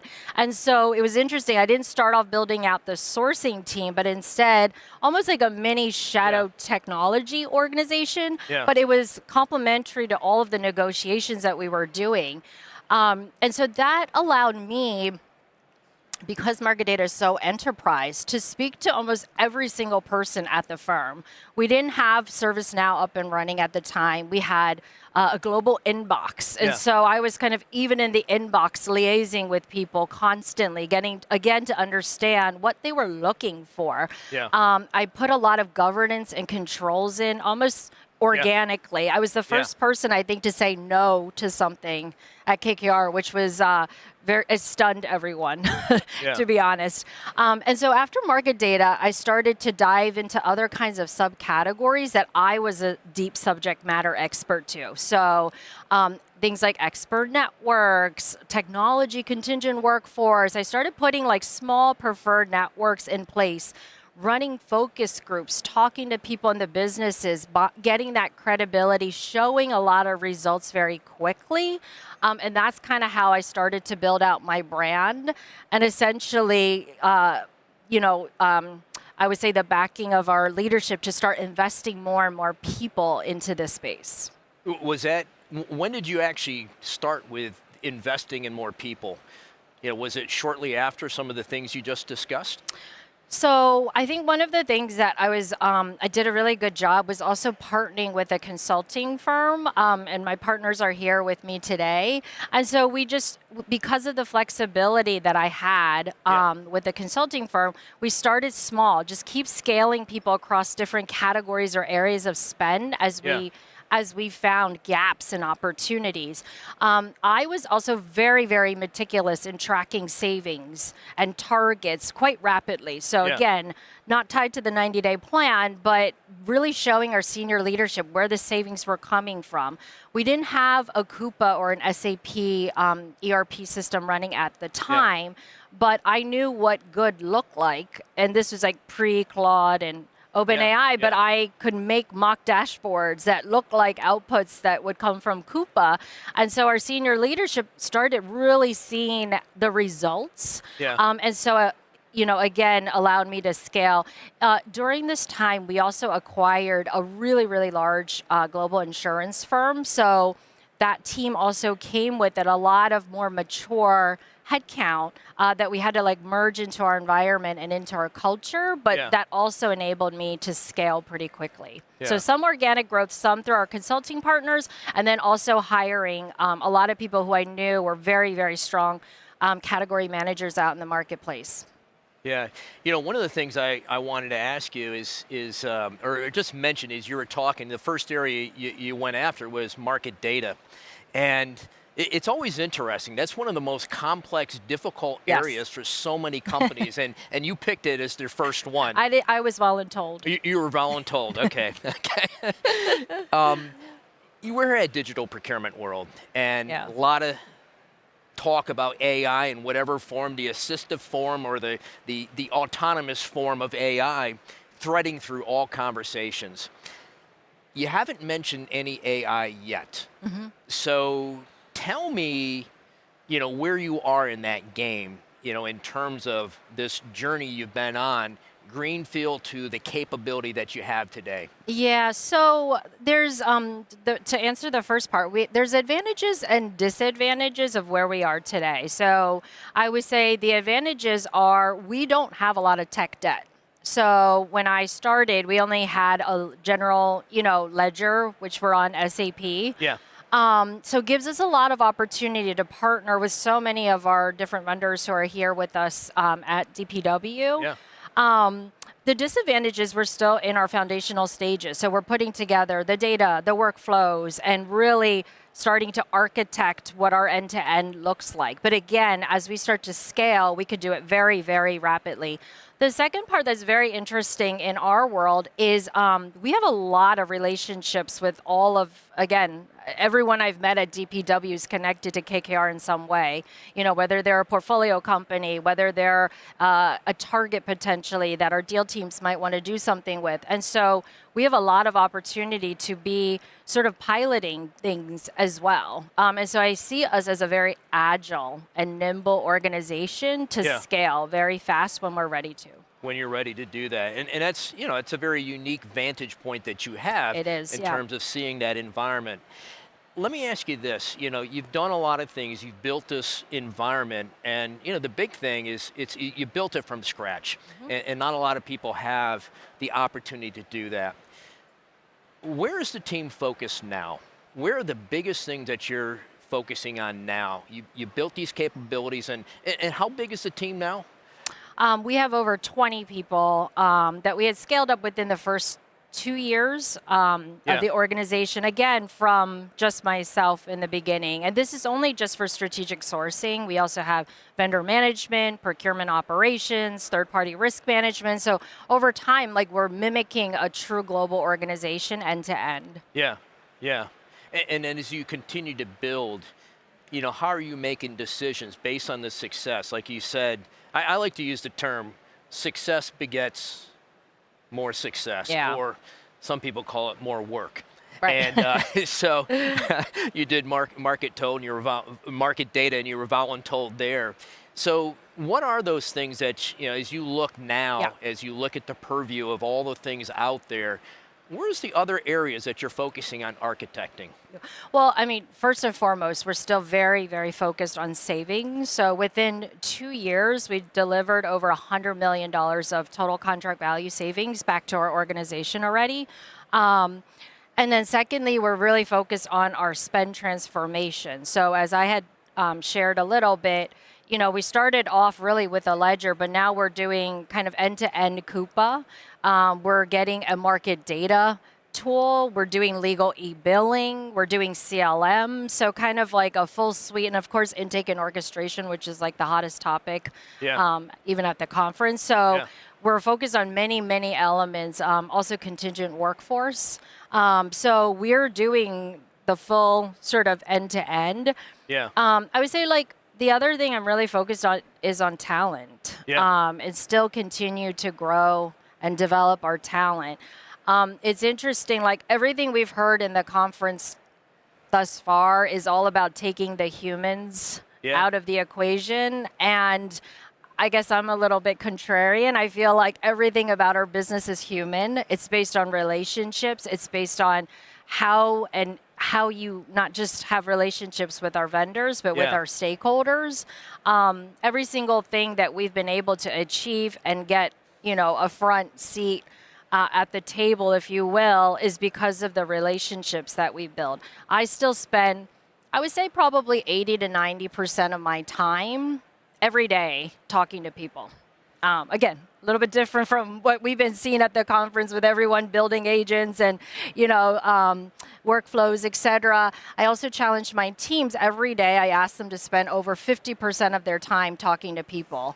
My point is, if you're at your desk keying in things all day long, heads down, that's not the way you grow. That's not the way we drive savings. And so I still kind of am very, very externally focused, if you will. Yeah, you have to be engaged with those stakeholders and just creating that kind of relationship going forward. Yeah. And I agree with you. I mean, if you thought about a lot of the conversations, I think different this year than I've seen in the past is, it's not just about the technology, and people are, in the various conversations, they're talking more about the human in the aspect and how we looked at blending that. So it's good. And the perspective that you have.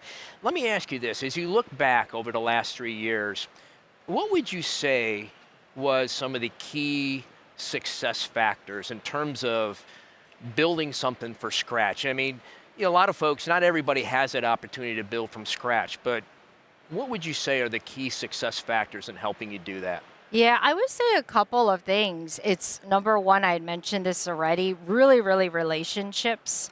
Number two is showing, not telling, right? And it goes back to like my theme around, I didn't have a 90-day plan. In the beginning, I don't even think my organization could adopt the same language that we here as sourcing professionals had. They had no idea what source to pay meant.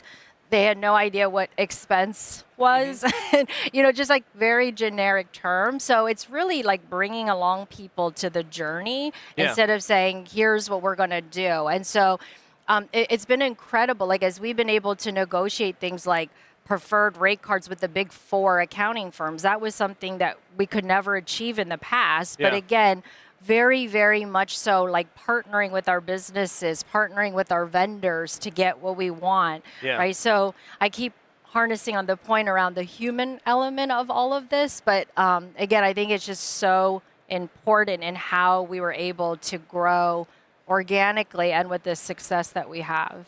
Yeah. If somebody was to ask you, how would you describe the function at KKR today, the procurement function? How would you describe it? I would say that we are considered a very important enterprise partner. It's interesting because, KKR is a very divisional base. We have 20 different divisions across the firm globally. Yeah. I realized like people actually never spoke to each other. Like deal teams, you would think have, a lot of collaboration, really were doing their own things. And so I am and continue to be an organization, the ones who help connect a lot of the dots across our firm. And again, this is why I go back to like, we're problem solvers, I would say, not just procurement people. Yeah. So even today, I'm on committees like our AI governance committees, expense committees. I also sometimes advise or speak to our deal teams around vendors and give them feedback on, are these vendors worth investing into our portfolio? Again, serving now even as an advisor capacity. So again, far from the generic transactional type of team. Sometimes like we're kind of cornered into being. So yeah. Yeah, I mean, you look at it, you said, you sort of become that connected tissue within the organization, trying to connect all that. In some ways, you're talking about orchestration, right? Yeah. But you're doing it because there's 2 different levels of orchestration. And that's why, Chris, when you asked me, how did you guys continue to grow? Again, it was it became anything with the term enterprise or cross-functional. Yeah. They were just sort of like, okay, you guys work on it. Yeah, yeah. I got my last question for you, and I like this question. Let's just say we had the opportunity to sit here, 2031. Let's just say 2030. Okay. What are we talking about in terms of the procurement organization at KKR? I think like for me, one interesting observation I had even at the conference was like a little bit almost of organizational design. I'm starting to see like the convergence of different departments. So again, historically we see like the procurement department is one department, the finance department, the HR department, the technology department. And even some of the tools that we're seeing now is bring together like there is a operational layer underneath all of this that I see is going to converge with the technology. So the workflows are bringing together multiple different disciplines and cross-functional departments really into one. And so when we speak again in 4 years, I don't know if there will be a procurement department per se, right? But a multifaceted new type of group potentially, right? That's not just a center of excellence, and then layered on top of it could be a few like very, very professional strategic sourcers and negotiators. But we'll bring together legal ops, accounts payables. It might become like one organization. So it'll be interesting to see where my role becomes in 3 or 4 years. I think we're all trying to figure that out, right? Okay. Well, thank you, Shai. Appreciate it and sharing the insights, especially, the thing that I said before, not many people have the opportunity to build from scratch in a very complex global organization. You've done a phenomenal job, and look forward to having that story with you and that talk with you in 5 years from now. Thank you. And again, if you guys ask me, was it harder to do this or to get my daughter from newborn to toddler? And I would say it was way harder to do this. And so it took a lot of blood, sweat, and tears, but very proud of the team that we've built. And again, thank you for allowing us to share our story. Thank you. Great. All righty. Thank you.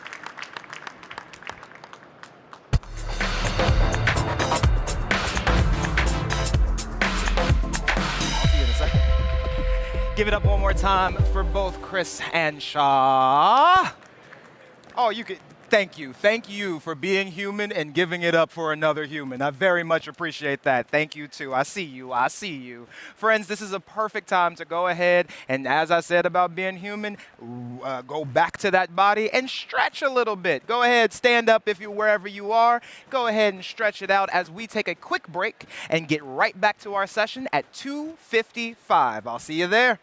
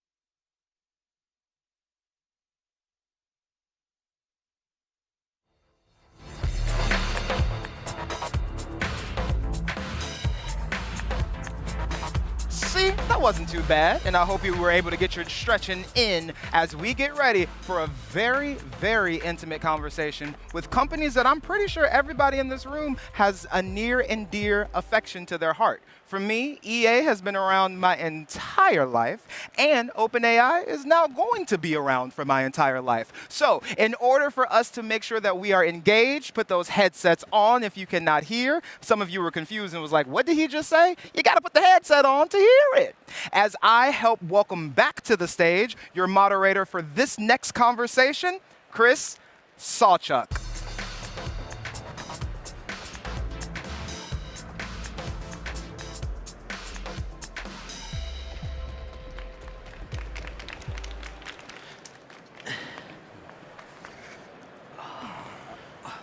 I feel like I was just out here. Yeah. Oh. Well, welcome to our session, Human Agents and the AI Native Team. And joining me today are Ann Fleischl, who many of you have already saw. What was it, just before lunch? You did your talk. Yeah. And she's, as you know, Vice President of Procurement at OpenAI, leads strategic sourcing, procurement operations, extended workforce, T&E. But Ann and I have known each other for quite some time. We were just talking about that. But she, has experience that prior to this was Applied Materials, Twitter, as well as Tableau, even other ones. And now she's developing a whole new procurement organization. We're going to dive into that today. And Mike Choi from Electronic Arts.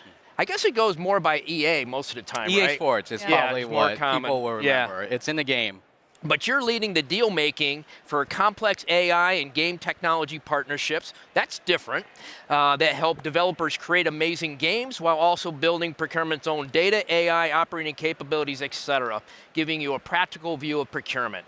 So I want to dive right in, and the whole name of this session is around the AI native team.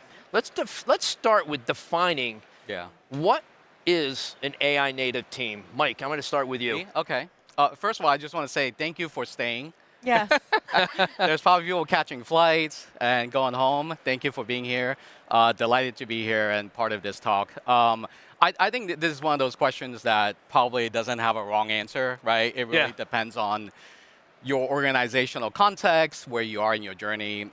For me, I think a lot about AI native, meaning is AI capability so embedded in your day-to-day work such that you wouldn't rebuild a team without it, right? Like if you were starting from scratch, you would have it. Like take me personally, for example. Yeah. I'm blessed because at EA we're in on AI. We've been using AI for our games, right? You're playing against NPCs forever, and now it's a different flavor of AI. And I have an abundance of AI access. And now I'm like, if you tell me I can't have AI now, I probably wouldn't want to work there, actually, right? So that's how I think of it. And then if you scale that, it's like, all right, your whole team couldn't do what you want to do without AI. So that's how I think of it. So it's like almost embedded into the behavior, et cetera. Ann, what are your thoughts? It's funny. I think about who we are and how we originated and how the tenure of my average team member, right? The only thing we know is a native or AI native environment. Yeah. Like when I wake up in the morning, it's literally the first thing I start doing. I look at my pulse. I look at all of the things that are coming through in terms of updates, changes in the market, changes that are going on within our organization. Yeah. And I use it every step of my day. It's assuming that there's an abundance of intelligence. Yeah. It's assuming there's abundance of solutions. It's this, we talked about this earlier, it's a privilege of knowing you can solve for anything that comes at you, because you don't have to wait for someone else to solve your problem. You can literally be like, this is annoying to me. I'm going to fix this. I'm going to create an automation, and it's going to solve this for me, and I don't have to deal with this again. Yeah.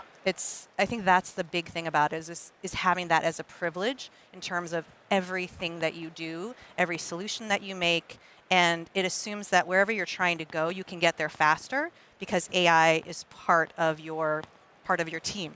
Yeah, yeah. So let me back up a little bit. Now that we've sort of defined this AI native team, which I think is different for a lot of folks in terms of understanding what that is, but let's talk a little bit about the changes in the role. And there's a lot of roles that we have in our organizations. It could be category managers, leaders of procurement like the two of you, people that are part of your center of excellence, procurement operations, et cetera. What are some of the changes that you're seeing in those roles or need to occur in those roles to develop and get to this AI native type of state? Yeah. Mike? You have a thought? Me? Yeah. Yeah, I could. I'll take it. Oh, you want to go? Yeah, I'll take it. Okay. So the question was, what kind of changes do you see in the roles and responsibilities to build out this AI native organization? Yeah, and the roles of the people, et cetera. Yeah, I think the role becomes so much more broad. You know, like before people would say, oh, my job is only this. I do IT software category management.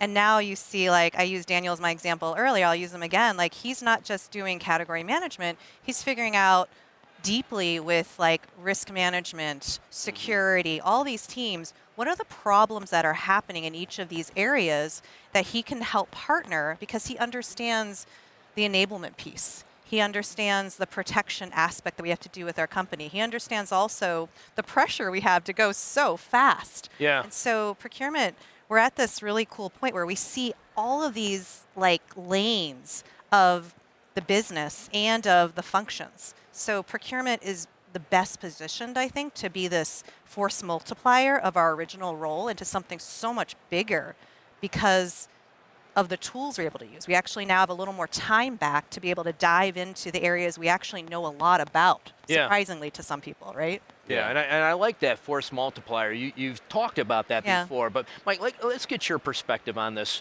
because I have some follow-up questions. I think, so at EA, one of the things it's really cool is like seeing how the different game studios work and how they develop their games. So cool. Yeah. And over the last couple of years, when I look at their organizational chart, there's more like, head of AI enablement or something to that effect within the studio structure and other teams. And I see that happening for procurement too, right?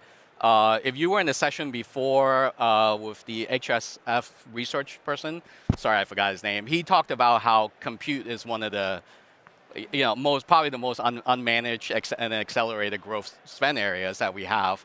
And I think we're going to probably see more like compute as a category lead, right? Yeah. We're going to see more, AI enablement and data positions that's specific to AI. Yeah. And I see that working in the way we make games, and I see that, proliferating across like corporate functions as well. Yeah. So both of you, you talk about this broadening of the role itself, and I want to ask you, most of us have traditional organizational charts within our organizations, and some of the changes that you're highlighting that will occur within the roles itself. How does that fundamentally change the organizational chart that we are accustomed to today? Yeah. I think they're going to get, for me, I had a very large team at Applied Materials, and I loved my team. Yeah. However, it was so large, I couldn't get to know everybody. And if I had to ask a question like, what's the status on this, or why is this happening, they had to ask somebody to ask somebody to ask somebody. It was like 10 people to find out one answer. And I think that we have the opportunity here to take out a lot of that complexity in an org chart and make it more flat and raise the level of awareness and also accountability for people that own spaces. Like, I actually see a world where we have agents on our org chart that are responsible for specific things because frankly, like, there's a lot that procurement does that if we forget this one thing, the game over. There's that joke, like, how many parts does it take to build a car? All of them. Yeah. Right? Because if you forget this one piece, that PO is not going to get cut. Always that extra piece. Right? Well, where'd that go? My mental load is like overflowing, and as a procurement person, so if I can have an agent that's responsible for a set of tasks, but I as a human am responsible and accountable for their performance, Yeah. that just force multiplies myself. That's like, Yeah. that's the A game, because if my CFO comes to me and asks a question, I have a broader span of control, and I can say, I can answer from end to end Yeah. because I have more space to absorb what my team is working on. Yeah. So you've talked about this, flattening of the organization. I would even say an org chart that has agents and humans on that org chart. Yeah. But even, probably, the roles being more broad. Yeah. Mike, do you have anything to add to that in terms of as you start thinking about this? Yeah, I don't know if I'm personally quite ready for like the AI employee on the like I see the marketing of like AI employees and coworkers out there, and I don't know, maybe I'm a little traditional on the org chart stuff where like I don't want anything on there that like if there's not someone I can say is accountable or something, like I wouldn't put it on the org chart. And I think, to Anne's point, though, maybe it's like the human is in charge of the agent on there, right? Yeah. But I don't know. It probably depends on like what the org chart is intended for. Yeah. But I think broadly, though, like I think there'll be more jobs created from like people who have taken the effort to be literate about AI, to enable AI in your organization. I think there'll be a place for that.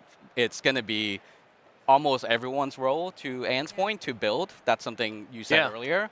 And, it may not show up in like a title or even, the org chart, but it'll show up in the day-to-day work, I think. Yeah. And I like that. You mentioned, new things or new roles that will evolve.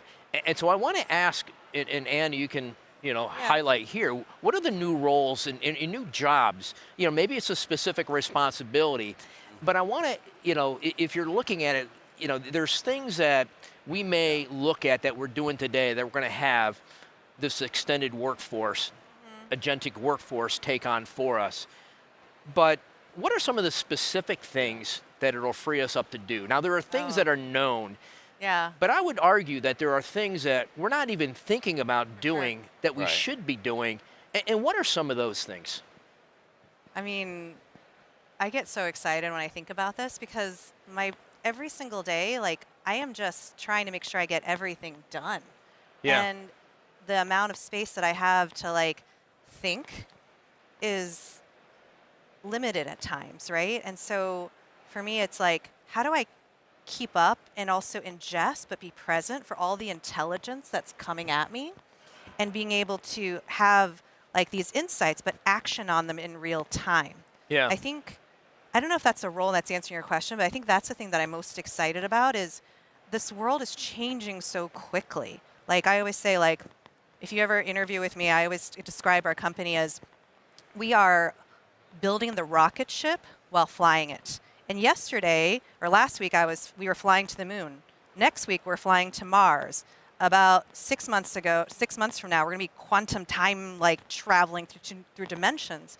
And so when you think about the person in this seat, they've got to be able to think in that futuristic, broad way and ingest, okay, if that's our plan, if that's our vision, how do we take that insight that's coming in the market or a process or a technology and be able to move forward more quickly and better and in a way that just leaps and bounds? Because who would have thought we'd be here from 5 years ago? Yeah.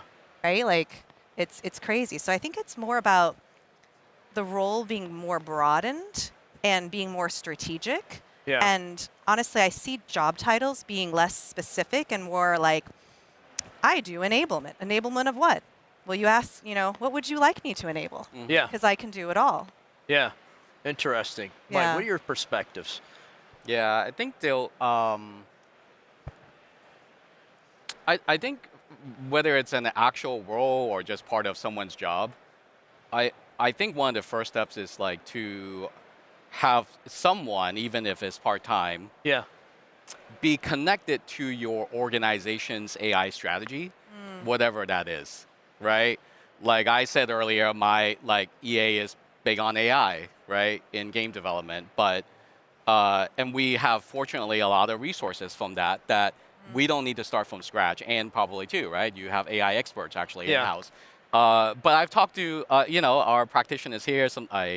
kind of informally ask people like, oh, can you even use AI? And sometimes I get answers like, no, we're not allowed to use it at all for a variety of reasons. Some valid, some not quite, doesn't quite make sense.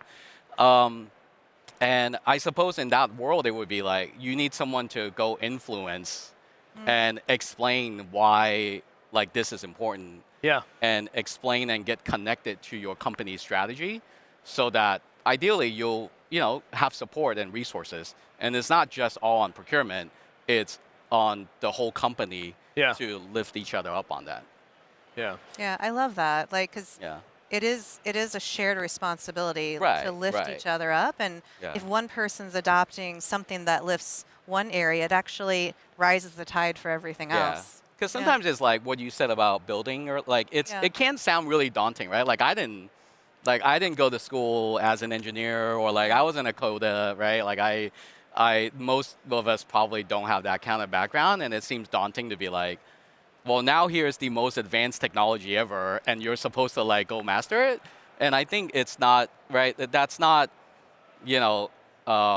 reasonable for procurement to own all of that. Right? It's reasonable for procurement to own the accountability to want to be a part of that, but you need the whole company behind it almost, or at least your, finance org or whatever vertical you report into. Let me pivot a little bit, and what I want to do is to really look at this AI native team, and it's something that you've talked about in the past, and as you think about the skills and what the machines will do versus us, what remains uniquely human for us in our interactions and what we go do?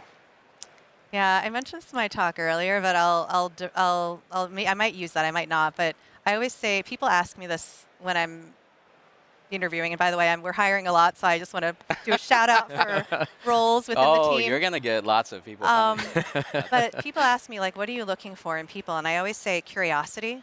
Like if you use ChatGPT, like the first answer is based on what you told it, right? And what it knows from all the learning it's had, but you've got to dive into the answer a little deeper. Tell it, what you want to know more about, why this question matters to you, what are you trying to solve for? You keep diving and diving. And I think that's such an important part of where we are as a tech company right now. Yeah. Because you can't, it's like playbooks that work somewhere else, they're not going to work at OpenAI. We're unlike anything that anybody's ever seen. I have consultants come in and they're like, well, here's a way this could work. And our teams will look at them and say, that will never work here because we're thinking so much more quicker and broader, and that assumption was for us like 2 years ago. Yeah. And so you've got to be curious, and you've got to assume a blank sheet of paper and be ready to like just draw out what the possibility could be. Yeah. And then the other one I would say is empathy. AI is not empathetic. I mean, it acts like it's empathetic, but it can't read like your experiences. It can't read your tone of voice. It can't read your body language.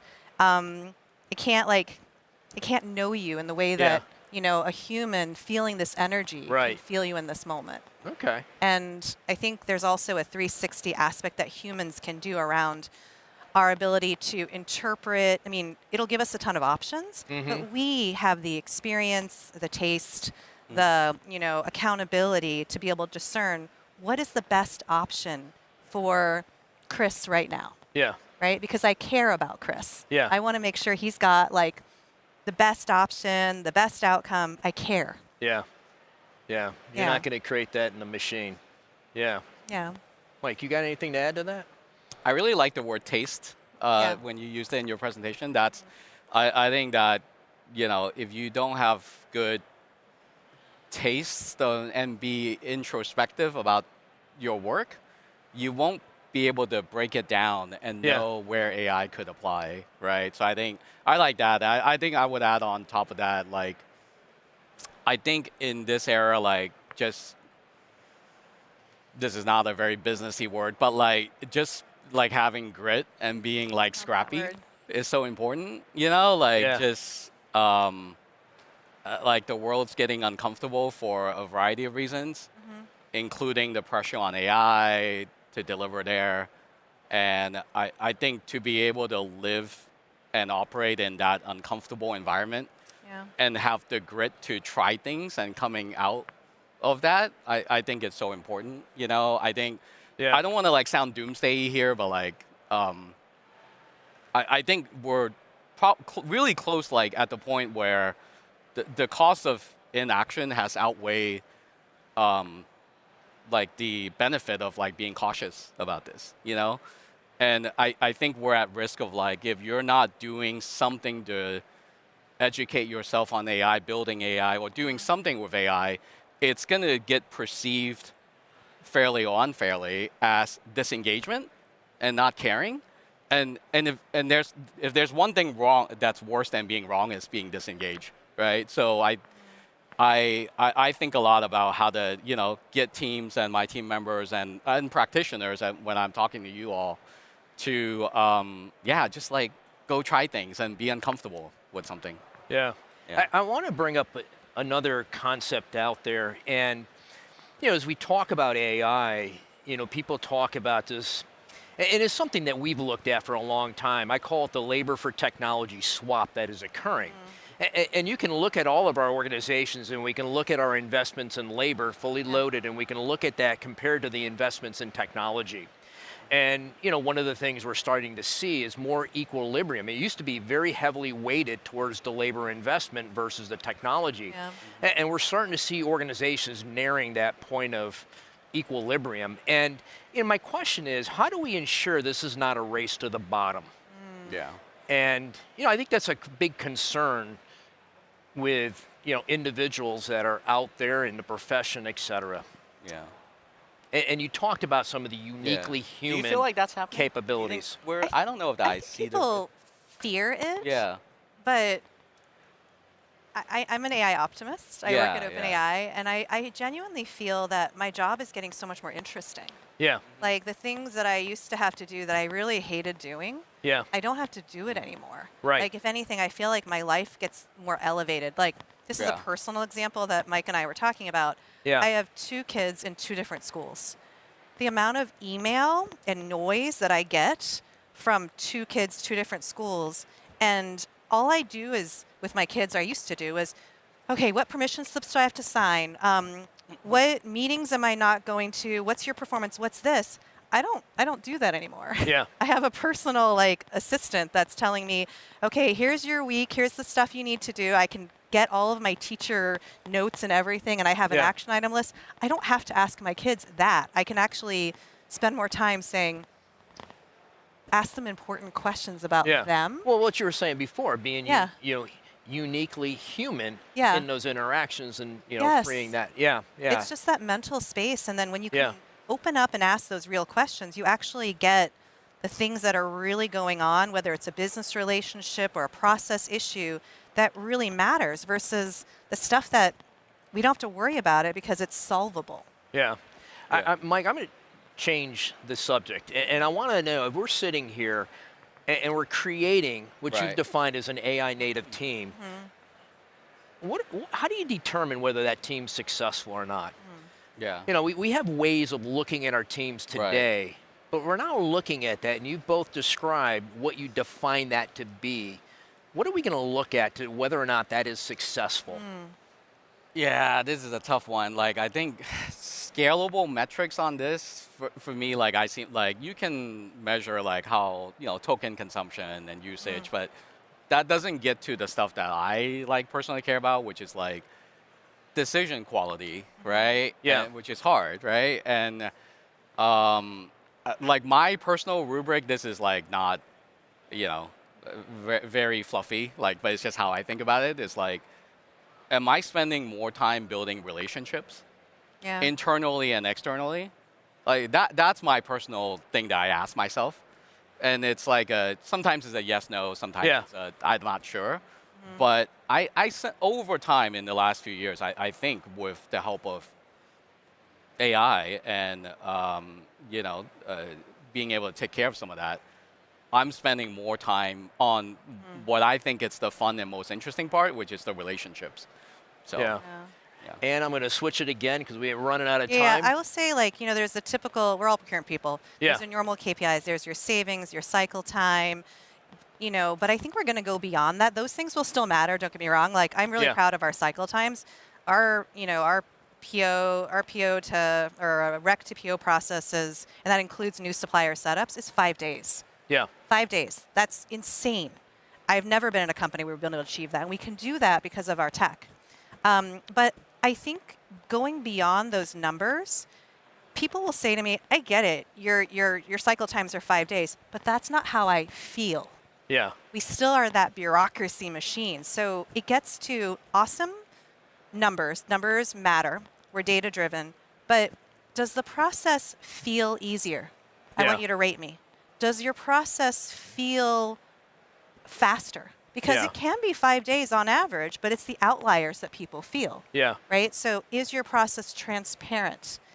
Was it easy to navigate? Did I understand what it takes to get this over the line? That's what I think we'll start measuring is the vibes. Yeah, the experience. The experience itself. Did I feel good about my procurement process? Yeah. Because that takes it beyond numbers. I can prove that all day in my metrics, but it's got to be how the customer feels about us. Yeah. Well, I wanted to, if you can give me one word quickly. Sitting here in 2031, sentence in terms of what are we talking about when it comes to the AI native team? Yeah. Same thing for you, Ann. 10 years from now. 5 years. I think for me is we are able to finally do the things that procurement's wanting to do, like develop relationships and be close to the business. So fully mature. Yeah. Ann? Lean into our procurement superpowers. Yeah. Like, we are these vehicles of complexity, of risk, of enablement, and we're not always seen for it because there's so many micro things that we have to make sure get done in this new world, like operations, strategic sourcing. We are we get to be those unsung heroes now, or we get to be the sung heroes. The sung heroes. The and that's sung the one heroes. thing I wanted you to end on. Yeah. So we like to be the sung heroes. that's right. Yeah. Thank you to both of us, or both of you. And Mike and Ann. Yeah. And thank you. Thanks for Thank staying you. to listen. Yeah. Thank you so much.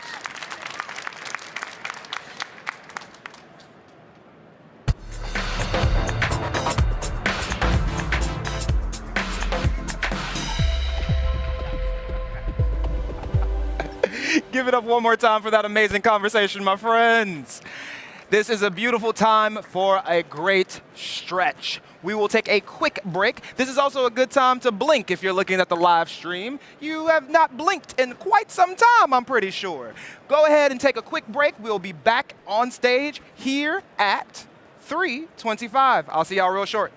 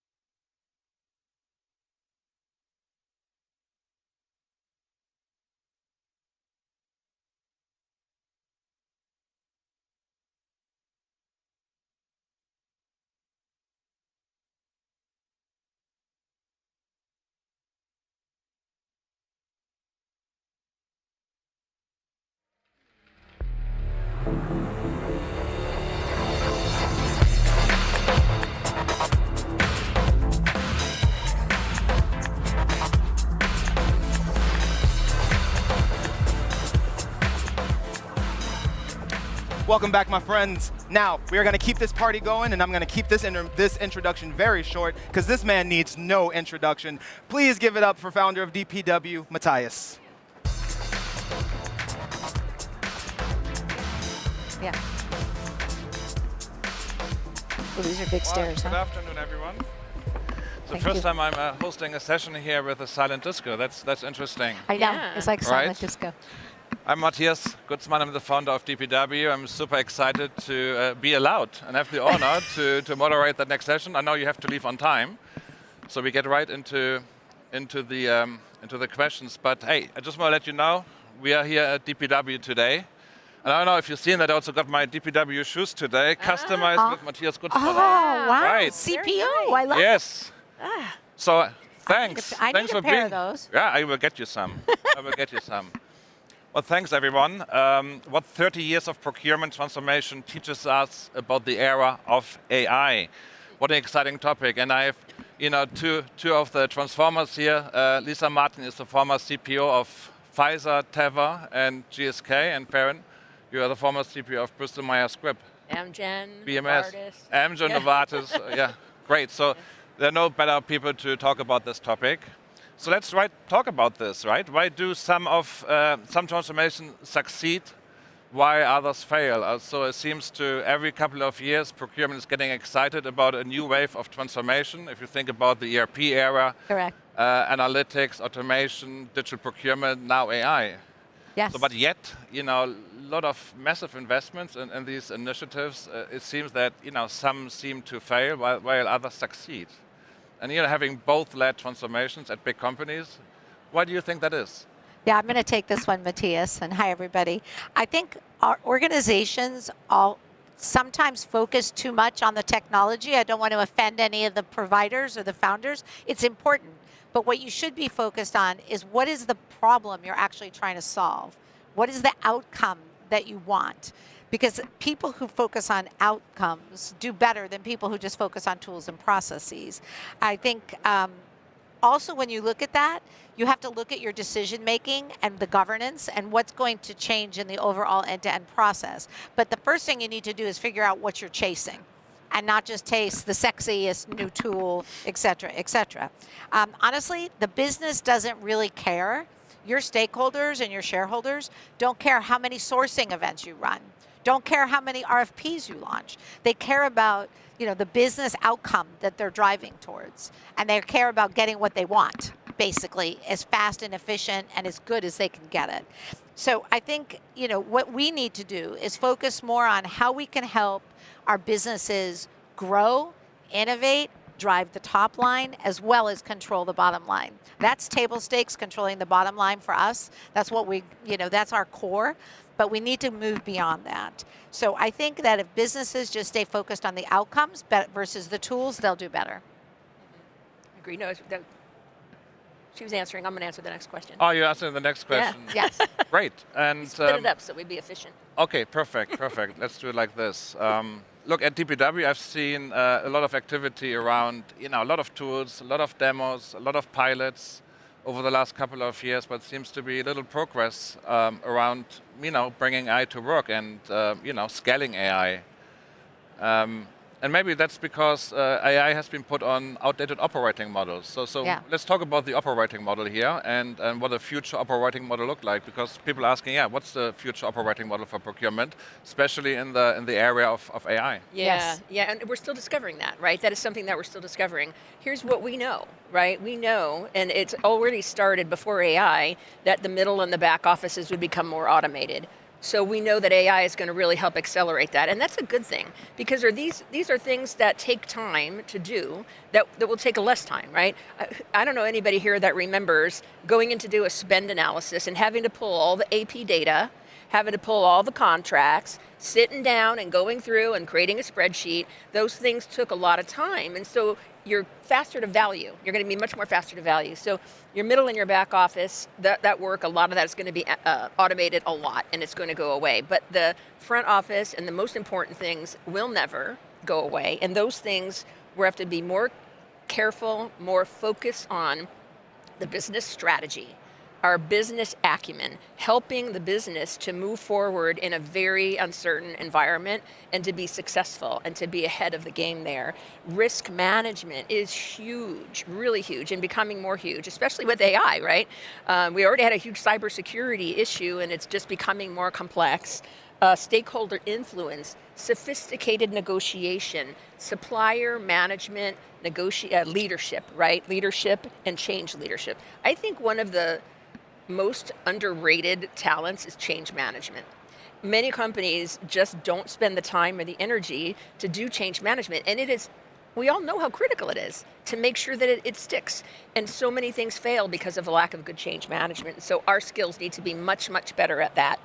At the same time, and I think this is a really important comment, because organization models are going to change, and because we know that there's some jobs are going to change and some things will go away, the leadership really needs to understand what's important in a downsizing, in a strategic downsizing environment, right? It's easy to build. Well, it's not easy to build. It takes a long time to build, but it's easier. Well, it's more fun. It's more fun. It's more fun to build capabilities. I've done that, right? We get to build capabilities and bring in technology and people and all kinds of really great things and tools and ways of working and best practices. And then if you're not careful and leaders don't understand carefully what was built, when you try to deconstruct something or to take cost out, you can end up destroying all the value that it took you a decade to create. And for me, that is a big area of respect that I have for leaders that understand how to expand and also contract in a way that maintains a good culture, that makes people feel valued, and that maintains the critical capabilities of the organization. And I think that's something we are going to all need to be better at. Yeah. So do you think organizations will shrink, procurement organizations? Yes, Will become absolutely. smaller? Yes. I do. I do. And I think that's the side of the story that nobody's talking about in a transparent way. I mean, I could tell you that at GSK, we built our roadmap about 2.5 years ago, thanks to a lot of the scouting we did at DPW. And, I've asked a lot of the providers, the strat consulting houses, the benchmarking people, based upon this ecosystem we're building, can you help me predict, based upon the personas, what the possible headcount reduction is for each persona? You got category managers, you have your back office, your middle, and honestly, nobody's nailed that yet. If somebody knows that in the audience, can you please contact me? Because, we had to make it up. I mean, we did this, and we're pretty good at this, right? We've built organizations. We've had to do downsizing before. We've spun off parts of our business, so we know how to do it. But when you look at the new ecosystems that we're all going to be building, it's different, right? It's not just about putting in ERP and SAP Ariba and calling it a day. These tools do different things and will have different impacts on different parts of your organization.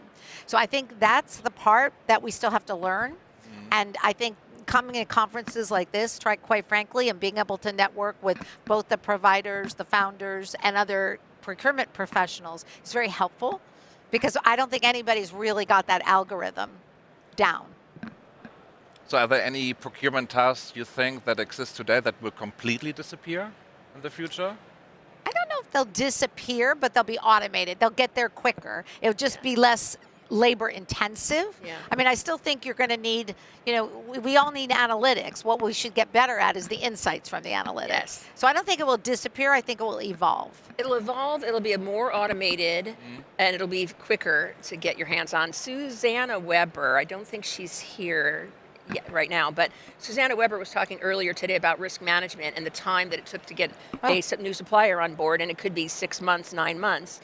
And with AI and machine learning and all the work that they've done with their systems and tools and processes, they've cut that down to 30 days. 30 less days. Than 30 days. And that is value creation right there when you think about it. Time is money. So it's not that it's going away, but it's going to be given to you in an easier fashion and quicker.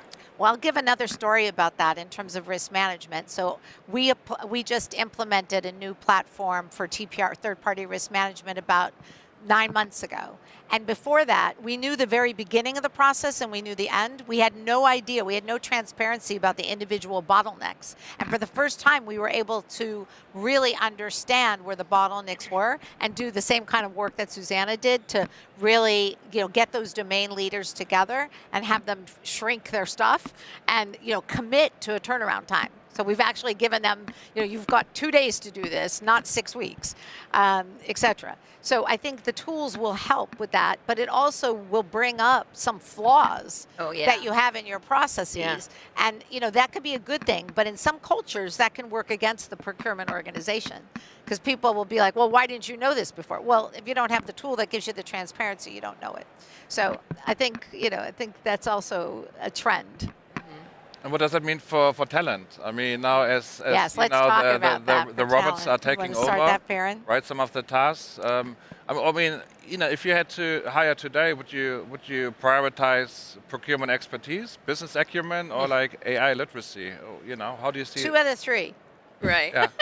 I'm greedy. I would want business acumen and data literacy. Right. Because you can teach the other stuff. Yes. And I'd also say AI literacy, change leadership, executive presence and executive communications. I think those are skill sets of the future. They're skill sets of today as well. But we all know, that they change and they become more important and more visible and more, it gets invisible. Really, really harder to hide the mistakes, right? You need to be more visible and really be able to go with the flow.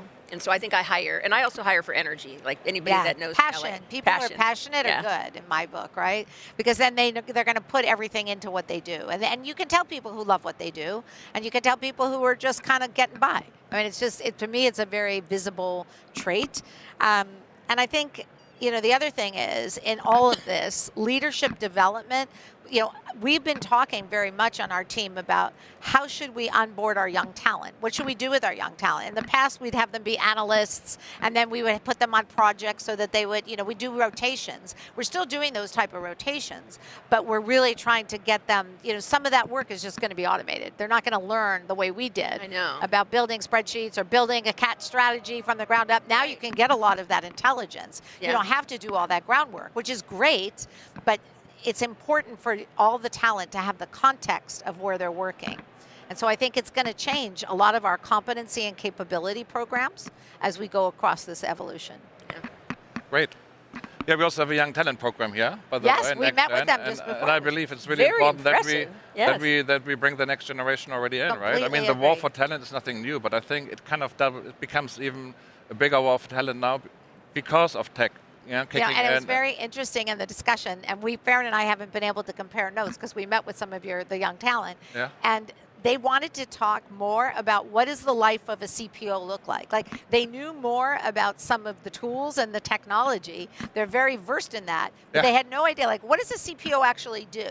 Somebody has to know. Like, what's the life of a day, right? And the diversity is very good in our jobs because you never know what kind of thing is going to hit you every morning. But it was very interesting that they tended to be much more up to speed with technology than they were with anything else in the function. Are there any leadership lessons you taught them actually when you spoke to them? How to become a great leader? What are some of the leadership lessons you've learned over the last 30 years? Well, this is a bit of a pet peeve of mine, so I'm going to say it. You'll hear it again and again from me. What I respect in procurement people and leaders are those who build organizations. They build foundation, and they build talent, they build credibility, and they build a good culture. That takes time, and that takes real intention. And there are kinds of leaders that want to come in and make a splash, make a bunch of quick changes, and then move on. And then there are other leaders who care more about building for the long run while you're, obviously executing in the short run. And I have respect for leaders like Lisa, like Shashi, like Susanna Weber, like the CPOs that are here that have been at companies for a number of years, and they put their blood, sweat, and tears into creating a great organization that adds value to the company, and not just a flash in the pan to say, I'm going to come in, take out $1 billion, and then I'm going to leave, right? So for me, that's a leadership lesson that I would encourage I would encourage the latter, not the former, in terms of what you need to do as a leader and a new CPO. Would you like to add to that? Yeah, I mean, I think the most satisfying part of my career, if I really reflect on it, 4+ decades, is the impact that I've had on other people's, my team members and my organization's life. Like if you can help somebody be a better person as well as a better professional, and to do that, you have to make yourself a bit vulnerable. Good teams for me are people who trust each other, but you can only do that from being vulnerable. And so really getting to know your team members, especially now where we're working a lot remote, virtually, it's actually more important to feel connected to people. And the only way to do that is, I think, to lead from your heart and your soul as much as your head. Yes. Right? Being authentic, right? Yeah. Being authentic. You talked about kindness as well yesterday, right? It's super important. And I think that I've seen this over the years at several companies, where there's a really great leader comes in, they're passionate, they're strategic, they can create relationships, and they build a very great supply chain procurement organization, and they're there for years. But some people still change and move, and I just need you guys to understand, and I know you do, how fragile success can be, because you can take 10 years, 12 years, 15 years, whatever it is to build something, and it doesn't take very long to destroy it. And I think one of the things we all need to be super careful about is how to protect what's really, really important and a lot of that comes down to people and culture and how talent talks to each other. I had a colleague here, Subs, that I've worked with, 20-something years ago, right? And we were talking about the importance of the legacy of culture and how important that is at a company. And that can go beyond you. Like you can leave and that culture can still stay in place. So building things that will stand and will stay is really, really important. Yeah, that institutional feeling. Yes. And I'm very proud of that. I mean, I met a bunch of my former Pfizer colleagues here. They're like, we miss you. I'm like, I haven't been there since 2012. It's a long time. But so your legacy lives on. But it's how you treat people.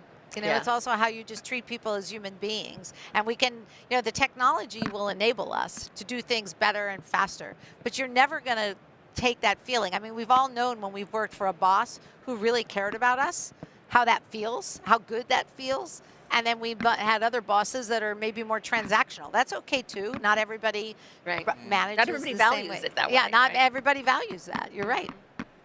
Do you think the role of the CPO will actually change as well in the future? I think it already has. It already has? So I think, if I reflect... I've been coming from back office, you've been in the... Right, I've been in there a long time, right? You moved from back office to the front. value driver to front office, right? But I also think our role continues to evolve in terms of accountabilities, and I think that's super cool. So sustainability, risk management, third-party risk management, more and more procurement organizations are accountable for driving a lot of that. And I think that's awesome. I think for me, like getting involved in all the Scope 3 sustainability work was brand new. I had to learn a lot. And as a curious human, it was really fun to have that as part of my accountabilities, because it was an area I got to go to different kind of conferences, New York City Climate Week, and learn all about, CO2 and emissions. And, it's like a whole new area. And I think that's out there for us. Oop. When you step back, and I'm looking around the room, and there's a lot of diversity in age here, but I don't think many of you have been around for 40 years like we have. And when you think back, I think back at when I first started, what it was like to be in procurement and what the technology was that was available. Oh my God. Like it was literally before the internet, right? We'd be writing out purchase orders, typing them out or writing them out, typewriter, and then pulling the different color copies of the PO, mailing them out, sending them. I mean, this was our life, right? And then, of course, we had a Twix and a fax machine. Oh my God, that was so much better than having to get a note right away. We had EDI. Don't forget about EDI. And then, of course, ERP and other technology transformations came along and it made our lives easier and helped us to move from that back office. But I'll just tell you, there's two things that are really one thing that's consistent that has never changed is the importance of leadership and the importance of change management, because you can have all the great tools in the world, but if you don't have the right leadership, you don't have the right change management, and don't have the right adoption, it will fail. And I know that sounds very obvious, but it sounds easier than it really is to do because there's a lot of pressures on us as leaders and you guys as leaders. I guess you need a CEO who believes in the power of procurement as well, right? And Or you of gotta course, get 'em there. you need to earn that. I mean, I get that. I learned maybe the hard way, or having gone through just companies that have had a lot of CEO change. I mean, and I firmly believe this, and it's going to sound maybe a little harsh, so I'm sorry in advance if it does, but if as a CPO, if you're not aligned with your vision of the function with both the CFO and the CEO, you should just look for another job. Because you're not going to change their minds. You're not. You've got to have that alignment. It's so critical to success. I cannot overvalue that. That's the most critical thing. And I learned that, and I think why I say GSK was my favorite of my pharma companies is I was very intentional about discovering that before I accepted the role. Yeah. And I wouldn't only just meet with the CEO. I insisted on meeting with almost 2/3 of her leadership team because I wanted to understand what I was getting into. Right. I wanted to understand, were they on board with her vision of the value that the function can bring? And were they going to, of course I had to find the right leaders, but would they then take that leader and put that leader on their leadership team? Where was I going to have that brick wall? And it wasn't going to be that if 10 out of 10 of them wouldn't accept, I wouldn't take the job. But you got to know what you're getting into. I think it's really important. And I've seen, we have a lot of CPO friends who get maybe a little seduced by either the salary, the brand name of the company. They don't do that due diligence, and quite frankly, they're not very happy. 6 months in, 2 years in, they're frustrated because they can't move the needle. Right. So I think it's okay. Let's wrap up. I mean, the last 4 minutes, maybe if there's a future CPO here in the audience today, I'm sure that there are a few. Hopefully a maybe bunch. give them one piece of advice, one leave behind in terms of the future of the function, transformation. Well, what would you say? I have a sentence or two, and mine are this. Leadership needs to know how to make difficult decisions. They need to know where to stand their ground and where not to fight the fight. But wherever there's a boundary, you say, these are boundaries that I have set. And if something is going wrong and you know it's going wrong and you have the ability to say something and do something about it, you must. So that is a piece of advice. When in doubt, always do the right thing. That is a piece of advice. Because, and I want to say one other thing. Technology creates possibilities, but leadership determines the outcome. Yeah. Yes. That's it. And I think the most important responsibility of leadership is to leave the function stronger. When you leave, when I exited 30 days ago from GSK, I felt very good that I knew the function was in a much better shape than when I got there 9 years ago. Now, the new leader has to sustain that and hopefully improve that. But I mean, I think that's your mark. Leave it better. Is a longer term outcome, right? I mean, you've got to balance what the short term asks are with the long term vision that you as the CPO have for your company and the vision. Great. Hey, by the way, I understand also you have daughters. Are they actually? I have a son and a daughter. Did you introduce them to procurement? That Are they in both, procurement? and I'm very proud of this because my husband was in sales and business development his whole career. And we had very robust dinner time conversations all the time. And my children grew up listening to that. I'm very proud that they are both procurement professionals and both in pharma. And at one point, they both worked for me. Oh, you're swapping? Yeah. Well, they don't anymore, but one of them now works for Jennifer over at Amgen. But we still, they're great kids and they're great talents. Well, they're parents now. They're not really kids. That's true. I still think of them as my 30, 40 And they want to become CPOs, actually? Is Yes, that an I think ambition- my is that daughter ambition does. to have? My daughter does. Yeah, you're a role model. Don't hurt Jennifer with Brandon about it. But my daughter's got a lot of fire in her belly, so to speak. She's very ambitious. Lisa Farron, thank you very much. Yes, thank you. Thank you.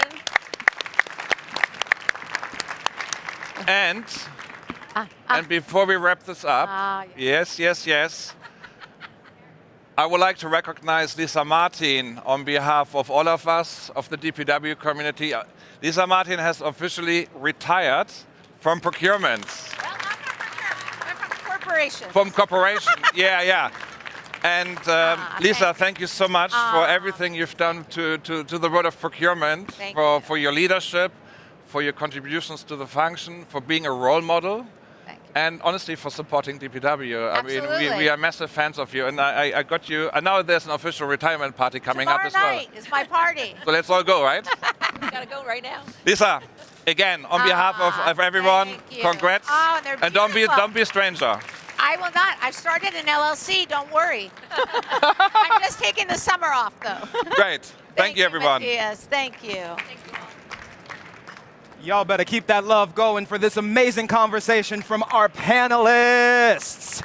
Friends, they've just made a very important point that I actually want to stress right now. It's all about the people. So before you leave, if you still have headphones on, can you keep that love and support going for all of the people who made DPW 2026 happen? From our tech, from our house and wait staff, to all of the people in the security, I very much thank them, and I hope that you have thanked them as well, because it starts from looking at people as they are. So we have one last session for you. Go ahead, stretch, get some water, get rid of that water, and we will be back in this space by 3:55 for our final talk. See you soon.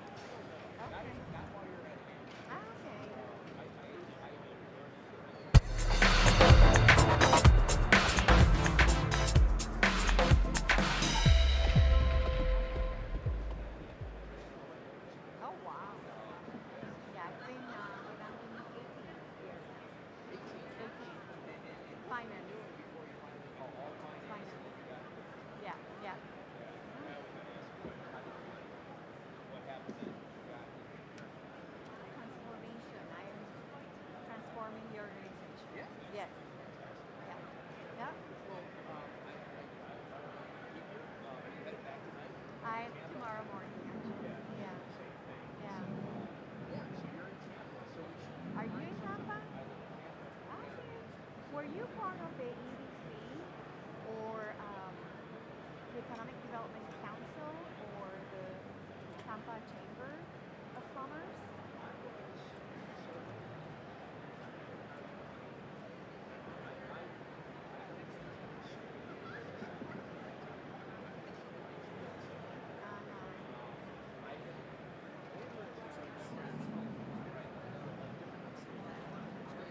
Yeah. Yes, I will.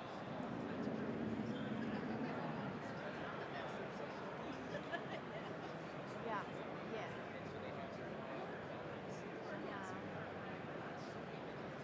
I was the site lead of Tampa before this role. Yeah.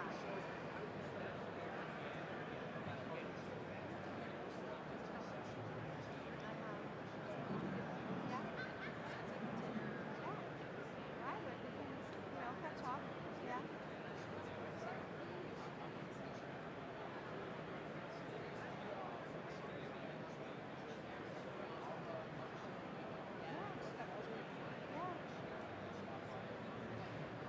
Sounds good. Nice to meet you in person.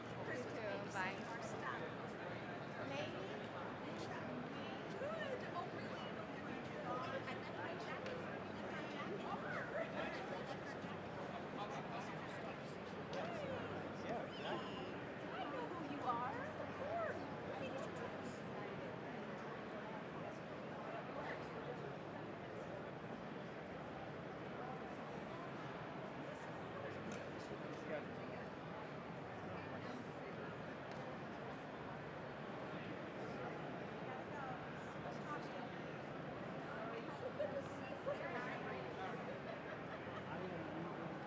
I have to leave too.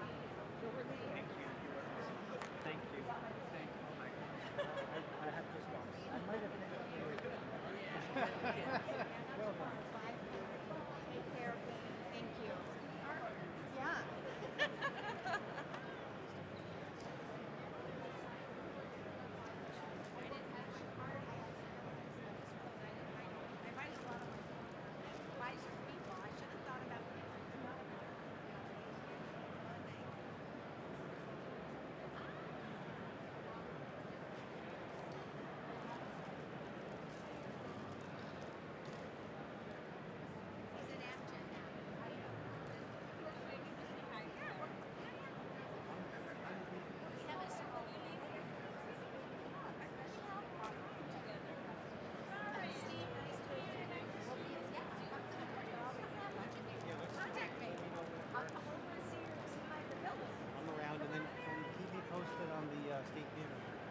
I will, for sure, for sure, for sure.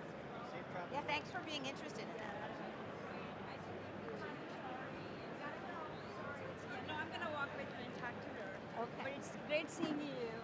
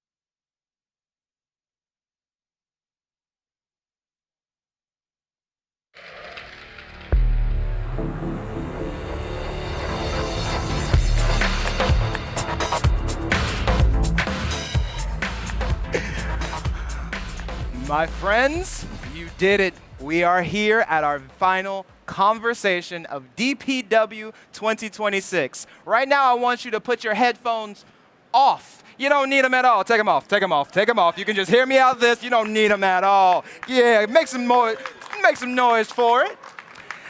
With that being said, I also, one more time, before he comes out here, I want you to make the most noise you have ever made. Let me give him his intro. I will say his name, and I want you to give him a DPW 2026 New York send off of as much energy as you possibly can, even if you're at home. Sounds good? Coming to the stage right now is a German who could not deal with old Amsterdam, so he made New Amsterdam his absolute home. Please make some noise for Alex Atzberger. Thank you so much, Terrence. That was fantastic. Good afternoon. Thank you so much for having me here at DPW. It's great to be here. It's great to be in New York City. I love New York City. Last night, didn't the city feel alive? The Knicks, everything, the weather was fantastic. And it reminded me when I moved to New York City. I was 20 years old and arrived in New York City with one suitcase and one dream. And my dream was to work on Wall Street. I wanted to make big money, go to banking. That was my dream. And every day, I went to school wearing a suit. And the thing around my neck on this photo, does anybody know what that is? It's called a tie. Okay? And why was I wearing a tie? Because I had a dream that I was following. I wanted to be, rich, famous. I wanted to do stuff in my life. And look around this audience here. How many people are wearing a tie? What happened to your dreams? Where are the dreams? Of course, the dreams have changed, and the world has changed. And while I was at school, something happened. Millions of servers got connected, and the internet was created. And at that time, everything changed. If you were doing 1-800 movie phone, suddenly people were getting tickets through online services like Fandango. And when you were a bank, you needed to not just have automatic teller machines, you needed to start to have web banking. And the world changed. And I was looking at it, and I said, it's so fascinating of all the change that's happening. So I never went into banking. But my first job out of school was for a startup building a B2B marketplace where companies were buying and selling products. And this is, what's happening right now all over again. But the one thing that then turned into the other, and over time, my career started. And years later, I actually then became the CEO and president of SAP Ariba after SAP bought Ariba. And some of the folks here in the audience were with me on that journey. And it was a tremendous time. It was my first CEO role at that moment. And then years later, 6 years ago, I joined Optimizely, which is a digital experience platform company. We help companies transform their marketing teams. But between procurement and marketing, at a high level, people talk, one is about cost savings, the other one is about creating revenue. But let's think about it a little bit more substantially. And what both functions actually have in common, that it is ultimately about human behaviors. It's about how you interact with another person. On the one side, to create a great deal for your company. On the other side, to actually entice people to engage with your brand. It's about humans, ultimately, and how you connect with them. And then it's also about art and science. When you think about marketing, you normally start with creativity, but you also are so data-driven today. Not so dissimilar to procurement, where you are ultimately looking at analytics and data to make decisions, but the magic happens still in the art of how you actually negotiate a deal. And then it's about the ecosystem. If you're in marketing, you think about sales, you think about partnerships. When you're in procurement, it's finance. It's also marketing. You have so many customers inside your organizations. So there's actually a lot of similarities. And so when I look at these two companies I was with SAP Ariba and now Optimizely, we actually had very similar themes. In one, we wanted to make procurement awesome, and the other, we want marketers to be their best. I haven't come that long in all these years. It's pretty much still the same. But both functions are about changing how people actually do what they do. And I wanted to share with you a couple of lessons of our journey, especially right now in the AI transformation. Some of them obviously applicable to marketing, but I think most of them also directly apply to procurement. So I wanted to take you through 6 ideas and share with you why I believe that these are really important. The first one is that simple. That simple comes back to this notion that right now, change in technology is happening far faster than humans can adopt it. If we stopped everything right now, it would still take enterprises years to catch up with the technology advances that are happening right now. So this factor is just going to increase in time. Now, what can we do about this? I think the key lies in user experience. Because today, the AI experience feels a little bit like the Palm Pilot. Maybe some of you in this audience actually used the Palm Pilot once. But you needed to connect it with a cradle to your laptop. You needed to use a pen to change the way you're writing to put something in. And companies right now, in enterprise software with AI, it feels very similar. We are teaching people how to prompt. We're teaching people how to use @ to call up agents. We're telling people what an MCP server is. How crazy is that? You go to a marketer and you explain to them you need to connect an MCP server. You go to a procurement person who should focus their time on negotiating great business for your company. And what do they spend time with? Going into terminal screens to find out how to connect tools. I think it's nuts. What we need is we need to become that simple. Because every person here in this audience has a device in their pocket that you never got trained on. Not a single day. You never got onboarded to your iPhone. You never had a process that explained to you how to use an app. It is that simple. And the notion of making something that simple is what needs to happen to enterprise software right now. And that applies both to marketing and procurement. Because the world is too complex and moving too fast. And the only way to catch up with how fast things are moving is to make them very, very simple. An example in our software, for instance, is that we are hiding a lot of prompts behind simple buttons. Because the button should actually then cause the prompt to happen, rather than necessarily building it yourself. So that's the first idea. The second idea is this notion of process precedes magic. And the idea of that is that ultimately when you engage with AI that truly works, it feels like magic. And you say like, wow, this was a magical experience because it was so simple and it just worked. But the amount of effort to make something truly magical lies in the work that you need to do to understand the process very, very deeply. In marketing, the first place where AI feels magical is actually in customer support centers. Because customer support has a process, has a talk track. It's super, super well defined. A lot of other areas of marketing are not as well defined as the customer support center. So that's why we believe in magic happening when you understand the process very deeply. When I look at procurement, I see a tremendous opportunity because there are so many processes that are actually well defined and understood if you have the workflow in place. And then you get to magic. So process precedes the magic to happen. The third idea is this idea of an iceberg of opportunity. And when I think about an iceberg, picture an iceberg. What happens is that 90% of the iceberg is actually under the water and not visible. When you think about the work that happens in your companies, actually most of the things you work on is just at the top of the iceberg. It's the things you can do today with the workforce that you have, the employees that you have. So it's the top of the iceberg. But the real opportunity, especially with AI, lies in applying AI to things you couldn't do before because they're below the waterline. So when we in marketing work with customers, we talk about concepts like checking compliance on all your marketing assets, or looking at your entire websites of thousands and thousands of pages and looking if they are updated and recent. A lot of these things you couldn't do before because they're under the waterline. And what we do with our customers is we go through what are the processes that sit under the waterline that you actually want to start to automate and create value in. And the same applies to procurement, because we're always talking about the same processes in procurement rather than looking at all the disruption and opportunity that actually exists underneath the waterline. So it's a very, very important concept to think about the whole iceberg. The next one is around really a new stack emerging in technology. And I think that applies, again, pretty much to every line of business, be it marketing, be it procurement inside the company. And I'm going to take the example of marketing, but I think you can easily apply it also to procurement. So think about the lowest layer of this chart, which is the large language models.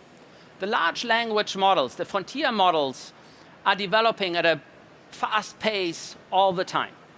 What happens, though, is the frontier models itself, are not applied yet to your different functions that you work in. So you build a harness on top of it. The harness is actually the place where the governance, the controls, the intelligence starts to sit. And what we find is that the actual LLM is fairly interchangeable over time. And you choose which is actually the best LLM to use. And this is becoming a bigger topic because we are moving from a world of return of investment to a return on token. How much value do I get for every token I'm spending for every task? And who is making the selection on which is the best LLM to use? Where that decision is made is in the second layer, the AI orchestration layer. That's where the decision gets made. What is the right LLM to use for the right job? And then obviously it goes further. In that layer, you find workflows, you actually find the governance, you find the context, everything that your enterprise represents. So in marketing, this means your brand language. It means the way you express yourselves. And it's both memory at an organizational level as well as at a personal level. So there's a lot that goes actually into this second layer. And that layer then connects and orchestrates all the actions and activities that happens. So in procurement, the third layer would be your typical source to pay world, which were the applications you had before. But the orchestration of AI happens in the second layer. And then the third and the last layer is really the interface where customers, users interact with the systems. So this layer is emerging. And what it allows you to do then is actually orchestrate away a lot of the complexity. So in marketing, we have about 15,000 solutions in the marketing world in tech. And when you think about that, it's extremely complicated to actually manage that complexity. On average, an enterprise probably has over 100 MarTech apps. And so what we built, and we call it Optimize the Opal, is that orchestration layer. And in procurement, the same thing is happening today. Walking the floor here at DPW, I mean, there are plenty of orchestration vendors now out here that are actually starting to orchestrate the workflow because the complexity in the underlying systems is just so high. And you're not going to replace all of these underlying systems. You're actually going to abstract the complexity. So what's happening is that value is shifting to the orchestration layer. And that's why I'm personally quite bullish that the LLMs will continue to get better and better. But where the actual value, where the stickiness lies, will be in the orchestration layer, because that's where companies will start to put their energy to define their workflows and their processes for most businesses. So I think it's a really, really interesting moment in time that's happening right now. Now, the next topic is around the last two topics are actually both very, very dear to my heart, because I really think it gets to the core of transformation, which is about people and talent. And what's happening is that creativity in our organizations is actually becoming the new scarcity. So if you think about it, in marketing for a long time, the bottleneck has been producing content. That bottleneck no longer exists. It's easy to create any sort of content today. But what's hard is to make the content really good, to give it meaning. That's the hard part. It's very easy to send a note. And you might send notes to your family now that's written by ChatGPT. I don't advise it, because ultimately it takes away the human factor.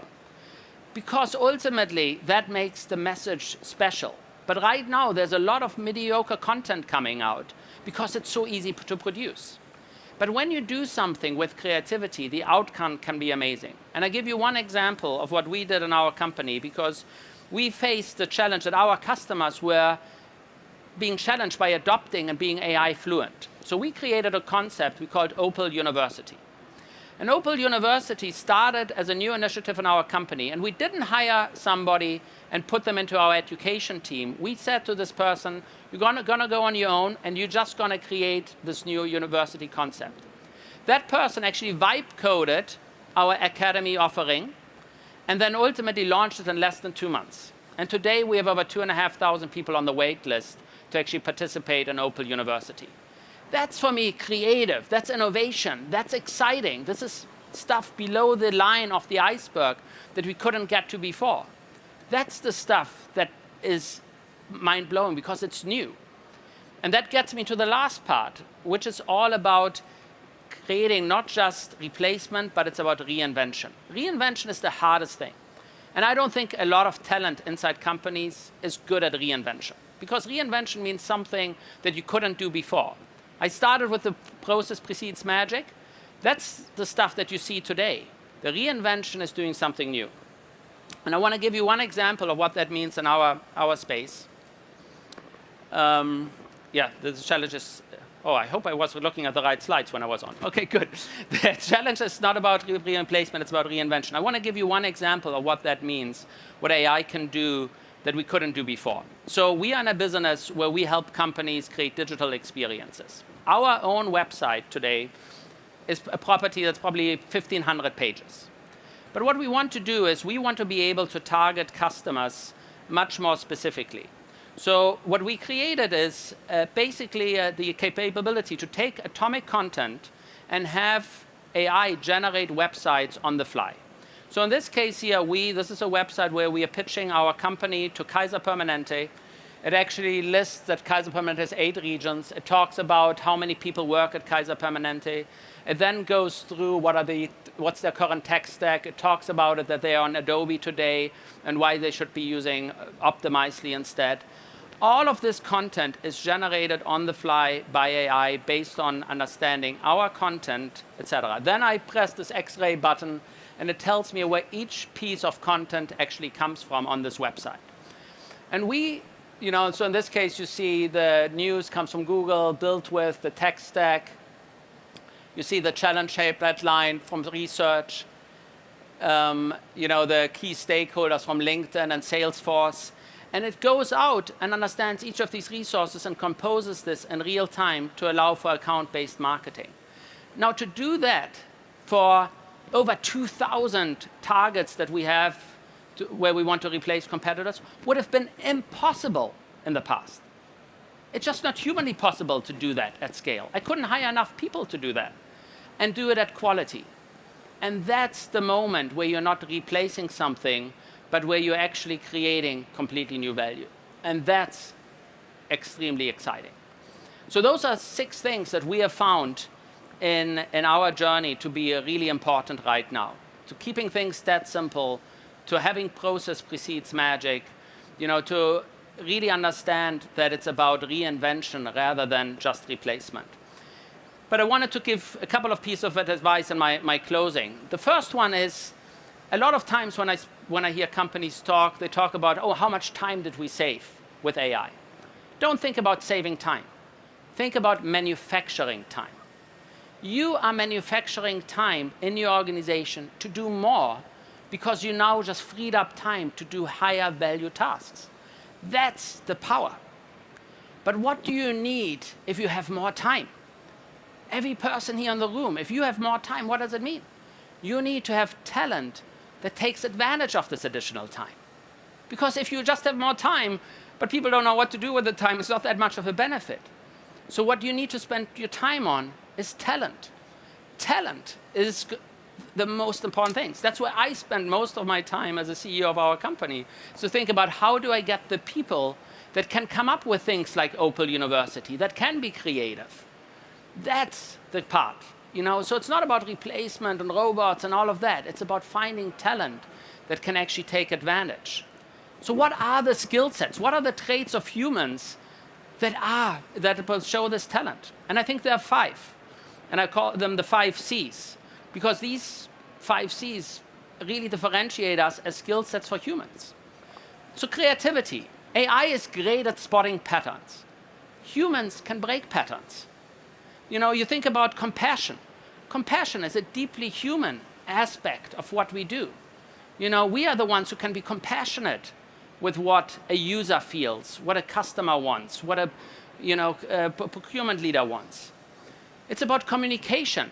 Yes, AI can create tons of great communication, but it doesn't give it meaning. If you think about curiosity, AI, you can tell AI what to research, but you are the one who is curious. And then when it comes to courage, I can have AI do the best risk analysis for me to say, like, do this or do that. But I'm the one who can choose if I want to take that risk or not. So those things make us deeply human, and that's what we can do. And I think that applies both to procurement and marketing.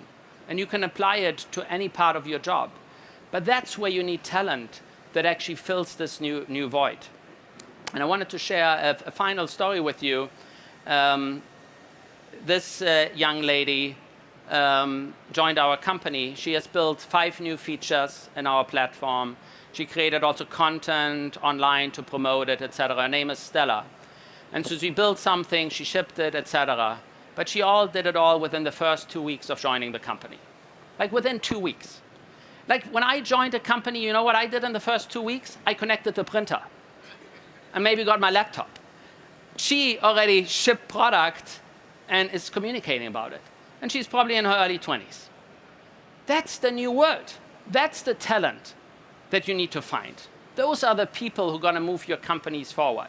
And it's not an age thing, but it is a thing where you need to have that curiosity, that compassion, the communication skill, all of these things coming together. And so when I think about this, I just wanted to tell you I feel like 20 again. Because it's exciting. Because this moment is here where you just feel like 20 again because there's so much opportunity. And so this is why I'm extremely optimistic about the future. I believe so much can be done. We can go down this iceberg that we couldn't do before. We can reinvent how things are being done. We can take care of all the mundane work. And we can make it about all the humans and all about the talent that's there. But we need to take the people along in that journey. But most importantly, we can never forget the dreams that we have. Because AI can do everything. But the one thing AI can't do is, it can't dream. That's what we can do. So I wanted to say thank you for DPW to having me. You know, it's all about this big dream. I think DPW started with a big dream, and it started with this, which is amazing. And I hope all of you have a fantastic end of this conference. Thank you so much. Thank you. Cheers. Yeah, of course, sir. Give it up one more time for Alex, everyone. And take this moment to give it up for your damn selves. You did it. You did DPW 2026. I've been your host, Terrence Lamont Jr., here on the center stage, and it has been an absolute pleasure of mine to see you all learning so much about your jobs and how to do it even better. One of the things that has been so striking to me, I'm not one of you. I am nowhere near a procurement professional by any means. I'm a consumer. I'm pretty sure I'm the person who will either use one of the products that you all make or be affected by the products that you all make. So with that being said, you've heard so many professionals all day talk about AI and how to implement it and the changes that will come. One of the things that you don't have to work too hard at and can start right now is just being good people. Good people helping out and looking out for good people. So please, one more time, make some noise for yourselves. Go Knicks! Thank you, Brooklyn, so very much, and we'll see you in 2027. Later!